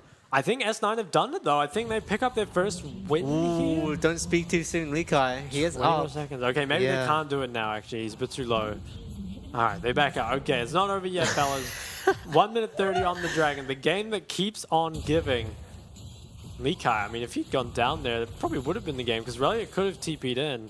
Let's get a replay on that, because we kind of missed the start of this. So Kara's once again, the widest flank of all time. My goat right here, just finds another huge flank, I think. Or maybe he's the one engaging, or I'm not sure what's happening. Okay, so he gets engaged on, but he just gets pulled out by Callisto, and a lot of cooldowns already used. Now looks like they can just, they just turn this around. Yeah, and wow, I mean here, even though there's so much damage coming through, Relia is completely uncontested on the back end. Just come in and pretty much just last hit everyone at this point. And oh wow, Kara's, I mean, he just continually 1v9s fights. I'm very happy about his performance this game. Likai, he's doing his best to clean up on the back end. Admittedly, does quite a lot of damage, gets out and delays the game, but it's just not quite enough to stop that inhib from going down. Now mid inhib isn't the most important. 35 seconds left on the drag. Ooh. Both teams on 2 right now, so it isn't the most important, but definitely does set up for the next one if it does come to that. Overall, S9W though, they're looking a lot more cohesive now. You know, all members really setting each other up to succeed. YJY, I feel like he's having a bit of a rough time finding the damage, but I feel like just having that Callisto ult available offers so much value to the rest of the team. It enables carries to be able to find these wide flanks and be able to get out alive scot-free.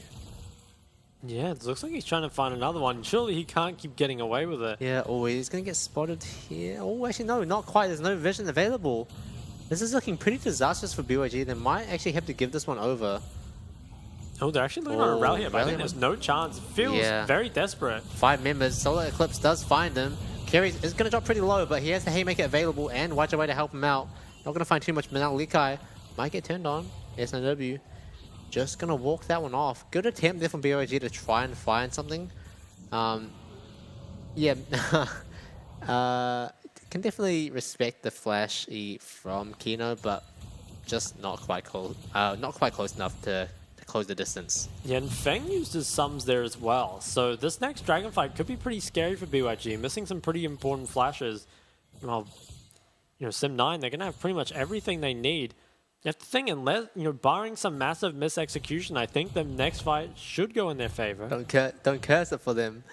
Don't curse it for them. This is S9W's potential first win. They've been able to bring it back off the back of Relia.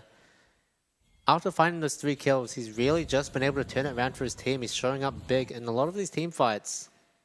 Yeah, and I think S9, you know, they've been just playing it out slowly, right? Like the gold lead is pretty big, but the fights remain still kind of close. I feel like Feng's range is making it quite difficult, as well as Likai just continually living at the end, kind of keeps stalling out the game. But I do think S9, they are slowly but surely taking over here. And yeah, Raleigh has really brought it back, right? He was miles behind. He's kind of had a roller coaster of a game. Went from getting a kill to down 50 CS to now 6-2, carrying team fights. 50 seconds. I do wonder about this this Zinger Box Jax build. He's got Divine Sunderer, Blade of the Ruined King, Zhonya's, and I don't forget what that item's got. Turbo Chem Tank, that's the one. Oh, but wait, 116. This could be a good pick for them. They both have TP available for the Baron. And I do like to see, you know, expanding to TP having members to one lane to try and see how much pressure you can put down. But they are going to slowly gravitate back towards mid. SNW just going to start walking towards the Baron. They have so many Maokai saplings set up in the area already. So it's going to be pretty hard for BYG to get in here, you know. They don't really have... They have the Leona who can tank a couple, but she's probably not going to be able to find all of them, and that damage ultimately is going to count. SNW immediately going to start it up on Vision. I don't think they should continue, though. They do bait out the TP from Likai. Relia and Carriers both have really nice flanks. Lots of roots from the Maokai ult, but Mayhem is just exploding. Likai trying to find so much damage on the front line. Relia trying to do the same thing, chasing down Likai and Kino. Is going to drop the parry, doesn't find anything, but is going to get a double kill for his efforts. And a 3rd kill potentially from Likai. Likai is super still tanky, manages to get out, I think. Will he be chased down? Probably not. Oh, Calumny's here. He's here to prove you wrong. Is he going to find the shove? He isn't quite close enough, but carries with the Deadman plate. Might just be able to do it. Likai going to have to flash over the wall, getting himself out of there as soon as possible. But S9W, they're going to pick up that Baron in return for... This is just one mid lane turret for the side of BYG, so really well executed from them once again. Yes, 9. They can't quite get Likai, which is stopping them from taking more, but here they have the Baron. They're about to get 4th Dragon. It's their game to lose at this point. They really have to make a big mistake. YJY doesn't have the cleanse, but still has the flash. And BYG, they managed to push out the wave, so they buy themselves a bit of time. Let's see this replay. So really nice flanks from both Carries and Relia here. I felt like S9 just... This was like a different level of team fighting than we've seen from them. I mean, this one was so nice. Like, everyone clumped up. They found flanks on multiple angles. The carries took basically no damage. I mean, that was extremely high-level team fighting and not something you'd expect to see from Sim 9. Yeah, YJY and Colony, they're just completely untouched throughout this entire fight. 1116 isn't able to find any damage on him, and I don't know where he's TPing to, actually. But ultimately, you know, they're just able to create so much space with the Maokai ult and carries available to dissuade any engage. And if they can keep playing out fights like this game is definitely theirs for the taking. BYG, they're trying to control... Wow, look at the top damage. BYG, they're trying to control this mid wave, doing what they can to stall this game out and stop the 4th Dragon. S9, though, they have Relia pushing bot, and no one's answering him at present. Will they actually just look to go down mid? They're not actually using the Baron, they're just playing exclusively for this 4th Dragon at this point. BYG are looking for something. Solar Eclipse doesn't quite connect onto Fear, but the root does. Pops the Maokai ult, and Calumnia is in with the wall. Does close off BYG's escape for the most part. That was really nice, by the way. They used the Wukong clone to block the Maokai ult, and then everyone else just played in his path. Feng, though, is taking a lot of damage here just from saplings, I think. Yeah, and I think in a really rough position, BYG, it's hard for them to contest this. This is a good use of the Realm Warp to get them back into the base as soon as possible, but that is going to be the Ocean Soul given over to S9W. Yeah. Once again, they're just playing patiently, and this is really what we like to see. You know, they have an advantage, and they know that BYG, they're going to be pressured to try and find some kind of angle. Yeah, I mean, S9, they are playing this out extremely slowly and safely, and who can blame them? They haven't picked up a win yet, and they surely want to pick up this one. But they don't have long left on this Baron, so I actually think this game is probably going to keep going. Maybe they can find something. If you can break 2 inhibs here, it'd be good, but you only have like 1 more wave of Barons after this. Hellcut hasn't picked up for Jackson Wukong. Once again, dropped onto Fear, but didn't work the past couple times. It's certainly not going to work this time. And once again, a lot of key engage ultimates expended. You've only got Kongya with the Cyclone available now. And SNW, they're just going to slowly but surely chip away at this inhibitor. Yeah, it goes down, but mid inhib honestly doesn't really matter. So BYG, you managed to defend the Baron, which is mostly fine. Obviously, giving over the Dragon Soul does suck. Oh, carries. He's like... Oh, he backs out. I feel like he might have... You think he just misclicked? Maybe. I feel like that was a good angle for them. He might have just not been able to quite get over the wall. I think he was standing a little bit away from it, so the Hex Flash wasn't able to take him over. Okay, now the game that keeps on giving goes on. I mean, S9, they're being so careful. They could probably use this Baron more aggressively, but they really don't want to make a mistake at this point. They know they have it in the bag unless they fumble it. And now I think we might just not see anything happen for another 4 minutes, which would not be good for my sleep schedule, but would be great for entertainment in 4 more minutes. Definitely, but at what cost? S9W, they really, really want this first win desperately in the first round robin. Definitely going to be a lot of audience members and fans of S9W praying for them to not slip up at this final hurdle. It feels like this game is pretty much in the bag for them. They just need to make sure they're managing the map properly. You can see their Likai in the bot lane trying to exert some pressure on the map for BYG. Yeah, I feel like the Fiora hasn't been pushing pretty much at all. You know, other than a couple times just pushing waves, but has never been hitting towers. And maybe you can't versus Jax, but I feel like making the game a 4v4 is probably better than just grouping your Fiora. I feel like Rel here really just doesn't add a whole lot to this. Especially, oh, I guess he doesn't have TP, so maybe you just want to be safe. Oh my, 2 ults use it in conjunction, the Talia ult and the Maokai ult. Gonna force BYG into a corner. Not much damage going to come out on the back end of that. Likai does burn the TP, so they're going to pull him away from their side lane. Not quite the final fight we were looking for, but definitely inching closer and closer as the Baron comes up in 1 minute. Yeah, and I think maybe some overeager fans thought that was it, but ultimately just resets back to normal. Now it is nice here because Relia will have the TP, and Likai will not, so potentially you can get something done in the side lane. 2 minutes 45 on the Elder and 40 seconds on the Baron. S9, I think they can just play for both. They can grab this Baron here, they can get full control, and with Rally having TP advantage, I think that should be able to blow up the game.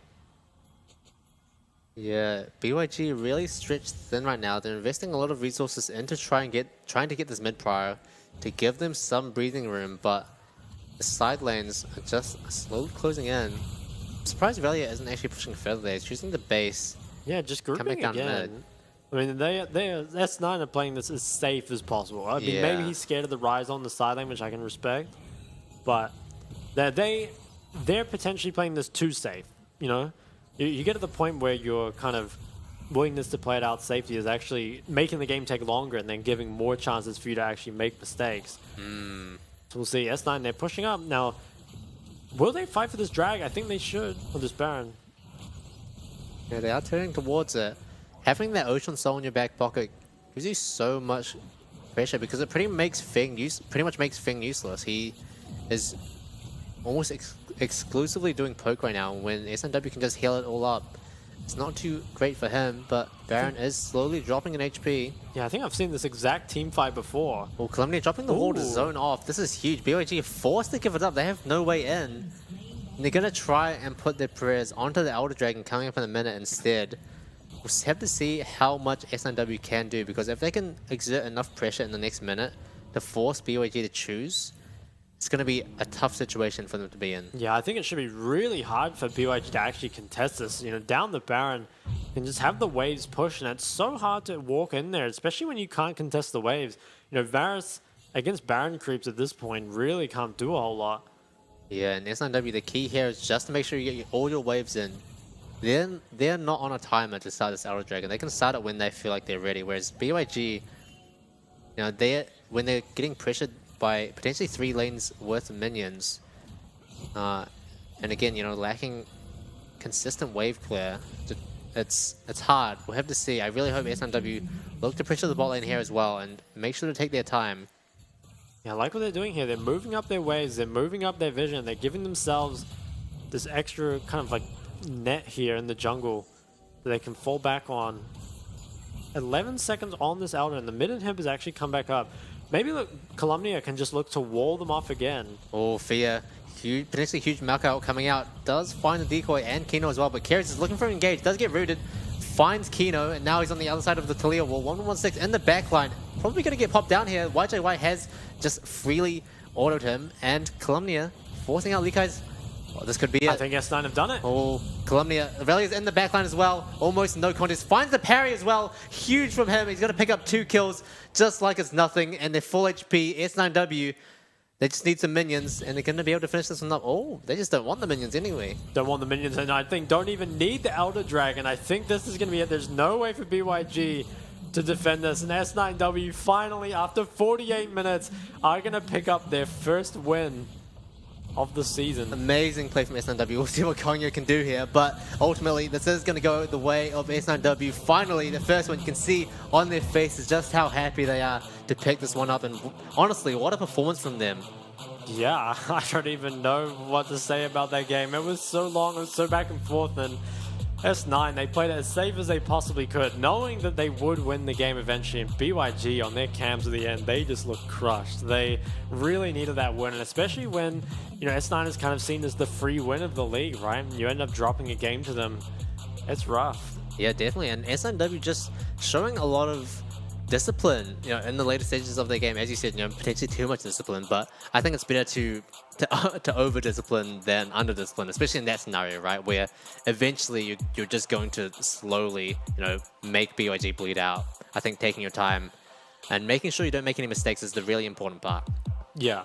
It's better to take it too slow and, you know, make sure you don't throw the game than to try to test your limits on stage too much. So, yeah, nice from S9W. And, you know, like we said, we've kind of seen before S9W, they have good parts of the game, they have bad parts of the game. And even this game, that was present, right? Like we saw Rel here falling very far behind. But I actually think their team fighting this game was really, really good. You know, I'm reminded of that Baron fight where they had Keras on the bot side of the Baron. They had Rel here with the top line flank and then just all engaged. I mean, it was actually beautiful team fighting. And I think Keras, especially from me, just found engage after engage. You played the team fights extremely well, and that's what you really need from a guy like him. Yeah, he was, you know, just finding flanks non-stop and also just making the game so easy to play for his teammates, right? That's what you want from the main leader of the team, you know, potentially the captain of the team. He's just setting up all of his teammates for success, and really just, you know, letting them just DPS freely and win the game from there, honestly. He lets them cook. He does let them cook. Who let him cook? No, I like the set support though. I mean, we were thinking initially it would be the set top, right? Yeah. Like when it was 4th pick. And potentially it was a flex, although I think it was probably intended towards bot most of the time. And yeah, I mean, it came up really good. And I think as well, we were saying that Keras, he just as a support, generally you can have more impact if you're on melee supports, right? Like the reason range supports are picked is because you kind of have to match range supports a lot of the time, otherwise you just fall too far behind the lane. But in a melee focused meta, I think it's really, that's when you really kind of see good support shine. You know, find like really good engages, just really good team fights, stuff like that. Yeah, and it also just gives him so much control over the game as well, right? Because he's sort of the main engager for his team and the main peel. So he kind of gets to decide the fights that he wants to take. for the team, on behalf of the team rather. And he did a really good job on that, on that decision making, making sure that they only took winning fights in the later stages of that game. Yeah, 100%. I hope he gets MVP. I'm not sure who you give MVP though.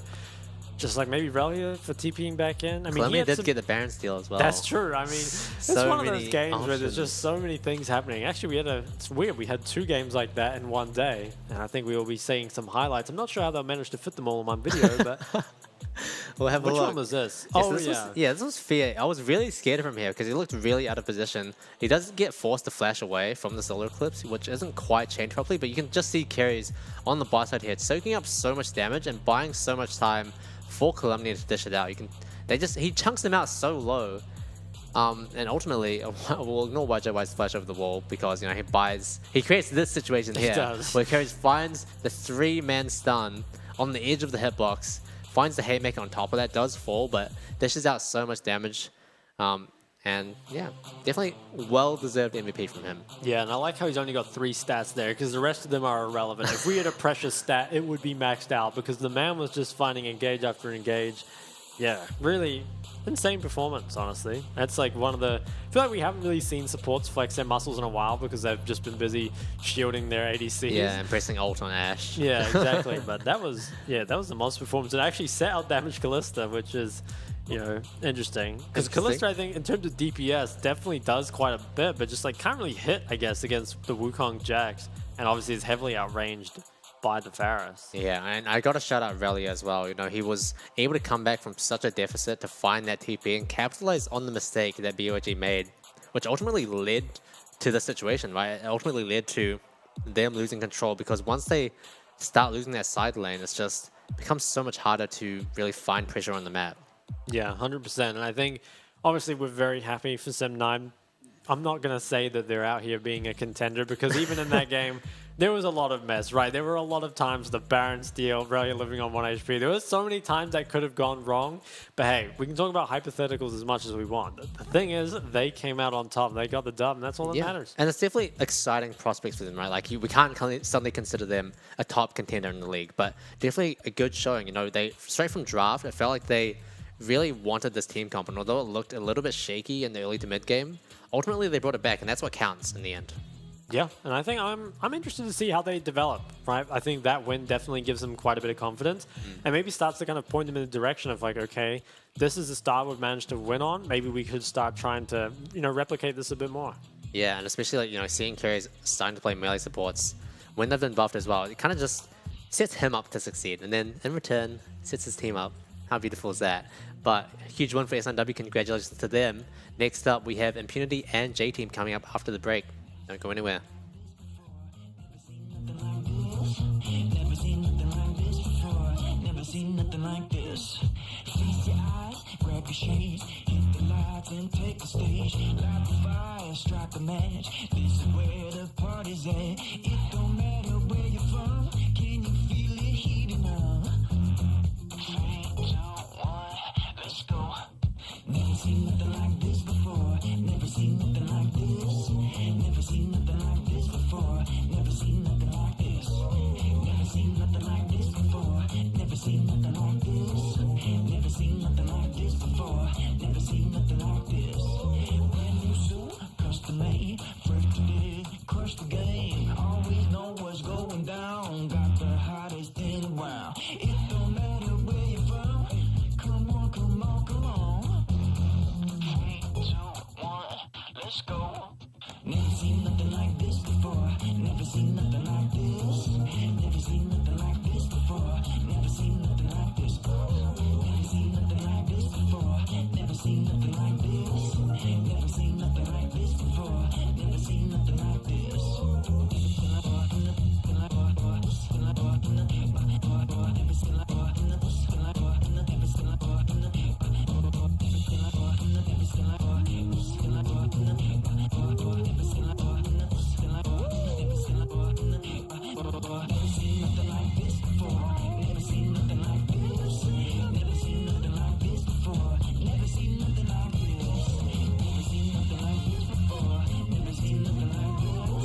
Never seen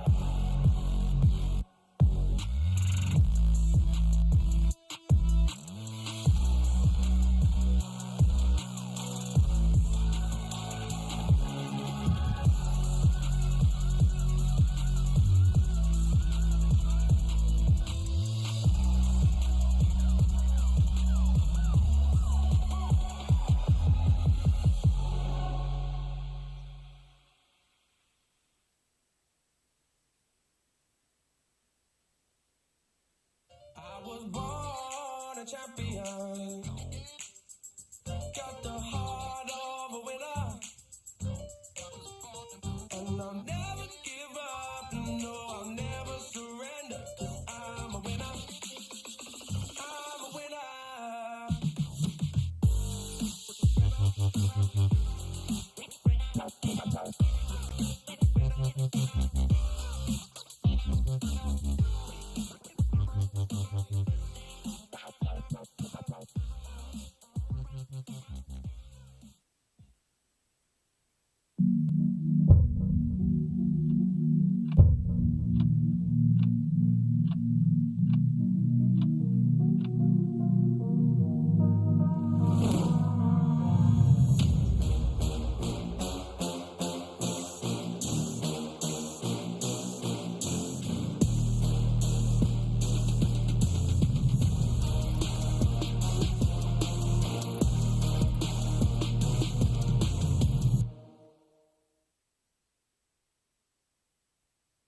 Welcome back to the PCS. We've just had a very, very long game, but it was well worth it. S9W pulling off the huge upset. Finally, 1 win on the board, but let's talk about some teams that already have wins on the board. And those teams are Impunity and J-Team. Wow, I really pulled that off flawlessly. Anyway, Nice. Please take it away. Yeah, so I think Impunity and J-Team, they've had some different kind of stories, I'd say. You know, like week 1, Impunity 3-0. Top of the ladder, they're looking good, right? Week 2, Impunity, they started off 0-2. We were wondering maybe they'd go, winless in the second week after being undefeated in the first one. They managed to pick up their last win. So, wait, why are you looking at me like that? No, please continue. No, okay, so they pick up those. They lost the 2 games. They got their last win. And J-Team, though, they went 2-1 in the last week. So perhaps in form a little bit better. And I think between the 2 teams, I'm not really sure. I feel like Impunity still remains kind of the mission show, right? And I think it's kind of shown that when it's almost like Nesty in a way, when mission doesn't get to, I wouldn't say impact the map, but for Nesty it's impacting the map. For Impunity and for mission, it's more like dominating his lane, right? If mission can get that lead, then it sets Impunity up for success. If he can't, it can be difficult. And we've seen teams, leverage a lot of bans towards mission, right? Like 5 bans a lot of the time, and that makes it just his job a lot harder. And I think meta changes, honestly, I don't feel like they changed meta a whole lot. Cassidy obviously was nerfed, kind of remains a counter pick.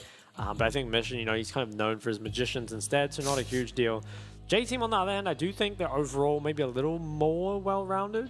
And something worth mentioning also is that Driver, Impunity's top, was formerly on J-Team. So bit of juice there. Bit of a grudge match, exactly. Some might say.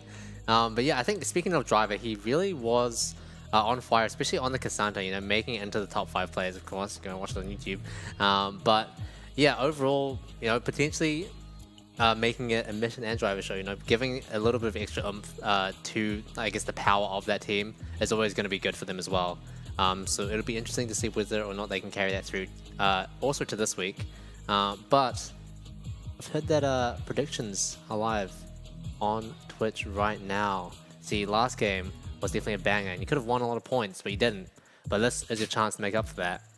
And I think the teams will appreciate it as well, I think, there's a lot of like a sports culture stuff where, you know how you like wear your sports team's jersey when they're playing a match? This is the same thing. Just up, wait, that way. Place your bets up there. Anyway, sorry, I got the sidetrack. No, I just love channel points so much. They're free. They are free. Sorry, Don't please. know where to go with that, but I've completely derailed it. Anyway, let's talk a bit more about, I guess, Impunity's downfall, because it feels like they kind of collapsed a little bit, and it was weird because they seem a little bit similar to DCG in that they are very reliant on the mid laner to help facilitate the rest of the map, and we saw a lot of that in their early games, but it sort of started to drop off like late week 1, early week 2-ish. And here we have Impunity Esports, their lineup: Driver, Alex, Mission, Atlan, and Nature. And I think, yeah, you're right. Like, Driver, he's been starting to kind of provide that secondary threat. And I think the more other Impunity members that can start kind of providing threat is really important, because I think getting some of these bans away from Mission you know, kind of soaking them up is really good because Mission's always going to perform if he's, you know, got a good matchup, got a good champ. But I think, you know, so often what was happening is there's 5 mid bans, a mid champ taken away, or he's countered. And it's hard to perform when that much kind of pressure is put against you. So Impunity, I'm really looking for, honestly, I already know Mission's going to be fine. I'm looking for the other members right, to really continue to step up more. And I mean, they're still a 4-2 team, right? They're not struggling by any means, but yeah, we need, I think, especially the bot lane to really show a bit more threat because it is a bot lane focused meta at the moment. So yeah, at least for now, I think they're going to have to, they've got their work cut out for them. Be interesting, you know, maybe now if melee supports are coming back in the meta, potentially Nature could be better on those. We're not sure. Only one way to find out, right? I do think it's interesting that you mentioned the whole target banning mission strategy the teams started to adopt in week 2. Do you think that will change at all with the meta slightly shifting in this new patch? I'm not really sure, to be honest. I feel like a lot of those champs just got banned out anyway, you know, but anyway. Type AG team, you got RUA, Larva, Minji, Bruce, and Enzo, I think it was? Yeah, that's the one. Man, that graphic disappeared quick as well. They always try to catch us out on these, They but do, but they we're can't. learning. We We're know the evolving. PCS, like... Yeah, we know they're going to pick Lucian Nami and Yeah, then that's Zeri, right. Zeri Yumi. We figured these things out. But J-Team, they had a bit of a rough start to the season, but they do feel like they are on the upswing. So, you know, stronger J-Team with slightly weaker looking Impunity should make for a pretty close matchup. Yeah, I'm thinking this could be another 50-minute banger. Oh, I would love that. I'm sure you would. I think we will be in a draft in just a moment. And yeah, I kind of want to see if the 5-ban mission thing continues because I feel like it shouldn't really be sustainable. Like so far it has actually worked, but yeah. Yeah, I mean, predictions are closing soon, Shock, and I'm sure you haven't placed your channel points bets yet, right? Or you better get those in soon, my friend. Why'd you say it like that, man? But anyway, onto the stats comparison between these two mid laners. So fairly similar, sort of different champs. You know, at the end of the day, it's just the mid meta, nothing really different we've seen here. I think the damage percentage, though, pretty different. So Mission, I think his damage has been a lot lower from some of the like Silas games where he was really neutralized, but still manages that gold difference at 14. So we'll have to see. I mean, they kind of fill different roles on their teams, right? Like Minji's more of that stable team fighter. Mission, much more about the laning phase. Mid laner after my own heart. But here we are in the draft phase. And oh no, the ban mission strategy has begun already. Victor and Azir taken away. Oh, Surely he's not happy about it. Look at him. He's just like, oh my god, it's Not happening again. I've never seen this happen to one person so often. Yeah, I mean, it really just puts more respect on him, right? Because if you're focusing all your bans on him, okay. Could be Mission's I've guessed Gragas. it. Who knows? Your Mission's Secret Pocket Gragas. That's an interesting ban to see. I feel like we don't see that very much at all. And I feel like it hasn't had much of a reason to come up on this patch either. But Impunity immediately locking in the Nami. I wonder what that's going to be paired with. I'm not too sure. Yeah, it could be anything at this point. Yeah. And Sejuani probably will be picked. And will they just match it with the Zeri? Oh my god. I've seen this draft so many times before. on. They're going to lock it in, aren't they? It is. So this will be Lucian and Vi, I'm assuming. Oh no, not again. What patch is this, Mel? Oh, something new? No, don't play with me like that. I'm going to cry. Oh, we thought this would be... I mean, to be fair, in the game so far, we've had a lot of new champions. So I guess we've got to have some of the old as well to really mix it in there. Yeah, here comes old mate Lulu. So for people that haven't been keeping up to date with the meta, the problem is there's a couple bot lane combos that kind of starve everything else out. Solution Nami is just an extremely strong combo. They do a lot of damage. Nami just buffs up Lucian, and the trading is ridiculous. And then the only thing that matches the scaling and the lane is really Zeri and Lulu. I mean, you can definitely match the lane with stuff like Varus or Caitlyn. Ultimately, you need to build a pretty big lead to make it worth it. So most people just go for the Zeri Lulu. And that's what we've been seeing for the past 6 months or so, I'd say. Yeah, it's been a while for sure. And we thought this patch would be the one to change it all, but... At least they got rid of Yumi. We've That's only seen true. one That's a Yumi bit better. ban and no Yumi picks. Yeah, it actually does change the bot lane dynamic a little bit, because when we saw Lucian Nami versus Zeri Yumi, it was pretty much just like an infinite sustain fest. Like, sure, there'd be a lot of trading, but both supports would just ultimately heal it all back up in the end. But, you know, Lulu provides the shield instead of the heals. So potentially there's a little bit more room for a bit more creative play in that laning phase. One can only hope.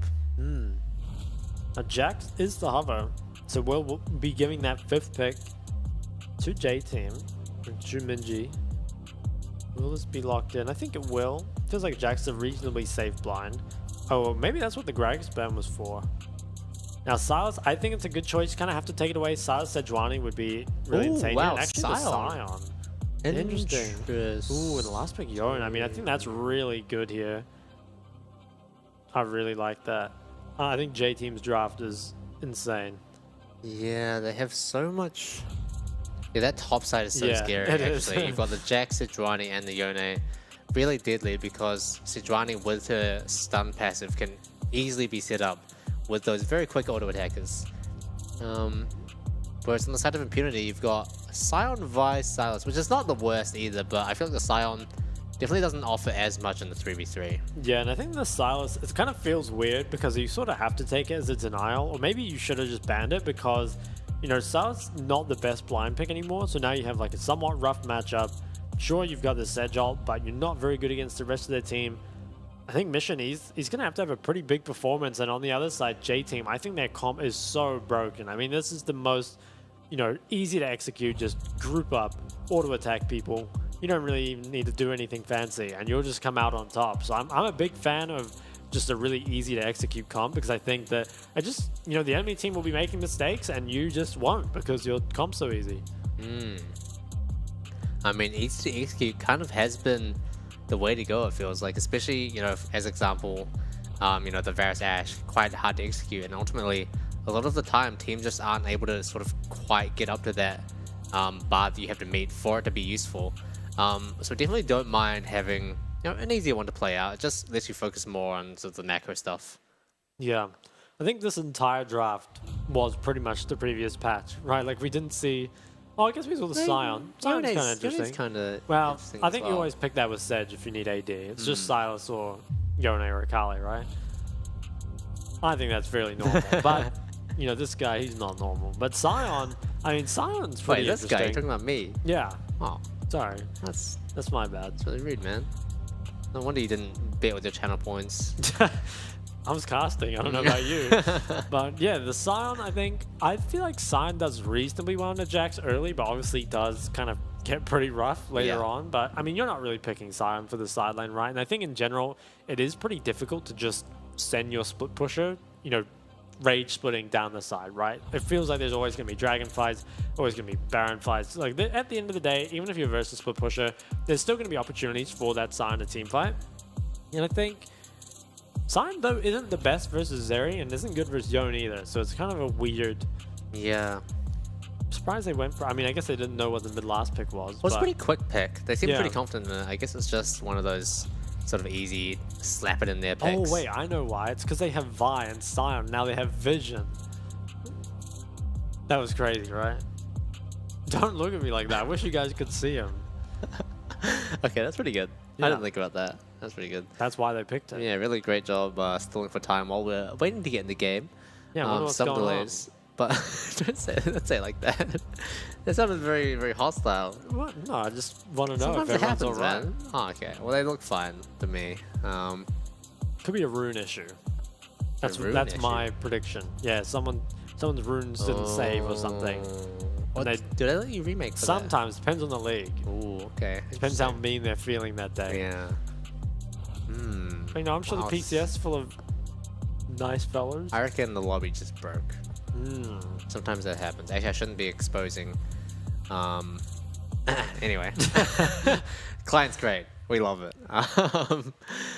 Okay, something that I think is easy to miss at first glance is that J-Team have drafted a mainly AD comp, right? You've got Jax, Sejuani, Yone, Zeri, and Lulu. So a lot of auto attackers, right? But in saying that, they also have a lot of magic damage sort of mixed in a lot. Like, you've got Sejuani, who naturally provides some amount of magic damage, and Jax, Yone, and Zeri all have their own little bits to play as well. So I don't know if they planned that, but it's definitely interesting, right? Because it feels like you can't just build armor and forget about it, because there's still a little bit of AP threat as well. Yeah, and I think in a way, Sedge kind of solves that, because you almost always have to go Merc Treads against Sejuani just because she has so much CC. And obviously, you know, Merc Treads have MR, slows down buying any armor things. So, yeah, I know, it's crazy, right? That's huge. I think that, yeah, it's like, if you play like Sedge, Yone or whatever, it does kind of provide enough of that magic damage. And Sedge, honestly, these days does quite a lot of damage. Yeah, I mean, we saw Sedge get a quadra last time, but we are unfortunately going to a break as we try and figure out what's wrong with the game, but see you soon.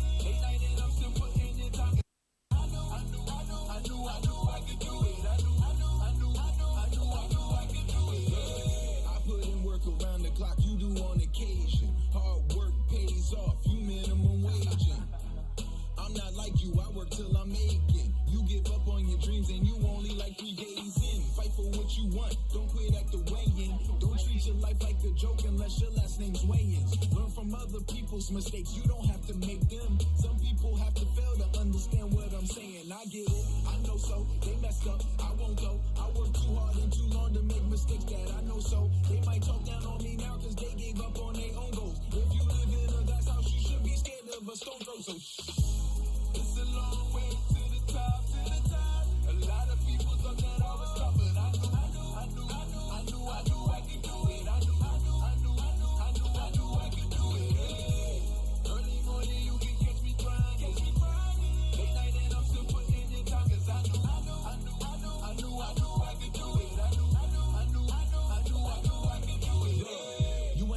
You can do it. If you just watch me, then I can prove it. Started just me in a dream, then I turned that into me leading a whole movement. Everybody around me eating, cause I wouldn't take a seat when they told me to chill out, they keep it a bill. Now my visions weren't what they were seeing. I get a check now, yeah. Look at my neck now, yeah. Full of baguettes now, yeah. Can't help but flex now, yeah. My come up, come with some commas, can't tell I'm a chameleon.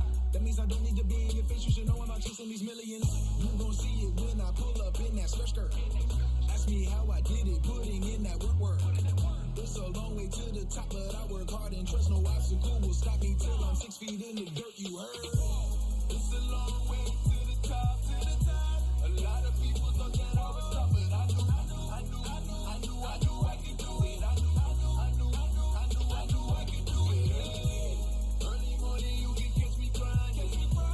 Late night, and I'm still putting in time, 'cause I knew I could do it. I knew I could do it.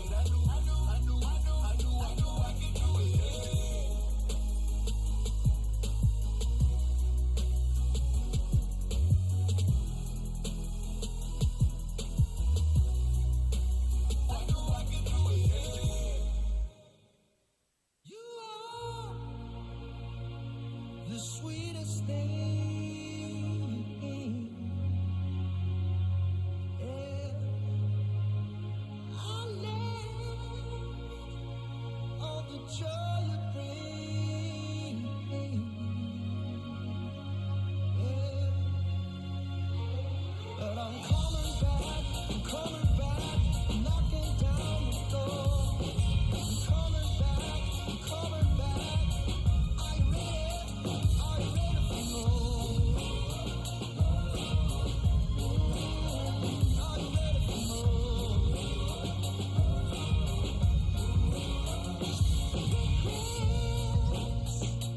Oh, I have a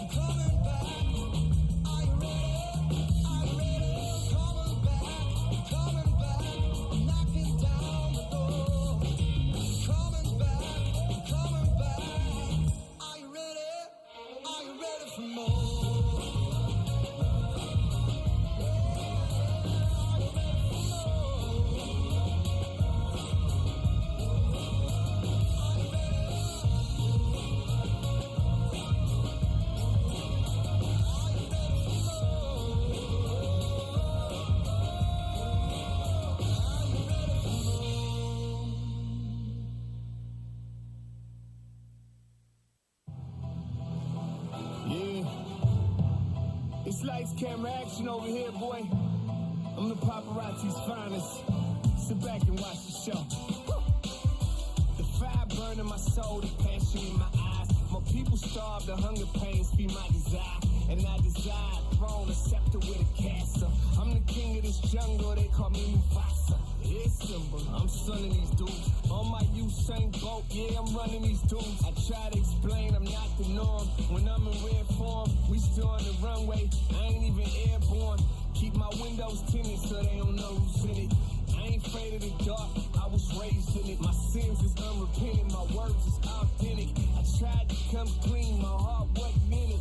Lazy boy living, the squad is so turned. Shaking their heads like men and boys who never learn. Who gon' stop me though? Until the curtain close, pull up a chair, sit back and watch the show. You know, say my name in the streets and they say, about to go. I can feel the hate, yeah, they pray that I fall. Sit back and watch the show. You know, say my name in the streets and they say, about to go. I can feel the hate, yeah, they pray that I fall. Sit back and watch the show. I got champagne wishes and caviar dreams. Had them haters bad in and kissed the ring. They offer the inch, I took the whole thing. My side piece is ratchet, but my lady's a queen. They ain't loyal, but that don't make my blood boil. The game is deep rooted. I was raised in the soil. What's next for 'em? You know the streets asking. I'm self-made, CEO, I'm self-paid. The game's thirsty and I'm a glass of lemonade. These boys must got me twisted, French braids. I'm so disrespectful, spitting on their grave. I'm trying to bury them 6 feet out the cemeterium. I'm offended the blogs who try to put me next to them. Who gon' stop me, bro? Until the curtain close, pull up a chair, sit back and watch the show. You know, say my name in the streets and they say, about to go. I can feel that hate, yeah, they pray that I fall. Sit back and watch the show. You know, say my name in the streets and they say, about to go. I can feel that hate, yeah, they pray that I fall. Sit back and watch the show. I've been knocked down but never out.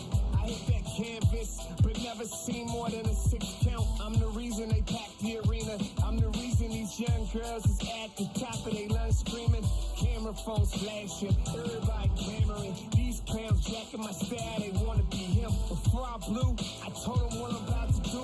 Now watch the SHOW. You know, say my name in the streets and they say, about to go. I can feel the hate, yeah, they pray that I fall. Sit back and watch the show.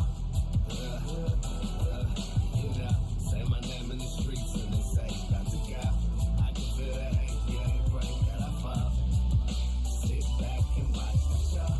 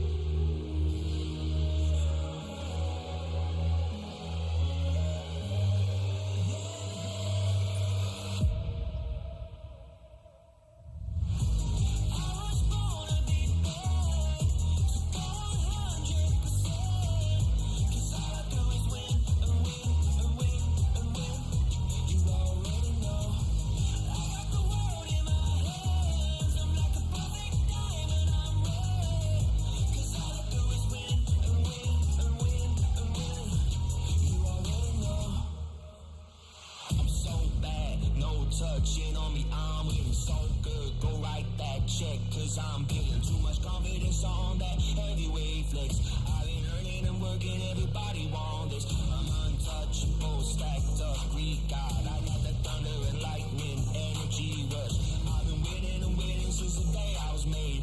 Makes you wanna be like me.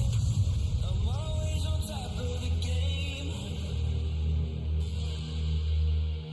Ain't never gonna touch second place. Nah, never. I'm always on top of the game. You know that I win.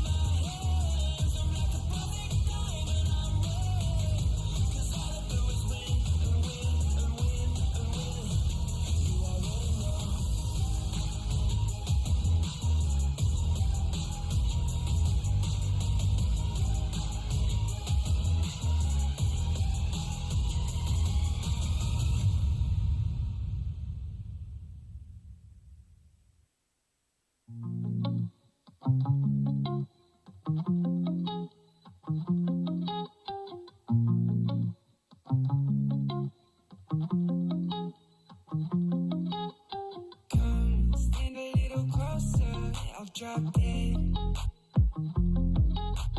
I know you heard about what I said, yeah. I don't need much, but I need you in my bed. Really, cause I can't take it any longer in my head. So, darling, yeah, yeah, oh, I've been falling, yeah, yeah, I've been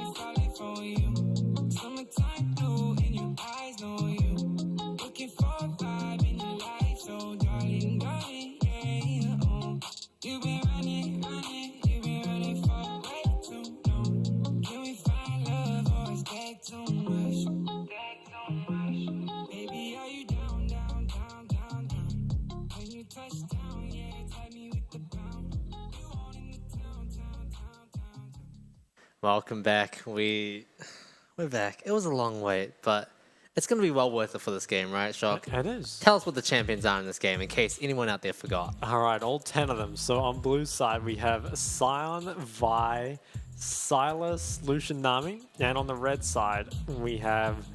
What do we have? Oh, there we go. We got Jack. Come on, he was about to get through it. Yeah, I was about to get through it. I'm pretty sure I knew them all. Yeah, okay. But I believe you. Yeah, okay. So I think comp-wise, J-Team, I really like it. It's like really easy team fight, very easy to execute. And it's just like solid across the board. Impunity, they have insane snowball potential, right? We got Lucian, Nami, and we have Silas. So if this team gets ahead, they will not stop. I mean, I think Impunity really do need to snowball to win this game. Because I think if this goes to just like, you know, 5v5s from an even footing, it's probably not going to go in their favor. But I think it's not so much they get outscaled. It's just like you really don't want to be even items with your opponents, right? You want to be like having pressure, getting control, especially if you can get kills on a mission Silas. I think that goes a long way. Yeah, on the side of J-Team, it does feel like Bruce on the Zeri can definitely run away with this game, you know, both figuratively and literally. He's got Flash Ghost as well, but Impunity versus J-Team, 4th match for tonight. After, you know, much, what's a different word for delay, but like a positive word? Like, after much anticipation. That's the one. We're finally into game 4. Did you see that? The top laners were being respectful, and the bot laners were just getting their spell thieves. It's disgusting. I feel like it might have been Driver last time as well. I might be just making that up. Wait, he's Driver playing Sion. Think about it. With the ult, you know? Oh, yeah. Like Driver. Yeah. What was that noise? That's like a car horn. Ah. Well, was that not good? The silence was deafening. All right, but anyway, okay. Well, let's see what we're doing here. So everything looks, sort of normal across the board. I mean, we don't really see too much like rune optimization with a meta that's been played to death. But both junglers starting topside. No Driver did have to leash. And the age-old bot matchup. Will it play out differently for the 100th time? My money's on no. That doesn't mean it's not exciting, right? I swear this matchup, it goes from being super boring to as soon as Lucian gets Dirk, now like half your health's gone every trade. And actually here come the trades. Oh, wow. It's actually Atlan's health. Yeah, I mean, we've mentioned this before, but I'll mention this again. You know, level 1 is definitely where Lucian Nami is at its weakest in pretty much the entire game. You know, you really need at least 2 abilities for both of the champions to be able to win out as you should be in this kind of matchup. So it's good to see a lot of teams exploring it very early on with the Zeri and the Lulu. Yeah, no, Alex will show on... Ooh. He doesn't quite get spotted. He might get pinged out. Okay, yeah. He's shown now. And they're going to have to play a bit more... They don't have to play too carefully. They're on bot side, J-Team's bot lane. I feel like Zeri and Lulu have quite a lot of disengaged. Nice trades actually coming out. It is an ouchie. Actually, Bruce opted for the barrier instead of the ghost. I was looking to contest the red. Has both mid and bot prior, so it can probably invade it. Minji is moving first. Alex might actually get pushed off this.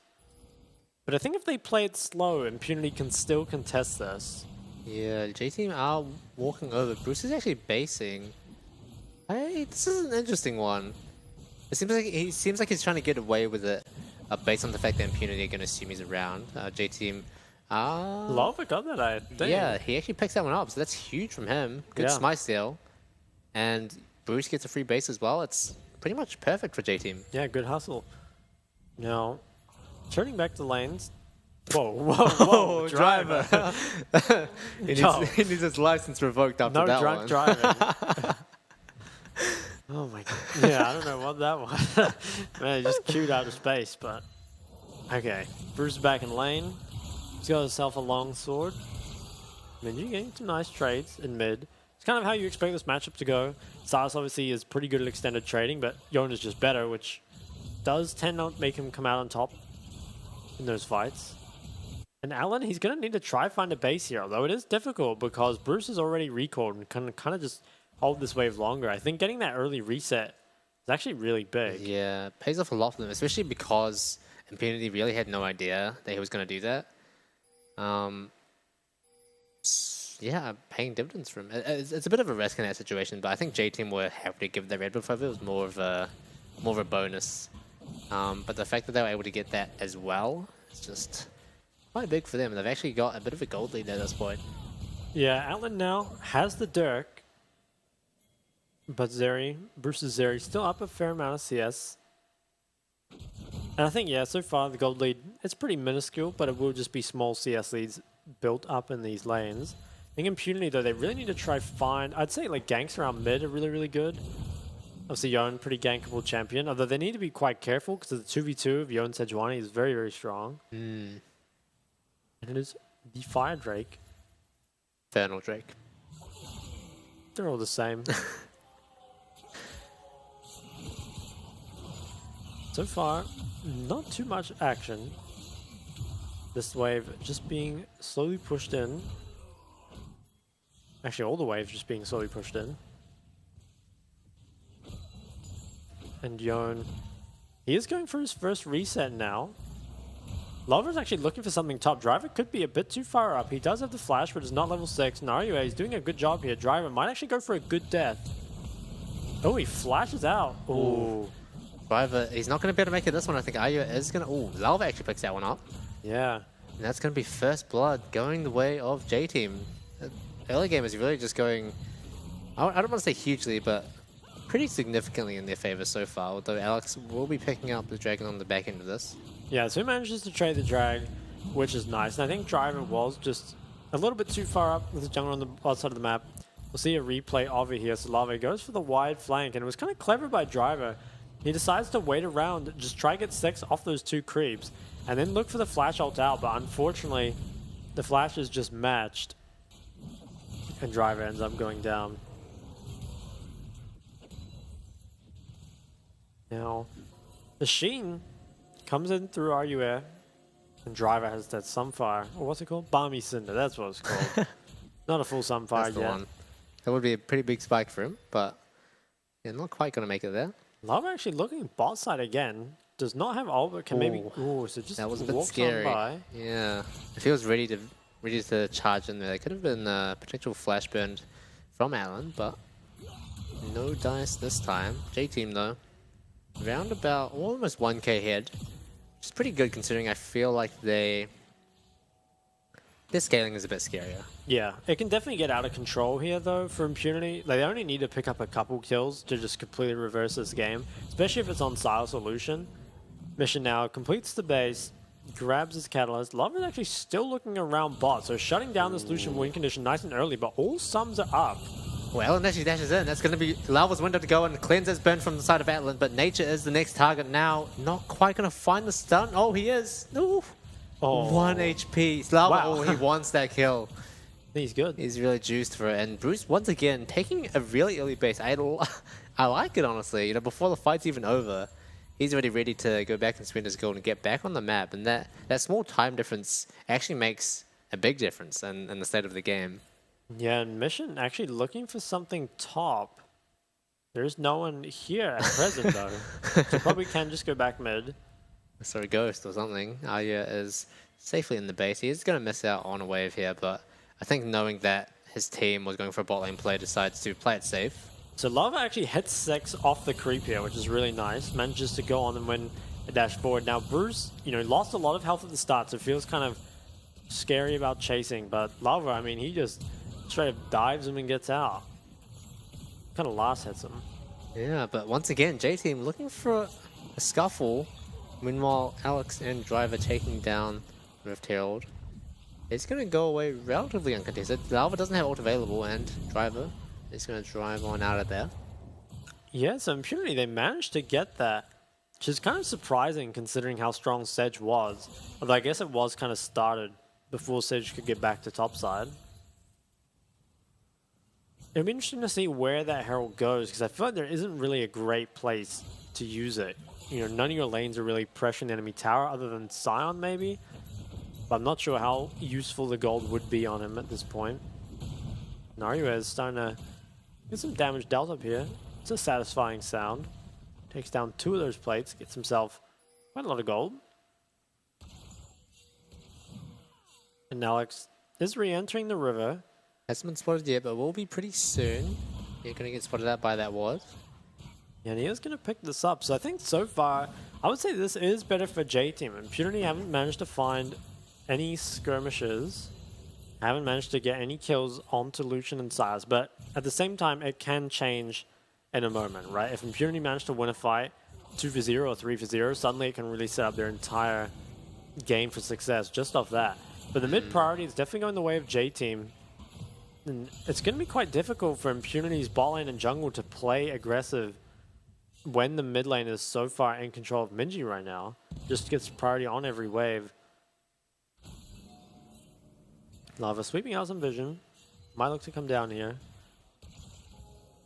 Lava has been doing a great job of pressuring the lanes, especially bot lane, that even though his bot lane doesn't pick up the kill himself, it's definitely still good to slow down the Lucian Nami lane and really just, I guess, like decelerate Impunity, right? Because that's all they need to do until they start hitting their scaling breakpoints. Alex, though, is looking to try and turn that around. He is going to get spotted by that ward. Alan dropping the culling, getting Bruce relatively low. So they will get a wave, and actually the top lane is going pretty well. Sion's got himself a 20 CS lead as well as dealing pretty significant damage here. Ooh, wow, yeah, it's going to be forced to back off here. Okay. Lava's still in the area. Lava's trying to see what he can get on the bot side as well, but getting spotted up by a ward isn't the best way to start off a gank. And he is going to be forced away. Oh, it's actually Driver that has the Herald, by the way.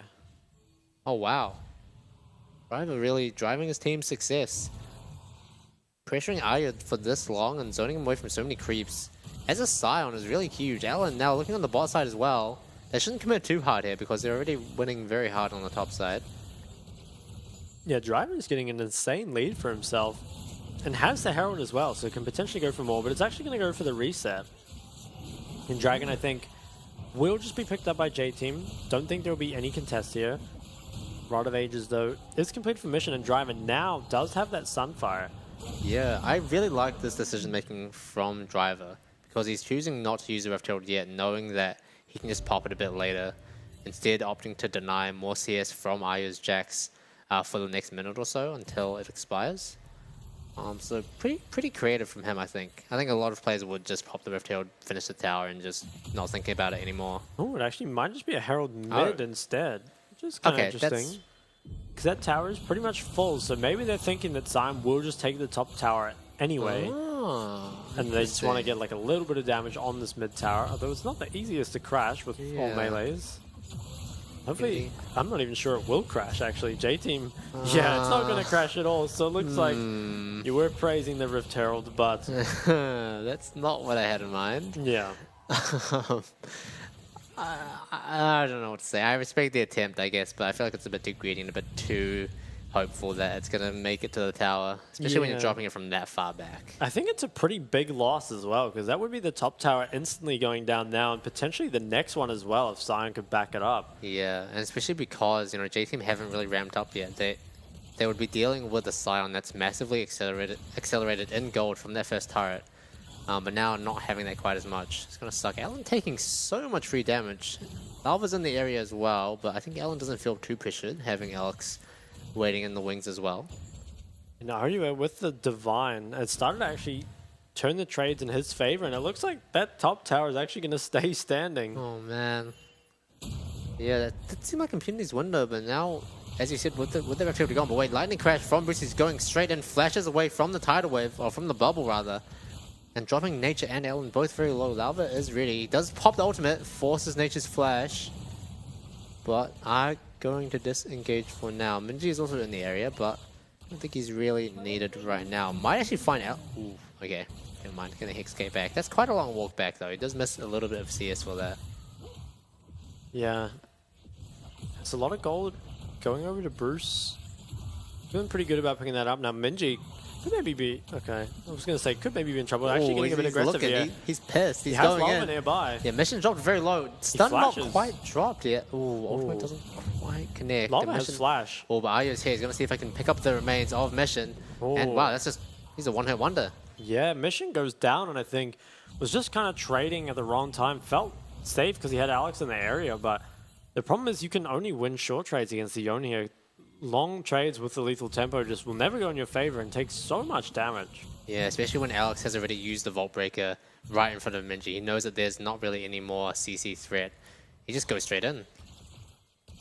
Now it's up to Driver, I think, to really drive this win home. Come on, man. Sorry, it was low-hanging fruit, but at the moment, he's pretty much the only one who's really doing well. I mean, maybe Alan can look to do something. It's hard, though. It feels like the rest of the map is pretty far behind. They are going to pick up the Herald. I mean, again, they're not super far behind in terms of gold, but if these champs can't pick up kills, they're going to quickly get outscaled by their opponents. Let's take a look at this replay. So I think, yeah, Mission was out. I think the problem was, yeah, I think the way he moved after was kind of the problem. Yeah, like I think flashing that way is probably not the best. I think if you just flash upwards from more distance, you can probably get out, but it is hard to tell in the heat of the moment. But kill going over to Ayue there is, that's really big, right? Yeah, definitely a good roam down from him. He had the perfect timing to catch Mission when he was trying to strut away. And ultimately going down. He does already have his Rod of Ages stacking. So, you know, just a bit of extra time in the game, I suppose. Yeah. Arya, though, looking to trade aggressively onto Driver. Bad's picked up the Bramble Vest in return, so is evening out these trades a little bit, but ultimately Arya is still so strong with the Sundra completed. He's going to drop Driver pretty low. He's going back in. Driver, I'm not sure what he's doing. He's looking... Maybe trying to go for the tower? Oh, Mission's Mission here. in the area. Oh yeah, I don't know if he's going to be able to win this 2v1. Mission doesn't find the chains and actually Driver. Oh. Ooh, he is going to get picked up by Driver in the end, but definitely felt like a bit of an unnecessary death. Driver flashing further away and giving Ayo the chance to sort of catch up. It is a bit of a hard situation though. Yeah, and I think that might even be better for J-Team still. They have all the Dragon control. The kill goes over to the tank Scions. That doesn't really matter. And you get that bot tower for your own here. So I like that for J-Team overall. Even though it's a relatively similar amount of gold traded over, I think ultimately they trade up, especially if they can get this Dragon afterwards. Looks like they're going to look for. They do have complete control. Surely this will be the Dragon going over. Yeah, Minchi's in the area too. And yep, Impunity just going to give this one over. Probably a wise call. It's pretty hard to face check when J-Team have so much control in the bot jungle. It's lit up like a Christmas tree. I've heard that one before. I copied it. But okay, it works. Herald just dropped mid. Tell me this one hits. It does. Oof. Tower almost goes down, but not quite. Good to get a one Riftfield hit on the board from Impunity, but now Minji looking to see if he can deal with Driver as well. I don't think he's going to have quite as much luck. Doesn't have nearly as much power as Ayo does in that matchup. Yeah, actually did no damage to him whatsoever. Doesn't have the Blade of the Rune King, so pretty hard to really get a lot done into him. I think here we could see something around mid, but this mid tower is very low. Impunity are going to group up and probably siege it down. Yeah, Alex is pressuring. Bruce takes a lot of damage from the killing. Oh, the season doesn't actually drop, and I don't think there's going to be enough to protect them. Tries to drop the Wild Growth Enso, but not quite able to save him. Minji TP's in as well. And Impunity, this is a bit of a turning point for them. They have pulled ahead in gold and finally found a pick as well. Might be able to find this turret too. Minji does a great job of clearing the wave though. Yeah, nice by Minji off the back end to kind of save that from being anything more, but I think that's really important for Impunity. You get gold, you get a kill onto the Lucian, you get some more gold onto Mission Silas here. So that's really what they need. They need a few more things like that. They really need to get these champions accelerating. Honestly, I think Atlan getting that kill could definitely be the turning point of this game, right? This turns your Lucian from being, kind of unable to really get anything done with the dash forward to suddenly a very real threat. So, yeah, it's an extremely important pickup. Definitely worth a lot more than just the kills to chests. Yeah, Bruce on the other hand, definitely a big blunder from him. It looked like they had to give up the tower anyway, so there's really no reason for him to be in range of Alex's Q and ult. He gets picked off pretty easily there. Like, Enso can do everything he can, but it's not going to be enough against 4 members of Impunity. And our next Dragon's not for another 3 minutes. There's a lot of pings going down on this mid wave, so they might just look to try and catch them out. Bruce dashing in again. It's going to be able to clear that wave and give themselves a bit of mid lane control. And I guess with all the sums up, it's kind of difficult to make anything happen. But actually, Impunity, they kind of look like they might be posturing for a fight here. Even with no Dragon, Driver is here. So just regaining control. Meanwhile, RUA is just pushing the top side. Actually opted for the Black Cleaver instead of the Bork, which is kind of interesting. Yeah. This just wants to be a little bit tankier. I wonder how that compares in terms of damage. Yeah, like, I'm not sure there either. definitely is value from the Black Cleaver, but I'm not smart enough to do the numbers. Someone on Reddit can do that. Yeah, I feel like the Bork is better for versing Sun. But actually, hold that thought. Yeah, he's getting ganked by 4 people. Culling tanks all of it, and Atlan picking up that kill once again. That is starting to become a more and more scary illusion. Yeah, really, really nice. I think this is so important for Atlan, and also just because so far Impunity, they've pretty much only won games off the back of Mission. So if Atlan can have a big performance here and pick up this win, it would mean so much for their team's dynamic. Yeah, and this is good to see from Impunity as well. They're making use of their sort of power spike right about now. And kind of where J-Team isn't as strong, they have completed their mythics, but the ADCs, especially like Yone and the Zeri, aren't really at their peak effectiveness yet. And yeah, Impunity doing a really good job of capitalizing on that, making plays happen.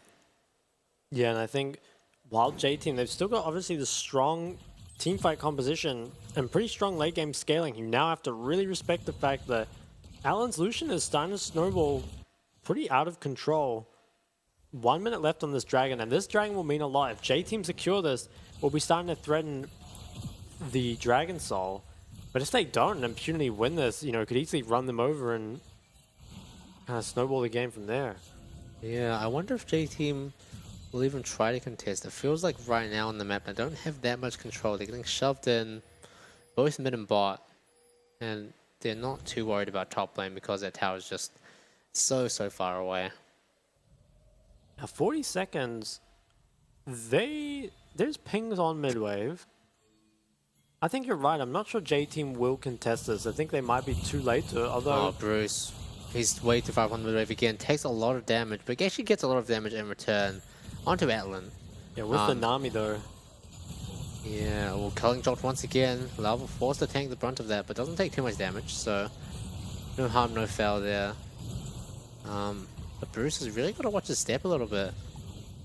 Yeah, he's taking a lot of damage and lost the shield bow, so I think that should be the Dragon going over Impunity, and I think that's going to kind of rob us of having a good fight here.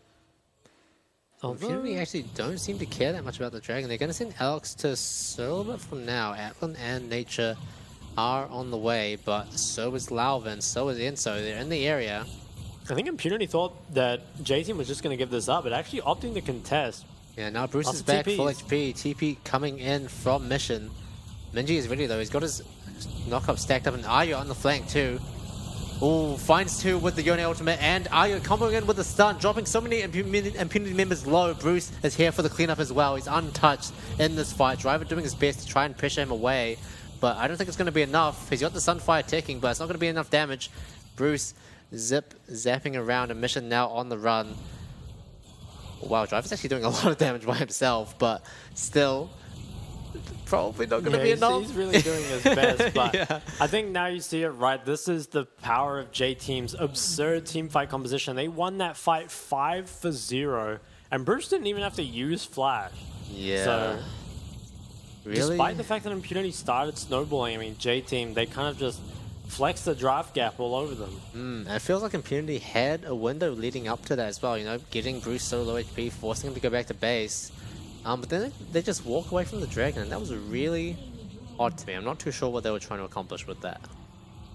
I feel like if you have everyone in the area as the fight starts, it's a lot better, but Driver's so far away.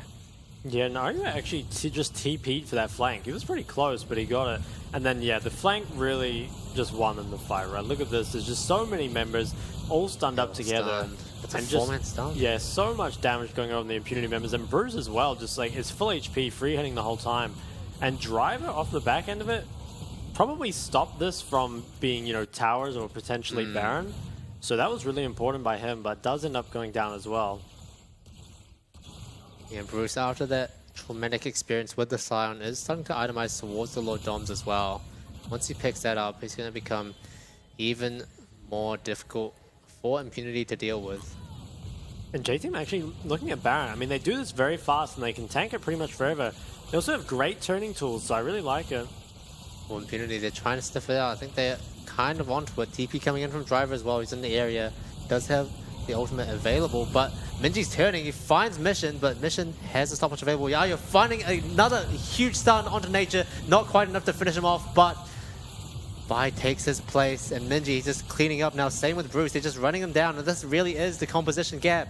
It's so easy for J-Team to play this fight out. Bruce really playing with fire there. But Minji is able to find Ellen. Maybe Nature too. Ooh, no. Okay, that's a thing you can do, I guess. All right. Just doing things, I guess. Trying to flex his, I don't even know, his E ability, I guess. But his mechanics, let's call it that. But J-Team, gonna be once again looking to the Baron, and another really big clean sweep from them. Yeah, this time a 4 for 0, and I think at this point it's really gotten away from Impunity. They didn't find the snowball that they needed. Let's take a look at the replays. So once again, Arya had a really nice flank, and the turning tools from J-Team are just so strong. I mean, Mission, I feel like, just takes so much damage at the start of this fight. You know, this forced to Zhonya's is extremely early, and then Arya also just finds a really nice engage onto Nature's Nami. It just pretty much one-shots and leaving very, very low. And then again, just watch Bruce. All the CC has already been used, so he can just free hit. And eventually, I think he does do an end here through the wall. But for the most part, I mean, you can see, right? You've got a Lulu Zeri who just doesn't get attacked at all. And so I think in this fight, there's something like 7,000 damage. It was pretty ridiculous. And then also Minji up the back end. Not sure what he was up to. Yeah, definitely some UNA things. But regardless, J-Team now 6k gold ahead. But yeah, that's a lot of damage from this area. And what can you really do to stop it? It feels like Impunity, all they have is the cease and desist from Alex to try and get on top of him. But other than that, it's up to the rest of the team to follow up. Driver taking actually a good amount of damage from Minji, who's now finished his Infinity Edge. Took a lot of autos, but you know, he got those autos in. That's what counts. Yeah, and the tier 2 goes down. Arya actually TP's top, so they're most likely going to now play towards mid-top. Hopefully take down both the tier 2s. And if you're Impunity here, I think you've got to try to find some engage on a Bruce while he doesn't have flash. Has had a tendency to walk up pretty far in the mid-waves, so you can maybe try to take him out, but it's really, really difficult. I think Impunity, they shouldn't be able to win this game, but if they can catch someone making a mistake, possibly they can. That's kind of always a thing with League. There's a lot of shoulds, but a lot of the time they don't come true, you know? A lot of the time there is inting going on. People are caught out. Gives you ways back into the game. Well, J-Team though, they're looking on collapsing onto this top side, potentially looking for this top lane and a turret, while also continuing to keep mid lane pushed in as well, and Minji on the bot lane as well. This is pretty clear cut 1-3-1, and I do like it. Yeah, it looks like this will be top and mid tier 2s falling in the near future here. J-Team starting to build themselves up a pretty insurmountable gold lead, especially given their teamfight composition as well. I'm actually surprised that Minji still can't really get through that guy. Sion things. And this tower will be next. Only 35 seconds left on the Baron now, so this will probably be the last wave they can really use, and then we'll probably actually just look towards the soul that we have in 35 seconds. Well, we're looking at the mission, doesn't quite connect, but tower is going to go down, and we have to note that Impunity on their end, they don't really have any significant wave clear, so it becomes so much more difficult for them to try and deal with these Baron minions. They need to pull over multiple members, which is really not going to work out for you when you're getting pressured on all 3 lanes. And Dragon here, the 4th drag is in 10 seconds. If you're Impunity, I feel like you have to contest this. You're really not going to get a better window. But realistically, J-Team should just run over this fight, especially if they can get good flanks. Now, they're not set up. RUA is trying to find a flank here. It's sitting on the pink on the side. Bruce also getting a bit freaky. And RUA, he is posturing for a very wide flank. It's going to get spotted out, though. Yeah, Alex has spotted him, but he can't really afford to try and stop him because the Dragon is just going to keep getting pressured. Sitting at 7k from now, J-Team are taking their time. Driver leading the charge, making sure that his carries are able to do stuff, but they are really far back. Atlan and Nature, not really quite on the same page. Culling dropped onto the tankiest members of J-Team.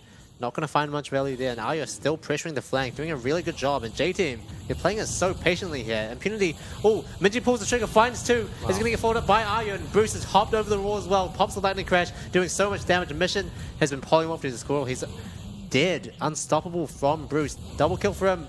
Lava picking up a kill for his own as well. And J-Team just completely cleaning up once again. Minji finds these angles, and he's really on the other side of the map as well.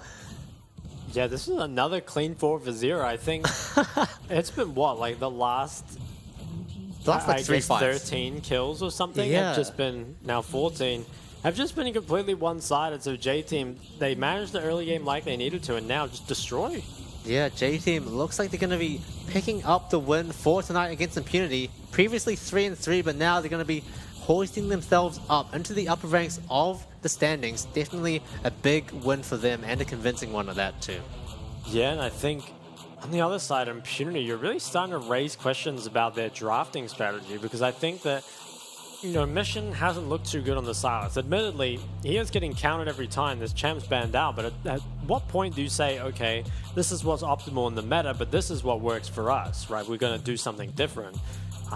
I think that Impunity really need to try prioritize red side, you know, getting Mission counterpick, or, you know, maybe just, yeah, I don't know, banning mid second phase and then picking a mid that's better, because I think that consistently the game gets made hard for Mission. He doesn't find the impact he needs to, and the rest of the map, I mean, I don't know, Driver was ahead but fumbled the Rift Herald. Atlan was ahead but wasn't ahead enough. And yeah, it kind of all fell apart. Admittedly, I will say that I think J-Team's draft was pretty much Exodia. Yeah. One of the best drafts I think we've seen in the PCS so far, in terms of just, you know, power in the meta, ease of execution, and just like plenty of tools and win conditions. So I really, really like J-Team draft.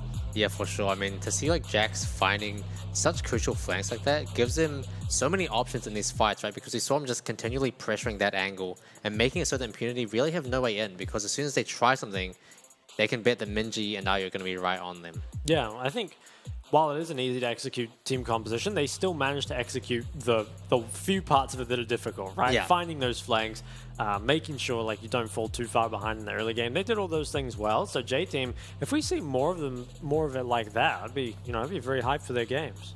Yeah, and even like I want to shout out Driver's Sion as well from Impunity. Like he definitely did the best on their team, I feel like, in terms of like he was crushing his lane as a Sion versus Jax very early on.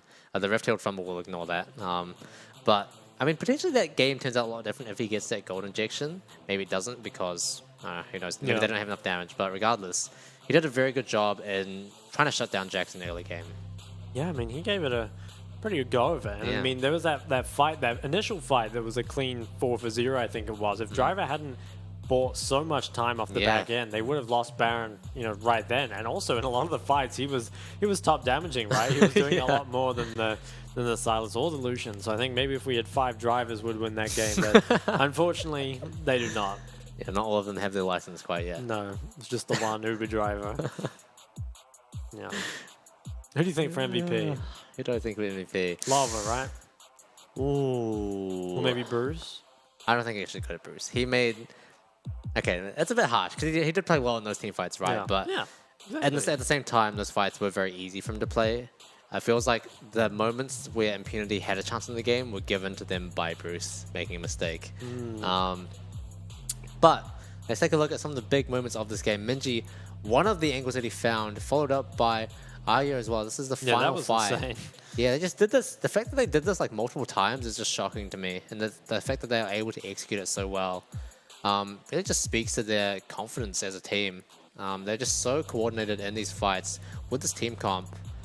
And yeah, Sion top damaging for Impunity. But J-Team, just multiple damage threats, pretty much equal in damage. Which is really what you want to see in this kind of team comp.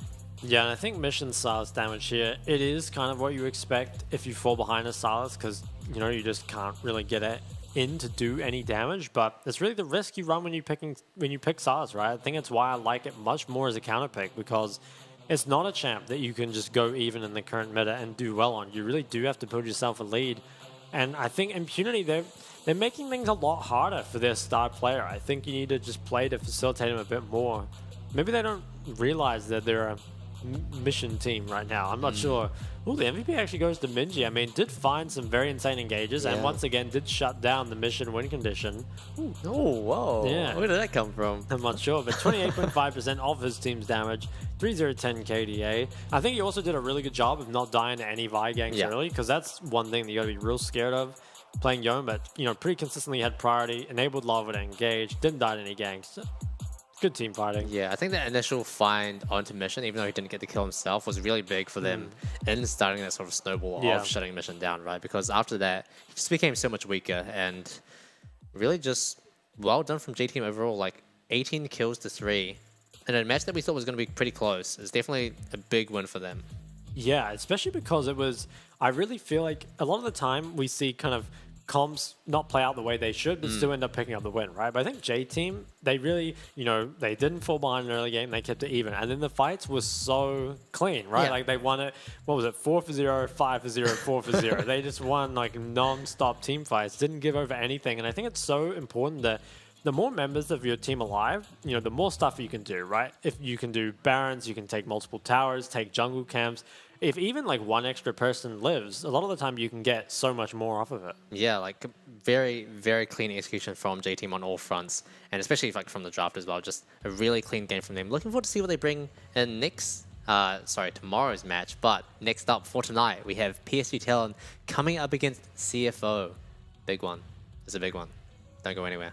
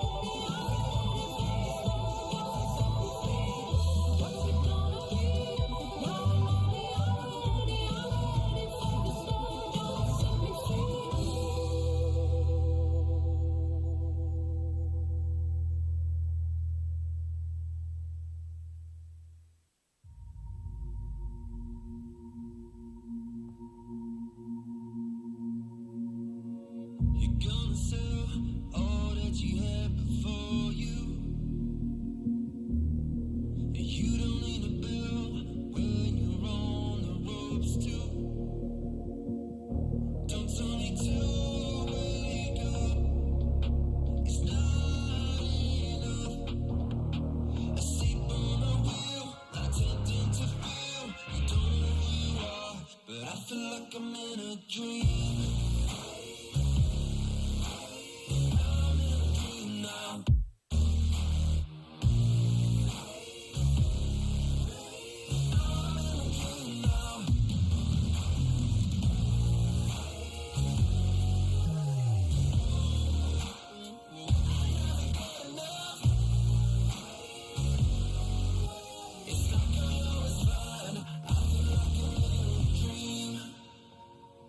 You feel the rages burning up inside.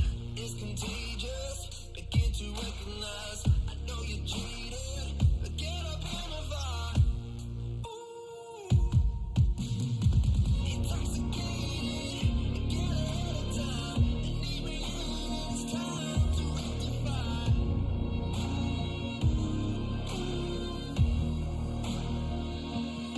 Don't tell me to wake up.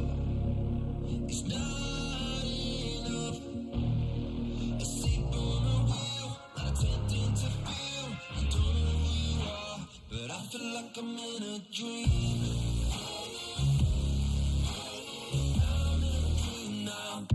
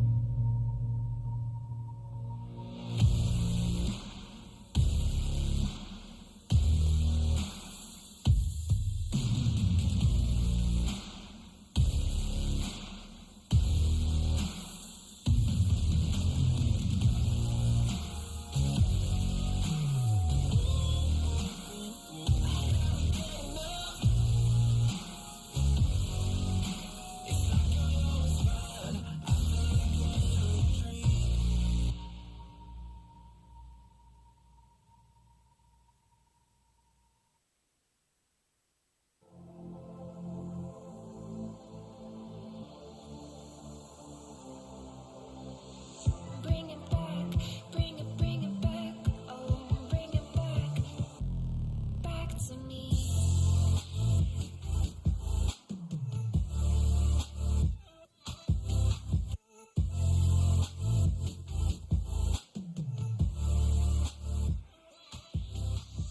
Living on the edge, somewhere in the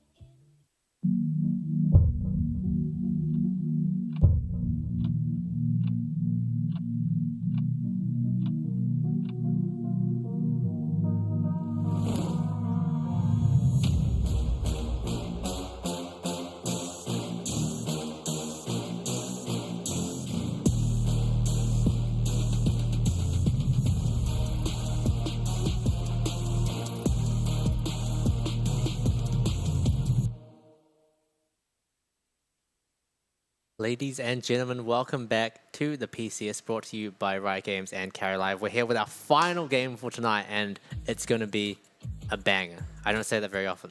Yeah, this is PSG versus CFO. So these are probably the two most famous teams in the region, I feel like. And CFO currently sitting at 5-1. On a 5-win streak as well. Yeah, they lost their first game to Beyond, just one since then. And PSG, I think, are 4-2. And they've also had a roster change, I believe. Yeah, well, it was recently announced, I think today or yesterday. I'm not too sure what time zones are or how they work. But they've picked up Junja, and he is He's been widely regarded as sort of like a superstar jungler. He's played for EDG for most of his career, starting off in the youth team and then moving up to play some games for the actual LPL team as well. So he's been around, definitely, and he was around with EDG when they won the World Championship as well. So pretty good. I wouldn't quite call him a world champion myself, but yeah, he didn't definitely close. Yeah, he was a sub. He didn't play any Worlds games at all, I don't think. No. So, yeah. But he was, I believe, rank 1 in the US, like during the boot camp. He's also been rank 1 in Korea before, so he's a skilled guy, is what we're saying. Definitely a lot of hype around him, and I think we're both expecting big things. If he does get played tonight, we're not 100% sure yet, but one can only hope. Although, in saying that, I feel like Husha, the previous jungler, has been pretty solid in his own right as well. Yeah, I mean, PSG as a whole have been looking fairly solid, I'd say. But yeah, hopefully with the addition of Jinja, they're going to be even stronger. Yeah. Well, don't just take my word from me, pal.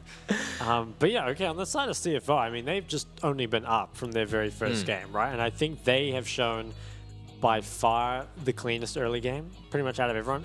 I think some teams have shown clean early games in isolation, right? But there's been very few teams. I think CFO is the only one that just consistently wins early game, snowballs it from there, clean and closes it out, right? Like they have all phases of the game covered at this point. They've shown us they can play scaling, they can play early game, and I also think they have more depth to their champ pools than other teams. So right now, I'd say, having not seen the current PSG with their new player, I think CFO should be the strongest team in the league.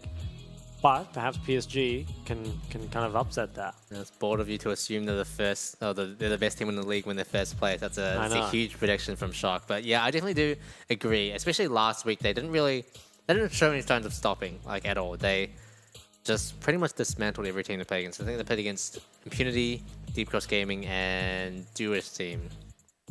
So pretty good track record. Yeah, I think it'll also be really interesting if PSG do end up, being a contender against CFO, where do you target? Like, I wonder where they're going to play for. Or, is it going to be that they try and, weather the storm in the early game and play for team fights? Is there a specific player they're after? Because I feel like CFO, other than that first game with Beyond Gaming, they haven't really shown any weakness since then. And now, admittedly, the way they lost to BYG in the first place was they kind of just didn't really have any early game aggression, and they end up just kind of like rolling over, right? Yeah. So I think maybe if you can limit CFO's early game options, maybe get rid of the Lucian Nami, maybe try and neutralize the jungler as well. I'm not too sure. That's hard, definitely. I feel like for CFO, in terms of individual player skill, they're not really outmatched in any role, right? Like they're all just very solid players. But let's take a look back once again at Jinja, the reinforcement that PSG need.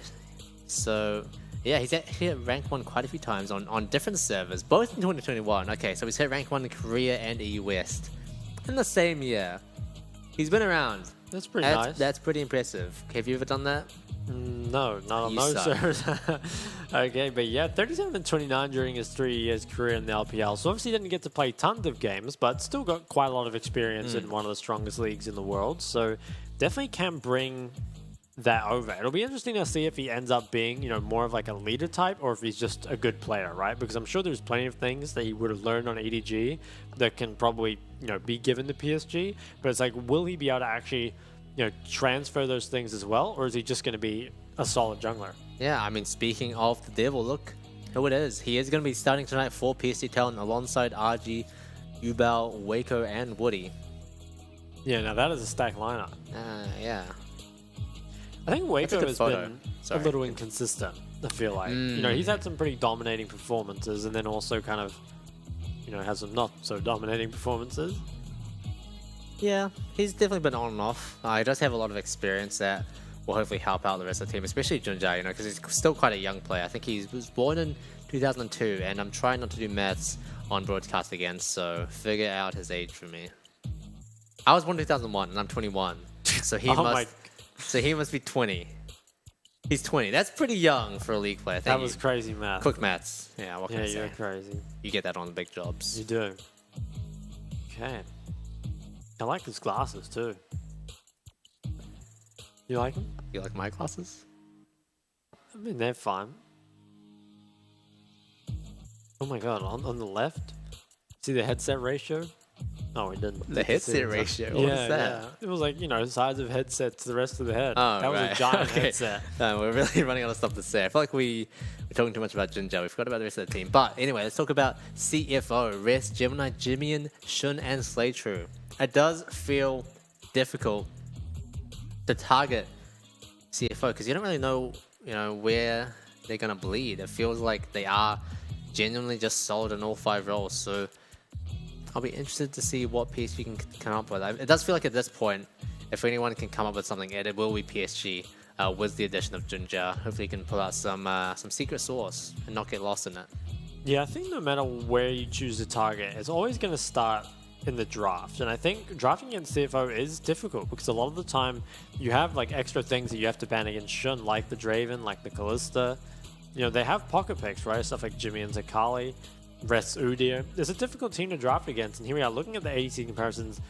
Akko actually has a 12 KDA. Here I was saying he was kind of inconsistent, but I think he's just farming, maybe.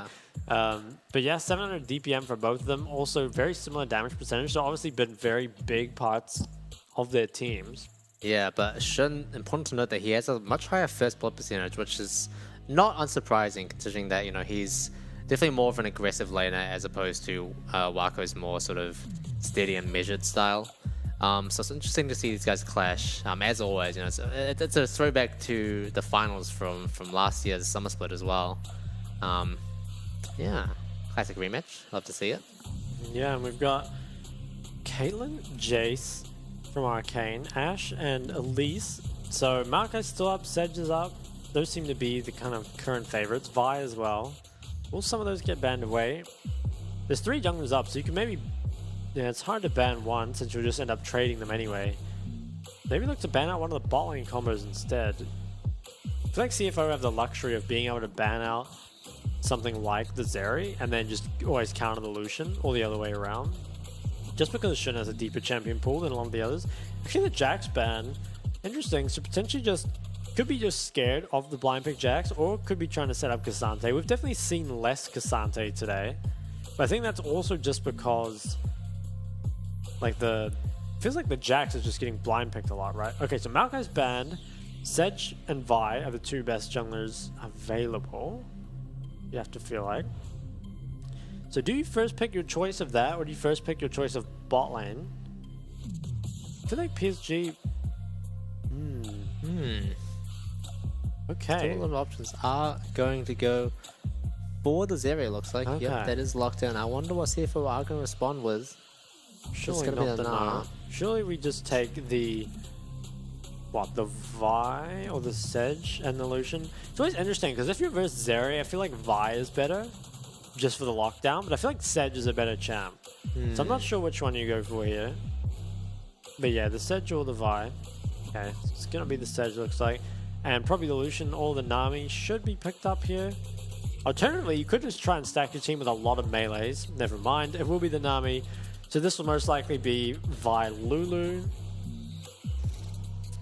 Any betters? Will it be Vi Lulu? Or will we see something different? Oh, man. I can't imagine what else would be. I guess maybe it could be like Wukong Lulu instead. But I think Vi is... Okay. It's going to be Wukong, Lulu, Lucian. Yeah.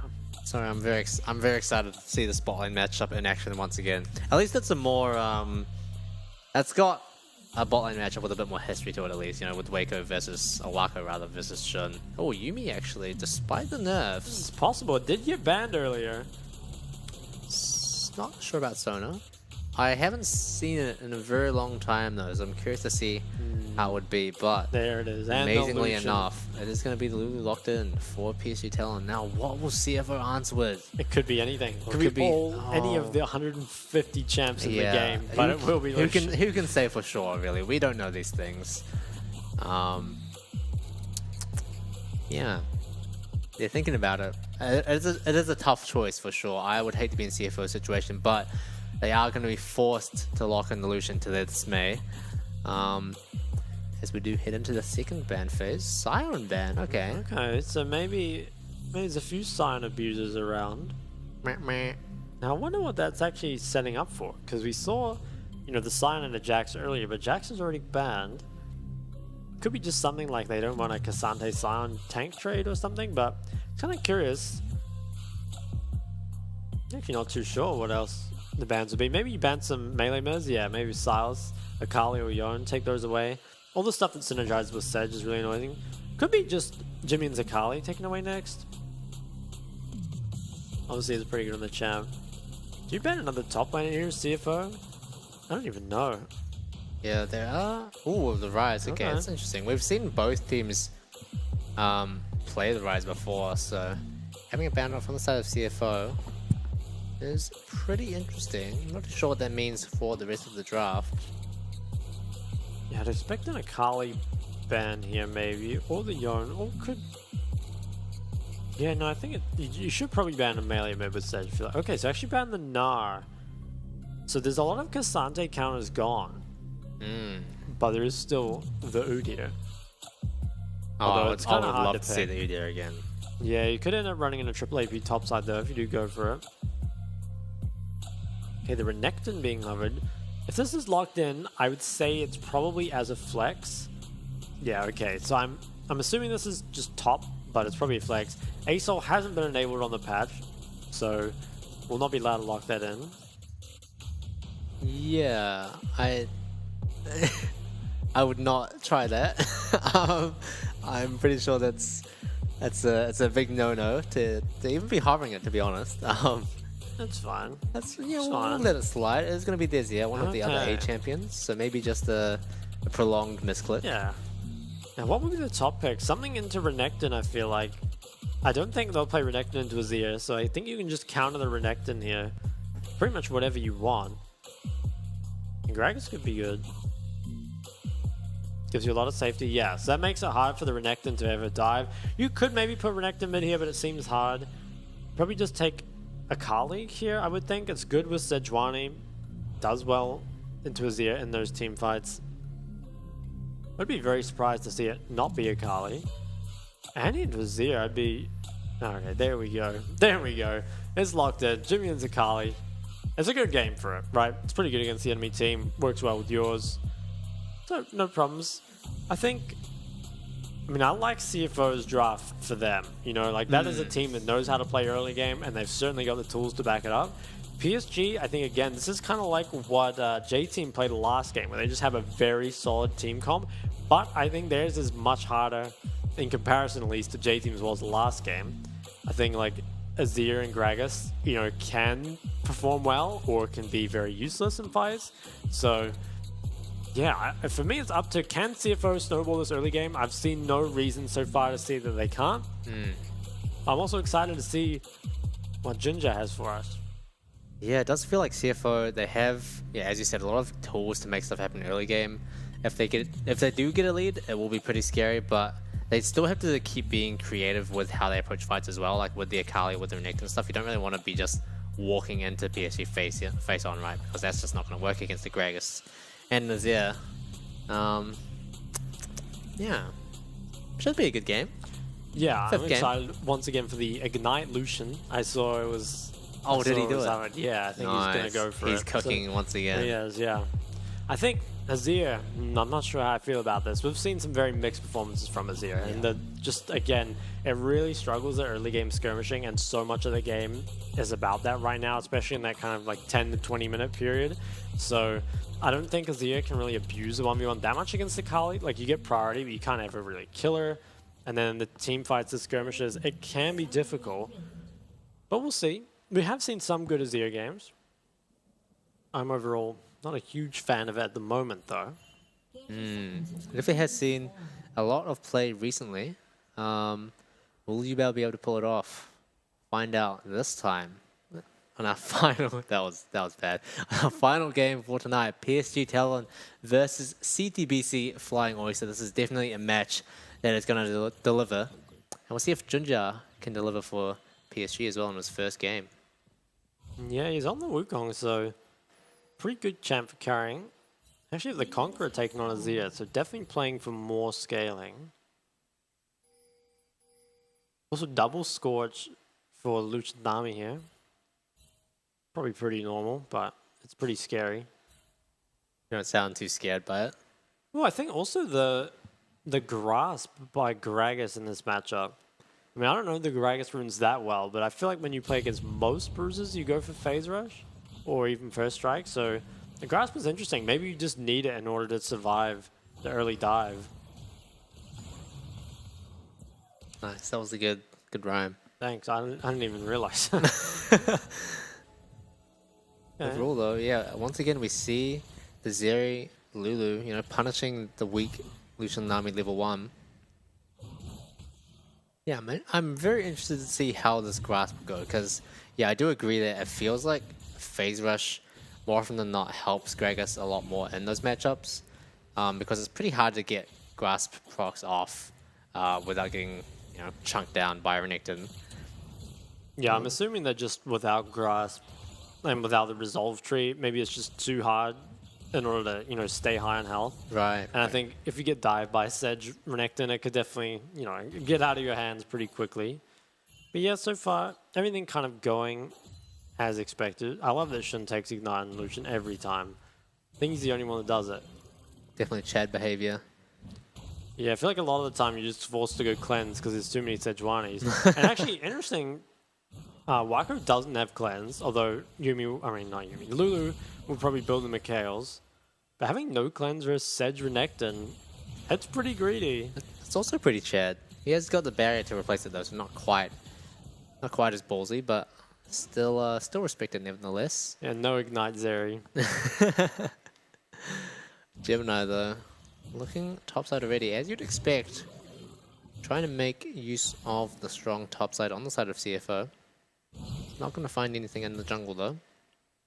Yeah, but the wave is stacked up. Yeah, perhaps even with the grasp could be looked at, but I feel like diving a Gragas is not only difficult, but also just a waste of time. Yeah, actually getting to look for it. I feel like this is just not really worth it. I really like RJ here holding the wave off the tower. It's really smart, actually. Yeah, it doesn't look like much, but it completely nullifies any chance of a dive. Yeah, that's a good play. Now, kind of trading back and forth.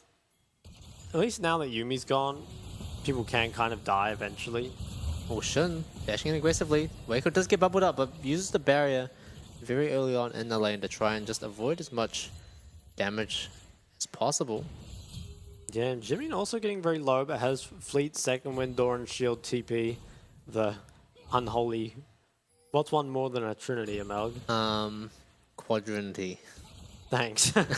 Yeah, that's what he has. Possible to ever die with that. It is pretty broken. He's already back to half HP after that. That is really something else. Yeah. But Yubel opting for the Conqueror and making a lot of use of it in this early game. Yeah. So far, no real action. It's kind of hard, I think, for when you've got like two teams where they're both like pretty top tier. Probably aren't going to have anyone getting outclassed individually, at least too much. And will be more about those team fights. We see Waco does have that Vamp Scepter pretty early, so it's definitely going to be good for those bot trades. Actually, it's the Chemtech Drag. Warning. Mixing it up a bit. I wonder what Shun will buy on his base here. It surely can't be the Serrated Dirk. That would be pretty crazy from him, but it actually is going to be that item completed. For Shun, sorry, I shouldn't hype up nothing. What do you mean? It's big. Never seen that before. That is big for them. It is a big power spike for the Lucian Nami bot lane, as we've mentioned before, and the other 90 times this matchup has been played. But the fact still remains that it gives them a little bit more wiggle room, and especially with Waco already burning his barrier in that earlier trade, does give CFO that little bit extra kill pressure in the bot lane. Yeah, so solo lane is starting to hit level 6 here. And I think this is where we might start to see some skirmishing happen, especially when Junja and Gemini both complete their 6s as well. That's when all the tools kind of come online. Before that, everyone's just doing their best to kind of get through the laning phase without losing too much for it. Greg is actually going for the Sheen, so I guess building Iceborne? Oh, does cancel the base as well. Iceborne Gauntlet. It's pretty interesting, because I feel like, yeah, I guess they have a fair amount of AP damage on their team already, maybe don't need any more. But, normally you see, like, Leandries, just because it outputs, a lot of damage. Gets the ward. Junja and Gemini going to spot each other out. Junja does get a free pink ward for his troubles though. Yeah, can't quite smite it with his vision denied. And could maybe look at the drag. I mean, has a lot of priority, but at the same time, skirmishing against a Dirk Lucian and a level 6 Akali, maybe not the best choice. It's going to go the way of Junja for now, and he's actually quite a bit ahead in terms of jungle camps, which is pretty surprising considering there hasn't really been any action in the early game. Yeah. As Dragon is probably going to stay live for a while. I feel like neither team can really start it without getting collapsed on. And Jimmy, he's managing to stay pretty even in CS. Actually surprised he went for the Merc Tread so early. I think you could just buy MR, probably. Yeah, you don't really get much value from that extra tenacity at this point. Yeah. But okay. Junja looks like he's going to start at this drag. Currently has mid and bot prior. Now, if you're CFO, if you know this is going down, you might be able to contest. But at the same time, Herald spawning in 30 seconds, it might just be better for Gemini to go topside, you know, clear out his top camps, and kind of have the tempo advantage on this Herald. So this looks like it will be drag number 1 going over to PSG. So it's going to be nice. Reasonable timing too. They got 740. So going to be able to get that, you know, reasonably early in the game. Oh, Waco dashing in, pops the lightning crash as well, and it's going to get down a lot of damage onto Shun Slay True with his level 6 spiking out Junja as well as in the area. CFO going to be on the run and forced to back away from the tower for now. But yeah. Oh, he might actually hop over the wall here. This is a huge read from Junja. Does have the Cyclone available. Pops. Oh, wow. That's a heal popped from the side of CFO. Pretty much for free. Really good heads-up play from Junja. Shurima Shuffle comes out. Paired with the RG's combo as well. Jimmy dropped very low here. Is probably going to be able to make it out with the use of his ultimate. But definitely a very good coordinated attempt from PSG. Yeah, and I feel like that was really good for PSG just across the board. I think CFO's bot lane taking so much damage there means that, you know, Junja can just force them off the tower as a trade for the Herald. And while CFO get the Herald, I feel like more was lost for it. If you look at the bot lane CS right now, you know, Wako pretty ahead over Shun. Definitely feeling good about that. Yeah, and especially because you don't really mind if the Gragas gets behind, you know, as PSG, because if he really is itemizing towards the Ice One gold, and it's a tank Gragas, it doesn't really matter how much gold he has. He's just going to body slam you and throw barrels around anyway. But he does have to make sure he doesn't die to rest here. He's actually in a bit of trouble. Oh, He doesn't have flash available. I think he used it earlier, and rest is just going to slowly whittle him down. But there it is. There's the body slam, and just like that, he's out of there. Yeah. Now, where will this Herald go? I'm assuming it has to go bot lane. I feel like you've got to get Shun back in this game. Yeah, I wonder if Rest is going to try for this. Junja is waiting in the area, and Rest doesn't have any vision on it. It's going to get the stun down, but going to quickly back out of there. CFO, they are regaining control of this bot side river. They definitely have the strongest skirmish at the moment. But are they going to find an opportunity to use this Herald? It's pretty difficult. I feel like it's hard to drop mid. It's pretty hard to drop bot as well. Might just save it. Try wait to win a skirmish and then drop it after. But yeah, so far, no kills. Does feel like a bit of a box ticked for PSG so far though, because they've been able to not shut down the Lucian Nami quite yet, but definitely set it behind where they want to be. And without giving up too much in return as well, I think is a pretty good win for them in this early game. Yeah, I think also managing to secure the first drag with a Zeri Lulu as your bot side is pretty good. Definitely a good hustle. Yubao does have a lot of priority in this 1v1, but still doesn't have his first item completed, so not going to quite be as strong in these skirmishes as Jimmy and Zakali will be. Gemini waiting in the wings. Waco has to be really careful here. Oh, he's tempted to go in. Oh, that's spotted him now. I'm not sure why Gemini walked out like that. That feels like you have nothing really to gain from that, but trying to get a little bit closer for the ults. But ultimately going to give that whole thing away. Yeah, so I think this Herald probably will just end up going mid. It looks like bot's sort of unbreakable.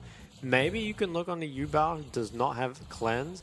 Pretty hard to kill though. I feel like, if anything, it's just you chunk him out.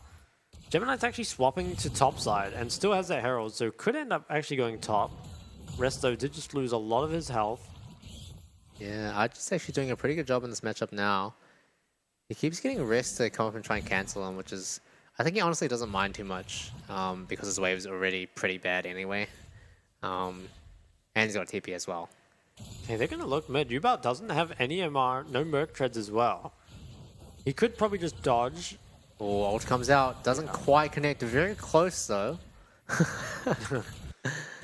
The health will be dropped, but it's a full health tower.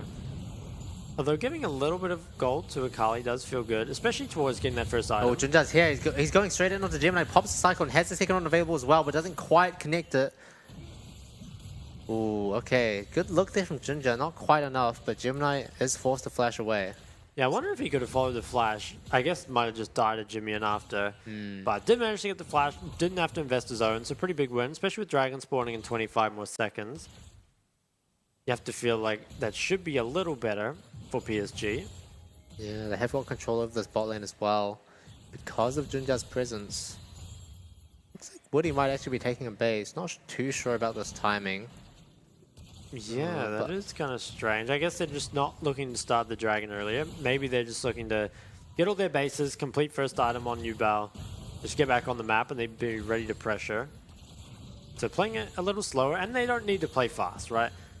They scale pretty hard. They've already got that first drag, so solid winning condition for CFO isn't really that alive. And Gemini is looking to start it. CFO, they're on the map earlier. They have the current control. I think if you're PSG, you just give this up and scale more. You don't really have to worry about fighting. It's only the first drag. Really not a big deal. I think if you can get an early drag, like PSG did, they give you so many more options. Just to chill out, relax for another 5 or so minutes. Big win from them.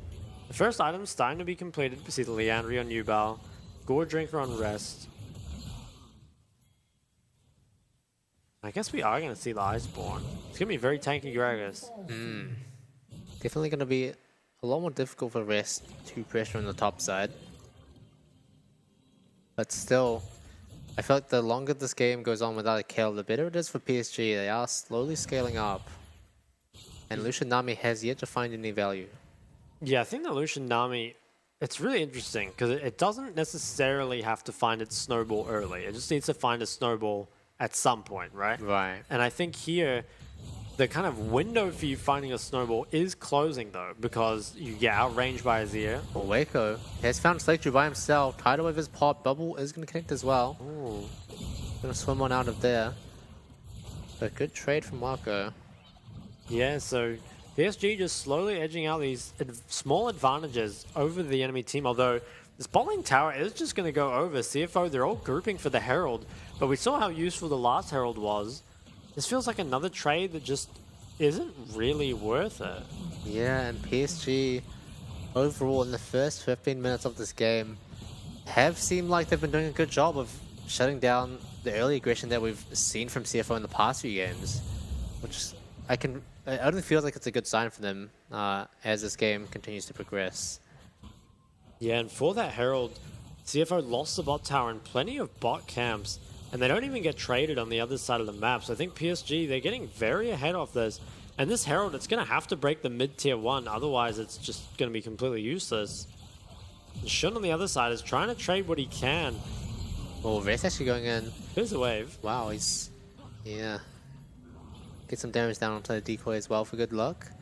Does save the tower for now, but Jimin is looking for something. I don't think he's going to be able to find it. But Shun on the top side tries to flash forward to dodge the explosive cast, but it still gets caught by it. Yeah, pretty importantly, Shun used both sums and didn't manage to pick up a kill. So that's really, really problematic. Won't have those for this next dragon fight. He does pick up a tower, which is good. But investing both sums for no kill, it feels really, really bad. Especially when you know that like you need to find some snowball here. Now CFO, they're still slightly ahead in gold. But compositionally, I do feel like they're starting to fall behind. Although at this next dragon, even without Shun's sums, they have Lucian and Akali, right? So that's very strong, especially at this stage of the game. It does feel like Jimin, with his flash available, is going to be the one who should be primarily looking for, a crazy angle in this upcoming fight. Both teams are not really giving up an inch. Gold lead is even. Yeah, I think PSG are going to try knock down this tower, but it's pretty hard. Walking up to the tower against Jimmy and Zakali does feel not like the best decision. Yubao can just kind of keep this up for a while. I think this mid tower will have to get heralded, otherwise it'll pretty much never go down. Azir just has too much range of the enemy comp here. So unless you can pick him, it's going to be pretty hard to ever siege that tower down without the herald. Maybe just saving the herald here and going to drop it a bit before dragon spawns. Tifo, they're definitely posturing around the area. We got 4 people on mid wave. Are we going to siege it down? Oh, Gemini's looking. Gonna drop the Rift Herald, and it looks like this tower is... Oh, actually it's not gonna go down quite yet. Gemini uses his ult, not really close to seeing anyone. Yeah, at least they got the charge off, but the tower did not get stunned by the Sedge ult. Yeah, potentially trying to predict Wako's dash there, but... Yeah, now 45 seconds on this drag. They don't have any herald to drop down, and they also don't have Sedge ult. We'll see if foes still try fight it. I feel like they should. The game remains, you know, relatively close. Obviously, the gold is fairly even.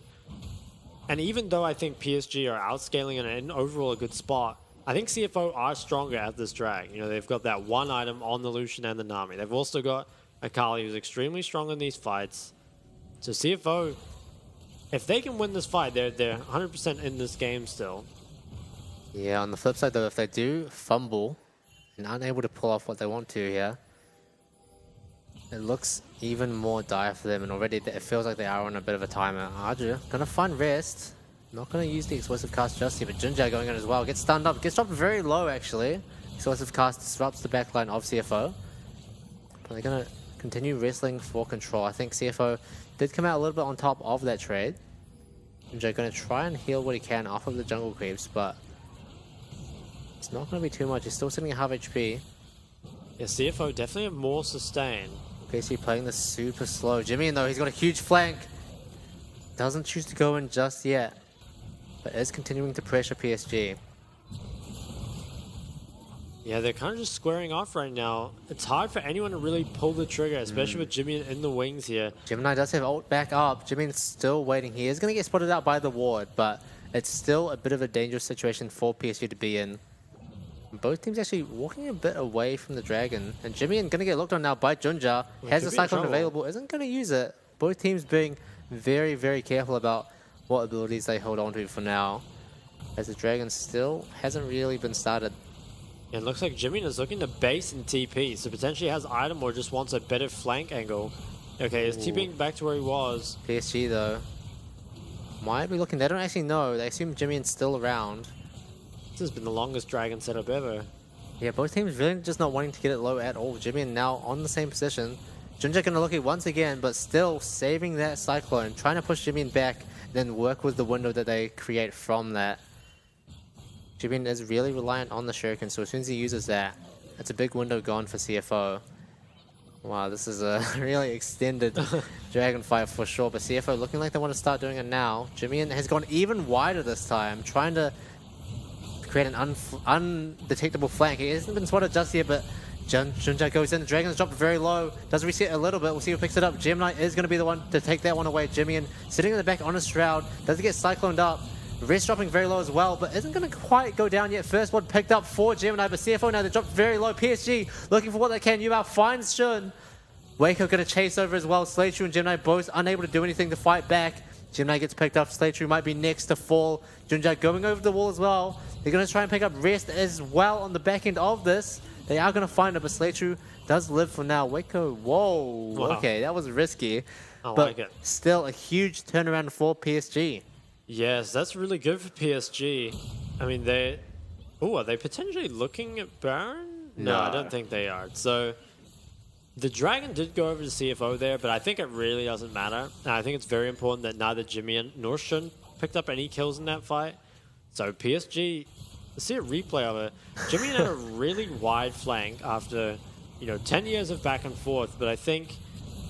Yeah, I feel like CFO, Jimmy kind of really failed to actually find value in the backline, right? Like, he's got this big flank and it doesn't really lead to anything. And then Yeah, it just feels like CFO's frontline just kind of like evaporates here. Admittedly, the health bars are very low, right? Yeah, But I think, yeah. This is exactly what Jimin was so scared of, right? Because you've got PSG positioning so defensively and so together, especially when, you know, you've got the Azir and the Gragas ready to sort of push you back as soon as you try and ult in. It makes it difficult to find any sort of window, especially when PSG are clearly being so clingy about using their abilities. Yeah, It's a tough situation. When you're Akali in this situation, you've got to like, there's a lot of stuff you have to get through, right? The Zeri has flash, barrier, and 5,000 damage. And the Lulu, right? damage. So it's not like you can just go in and kill her whenever you want. She's actually extremely tanky. You really have to, it's like a slow burn almost of actually taking her out. Unless you can hit other CC. Definitely full credit to Wako though. Putting out 5k damage in an early fight like this, definitely nothing to laugh at. And as we said before, it only gets worse from here for CFO. They were unable to pick up any real gold for Jimin and Shun. Has been pretty back and forth up until now, but PSG starting to pull ahead just a little bit. Jimin once again though, finding a flank for himself. It's just so hard to really capitalize on it though, because PSG, they're positioning so closely together. Yeah, and Wako's actually gone for the IE. Normally we see the Navori, but he likes doing big damage. Jimin has another flank, and I really like that PSG, for the most part, have just been chasing Jimin away from these flanks, really making it difficult for him to start the fight in a good situation. Yeah, Junja especially kind of just keeps going back to make sure Jimin's not close enough to impact his team. And doing a good job of that too, actually choking him down a decent amount. Just making it that much harder for Jimin to do what he wants to do. Yeah, I think even last fight, when he forced him to take that wide angle, it made him take so much time. There was at the fight, you know, slightly later than he wanted to. And also just gives like way more time to react to it, rather than everything happening all at once. I think the biggest thing that's making it so difficult for CFO to find anything is that PSG, they're not really punished for, or in terms of team fighting, they're not really punished for balling together as 5, because CFO, they have the tidal wave, which, you know, is obviously a very slow ability, even though it is an AoE. But other than that, there's really not much they need to watch out for. Right? There's no big wombo combo from the side of CFO. As long as they have their disengage tools ready on top of their carries, it's hard to see them losing a fight. Yeah, I think CFO, they've really, you know, they've opted for earlier skirmishing with the Akali, with this, with the Renekton, and neither of them have really translated into anything. You know, they've farmed fine and actually Rest is up 60 CS, but I have to feel like RG's Gragas is actually more impactful at the moment. We saw it in the last fight as well, right? We saw Rest try and do stuff in the front line, but ultimately just gets body slammed, CC'd, and killed before he can really accomplish anything. Now PSG, they have control over this mid wave. Not too much is going to happen, but just like that, the Dragon is coming back up in 30 seconds. Might have found Jimin here. Huge explosive cast, followed by the Tribune Shuffle, shuffling him out of the Shroud, and he gets picked off by Waco almost immediately.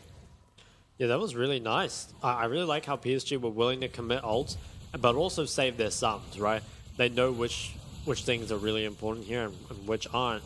Actually, potentially looking towards the Baron side. Dragon's in 10 seconds. Yeah, this is definitely a potential angle for them. CFO feels like they don't really have enough damage and tools to actually contest this. Yeah, there's no culling or Sejol. But Junjai's got a huge flank. PSG, they're not looking for the Baron, they're looking for the fight. He has been spotted, is going to get picked off. Has the decoy and Cyclone available, but is going to actually get killed by Shun. They were able to pick up on that flank just in the nick of time. And from that, CFO might look to push the Dragon, but still not the easiest thing for them to do. Yeah, so PSG, they get a little bit greedy. They decide instead of taking the safe play, instead of going the drag, they'll actually force Baron. Not only that, they'll try find the flank. And unfortunately, Junja is discovered on the side and just instantly dies. And this should be third drag going over to CFO. Unless PSG can contest, they might be able to. Yeah, PSG, they're closing in Jimin once again on the flank. Arja has to be really careful. Jimin hasn't swatted on the ward, so he's going to make sure that he has no way onto the backline, but finds a chicken on the Woody. That is just enough for PSG to lose their cool, and CFO picking up that third Dragon for themselves. Potentially a win con for them. Cloud Drake isn't... It's a bit hard to work around, not as, like, what's the word? It's not as obviously strong as like an Ocean Soul or an Infernal Soul, but definitely is still a boost that they could definitely use. Now though, PSG once again turning the attention back to the Baron.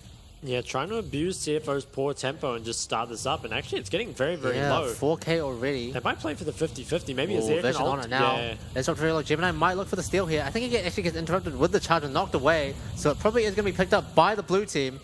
But wait, the TP is coming in. Rest has got a flank ready.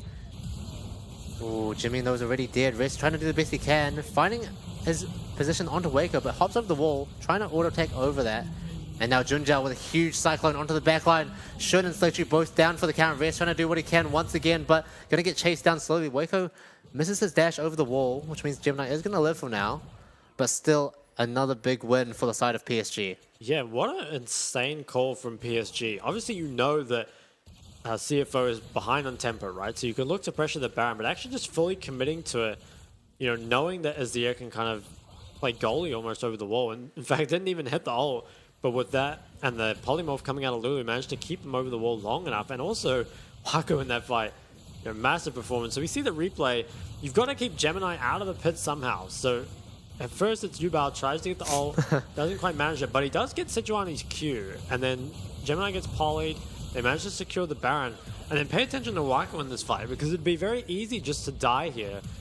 But actually, off the back of it, despite, you know, the rest of his teammates kind of going down, manages to get over the wall crucially and live. And then immediately finds the re-engage as well. And just manages to clean everyone up. Something like 7,000 damage done in this fight. Yeah, keep in mind, this is a 3v4 fight from that point for PSG as well, you know, with Rest picking up Woody and Yubel on the back end of that. So huge turnaround from them, and it really just speaks to the coordination that they already have, you know, executing on that fight pretty much perfectly. I feel like we've seen this so many times today. The Zeri putting up some absurd damage numbers. And now the last pitfall for PSG really is this Dragon in 2 minutes 30. If you somehow give over the soul, it's not the end of the world, but it's certainly, it makes the game more difficult, right? Yeah. But if they can keep the pressure on, if they can just keep sieging, you know, make sure to peel for Waco, they should feel pretty confident about this game. I mean, he's 5-0. He has the barrier up, although does not have flash. Has the Mikhails from Woody as well on the Lulu. Jimmy looking for yet another flank. Waco is actually going to hop right into him, but I don't think he's scared. Oh, the wild growth, and he's just going to keep autoing. He can do that. He's got an ability, not an auto attack. Does get stunned up.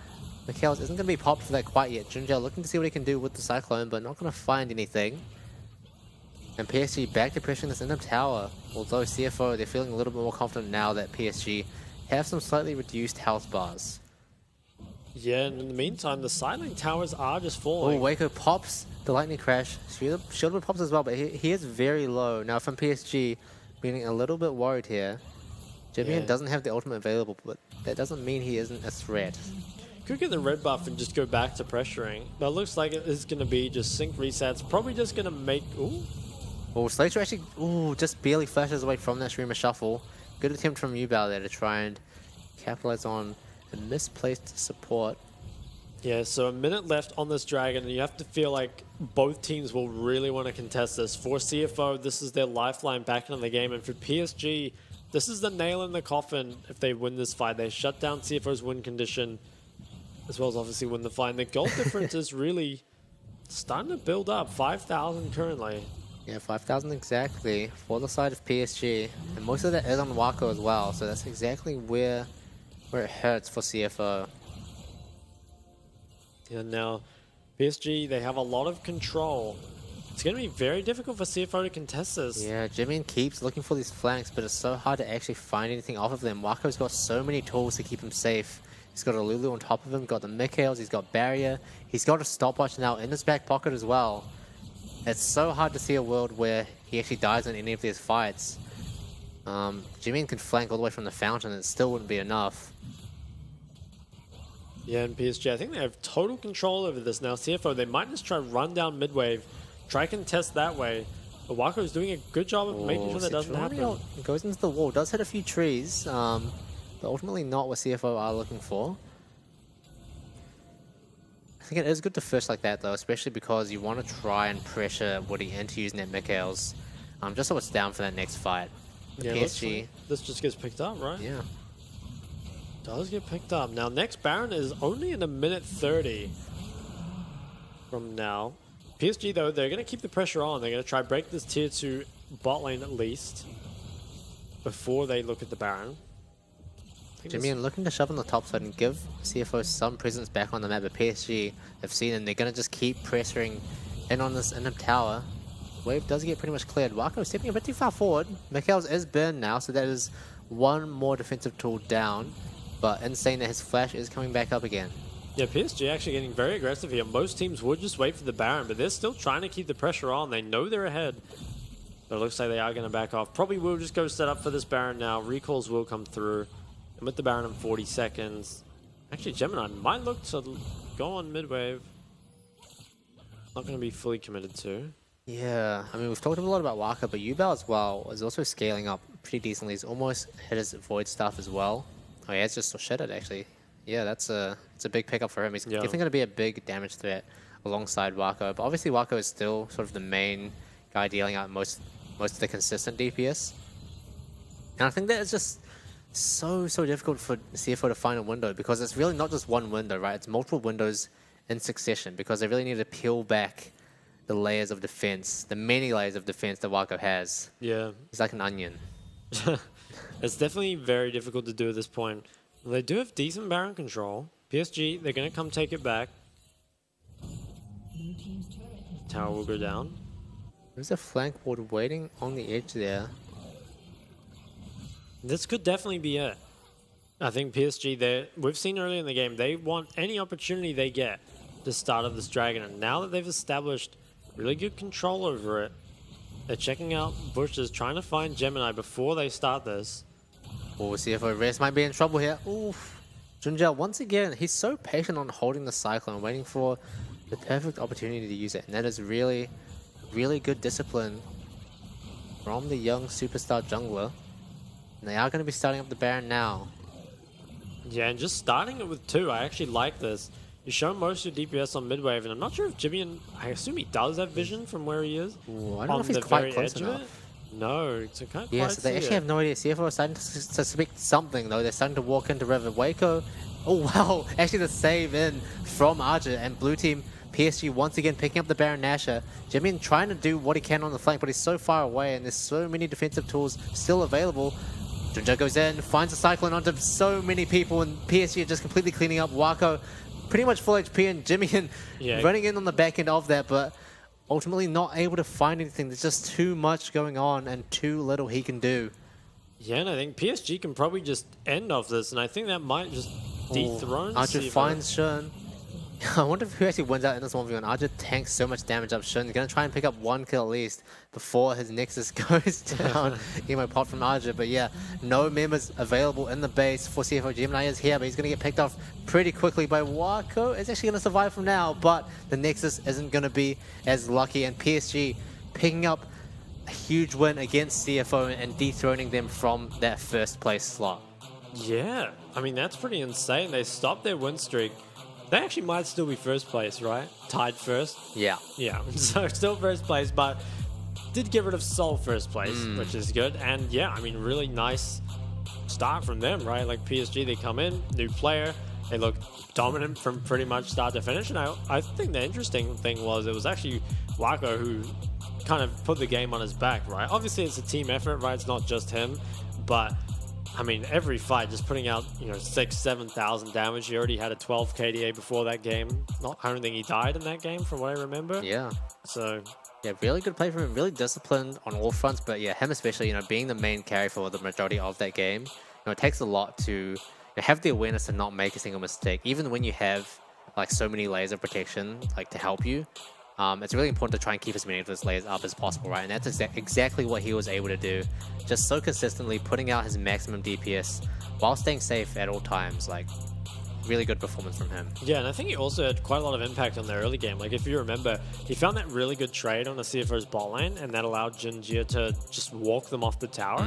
So consistently, PSG felt like they were just trading up, when they were like giving the Heralds. And I also think that CFO, they put a big reliance on Herald, and I can kind of see why they do that, because they're normally a team that plays from pretty far ahead. And when you're ahead, Herald's a great way to snowball it, right? But Herald is not a great way of actually getting ahead in the first place. And a lot of the time, if you trade too much away on your bot side, you know, you give up camps, you give up, you know, the waves bot, it can actually end up just not really being worth it.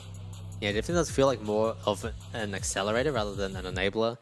And 0 times 0 is still 0. So ultimately, CFO weren't able to find what they were looking for in the early game, and PSG just run away with it completely.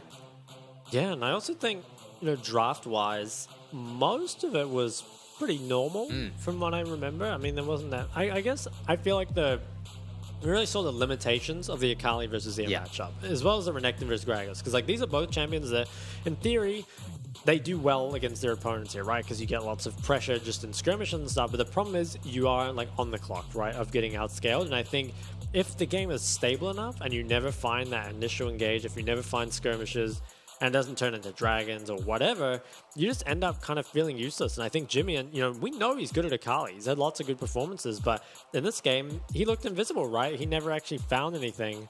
So if you don't get started, it's kind of like the Silas as well. You just never really get to have impact. Yeah, I mean, in a lot of those fights, it feels like he like literally was invisible because Junja and the rest of them were just doing such a good job of making sure he's pushed away so far from the flank that by the time he does find an angle, it's already too late, you know? The rest of his team is already probably suffering by the hands of Wako on the Zeri. Yeah. And yeah, overall, just very, very impressive and measured gameplay from PSG throughout the game.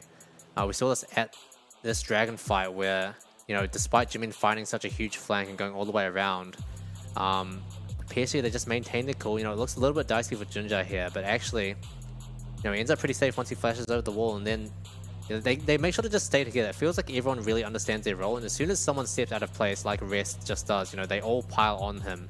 And then that's when they're able to start turning it around and start really running down the rest of the surviving members of CFO, especially with the Zeri. You know, it makes it so much easier. Yeah, I think it's so insane that CFO can have like a fair amount of engage. They have Jimmy in like a flank position, and Wako still exits the fight on full health. Yes. There's just so many tools to get through, and you know, it's kind of a meme, but it feels like AD carries kind of counter assassins right now because they just can't get killed.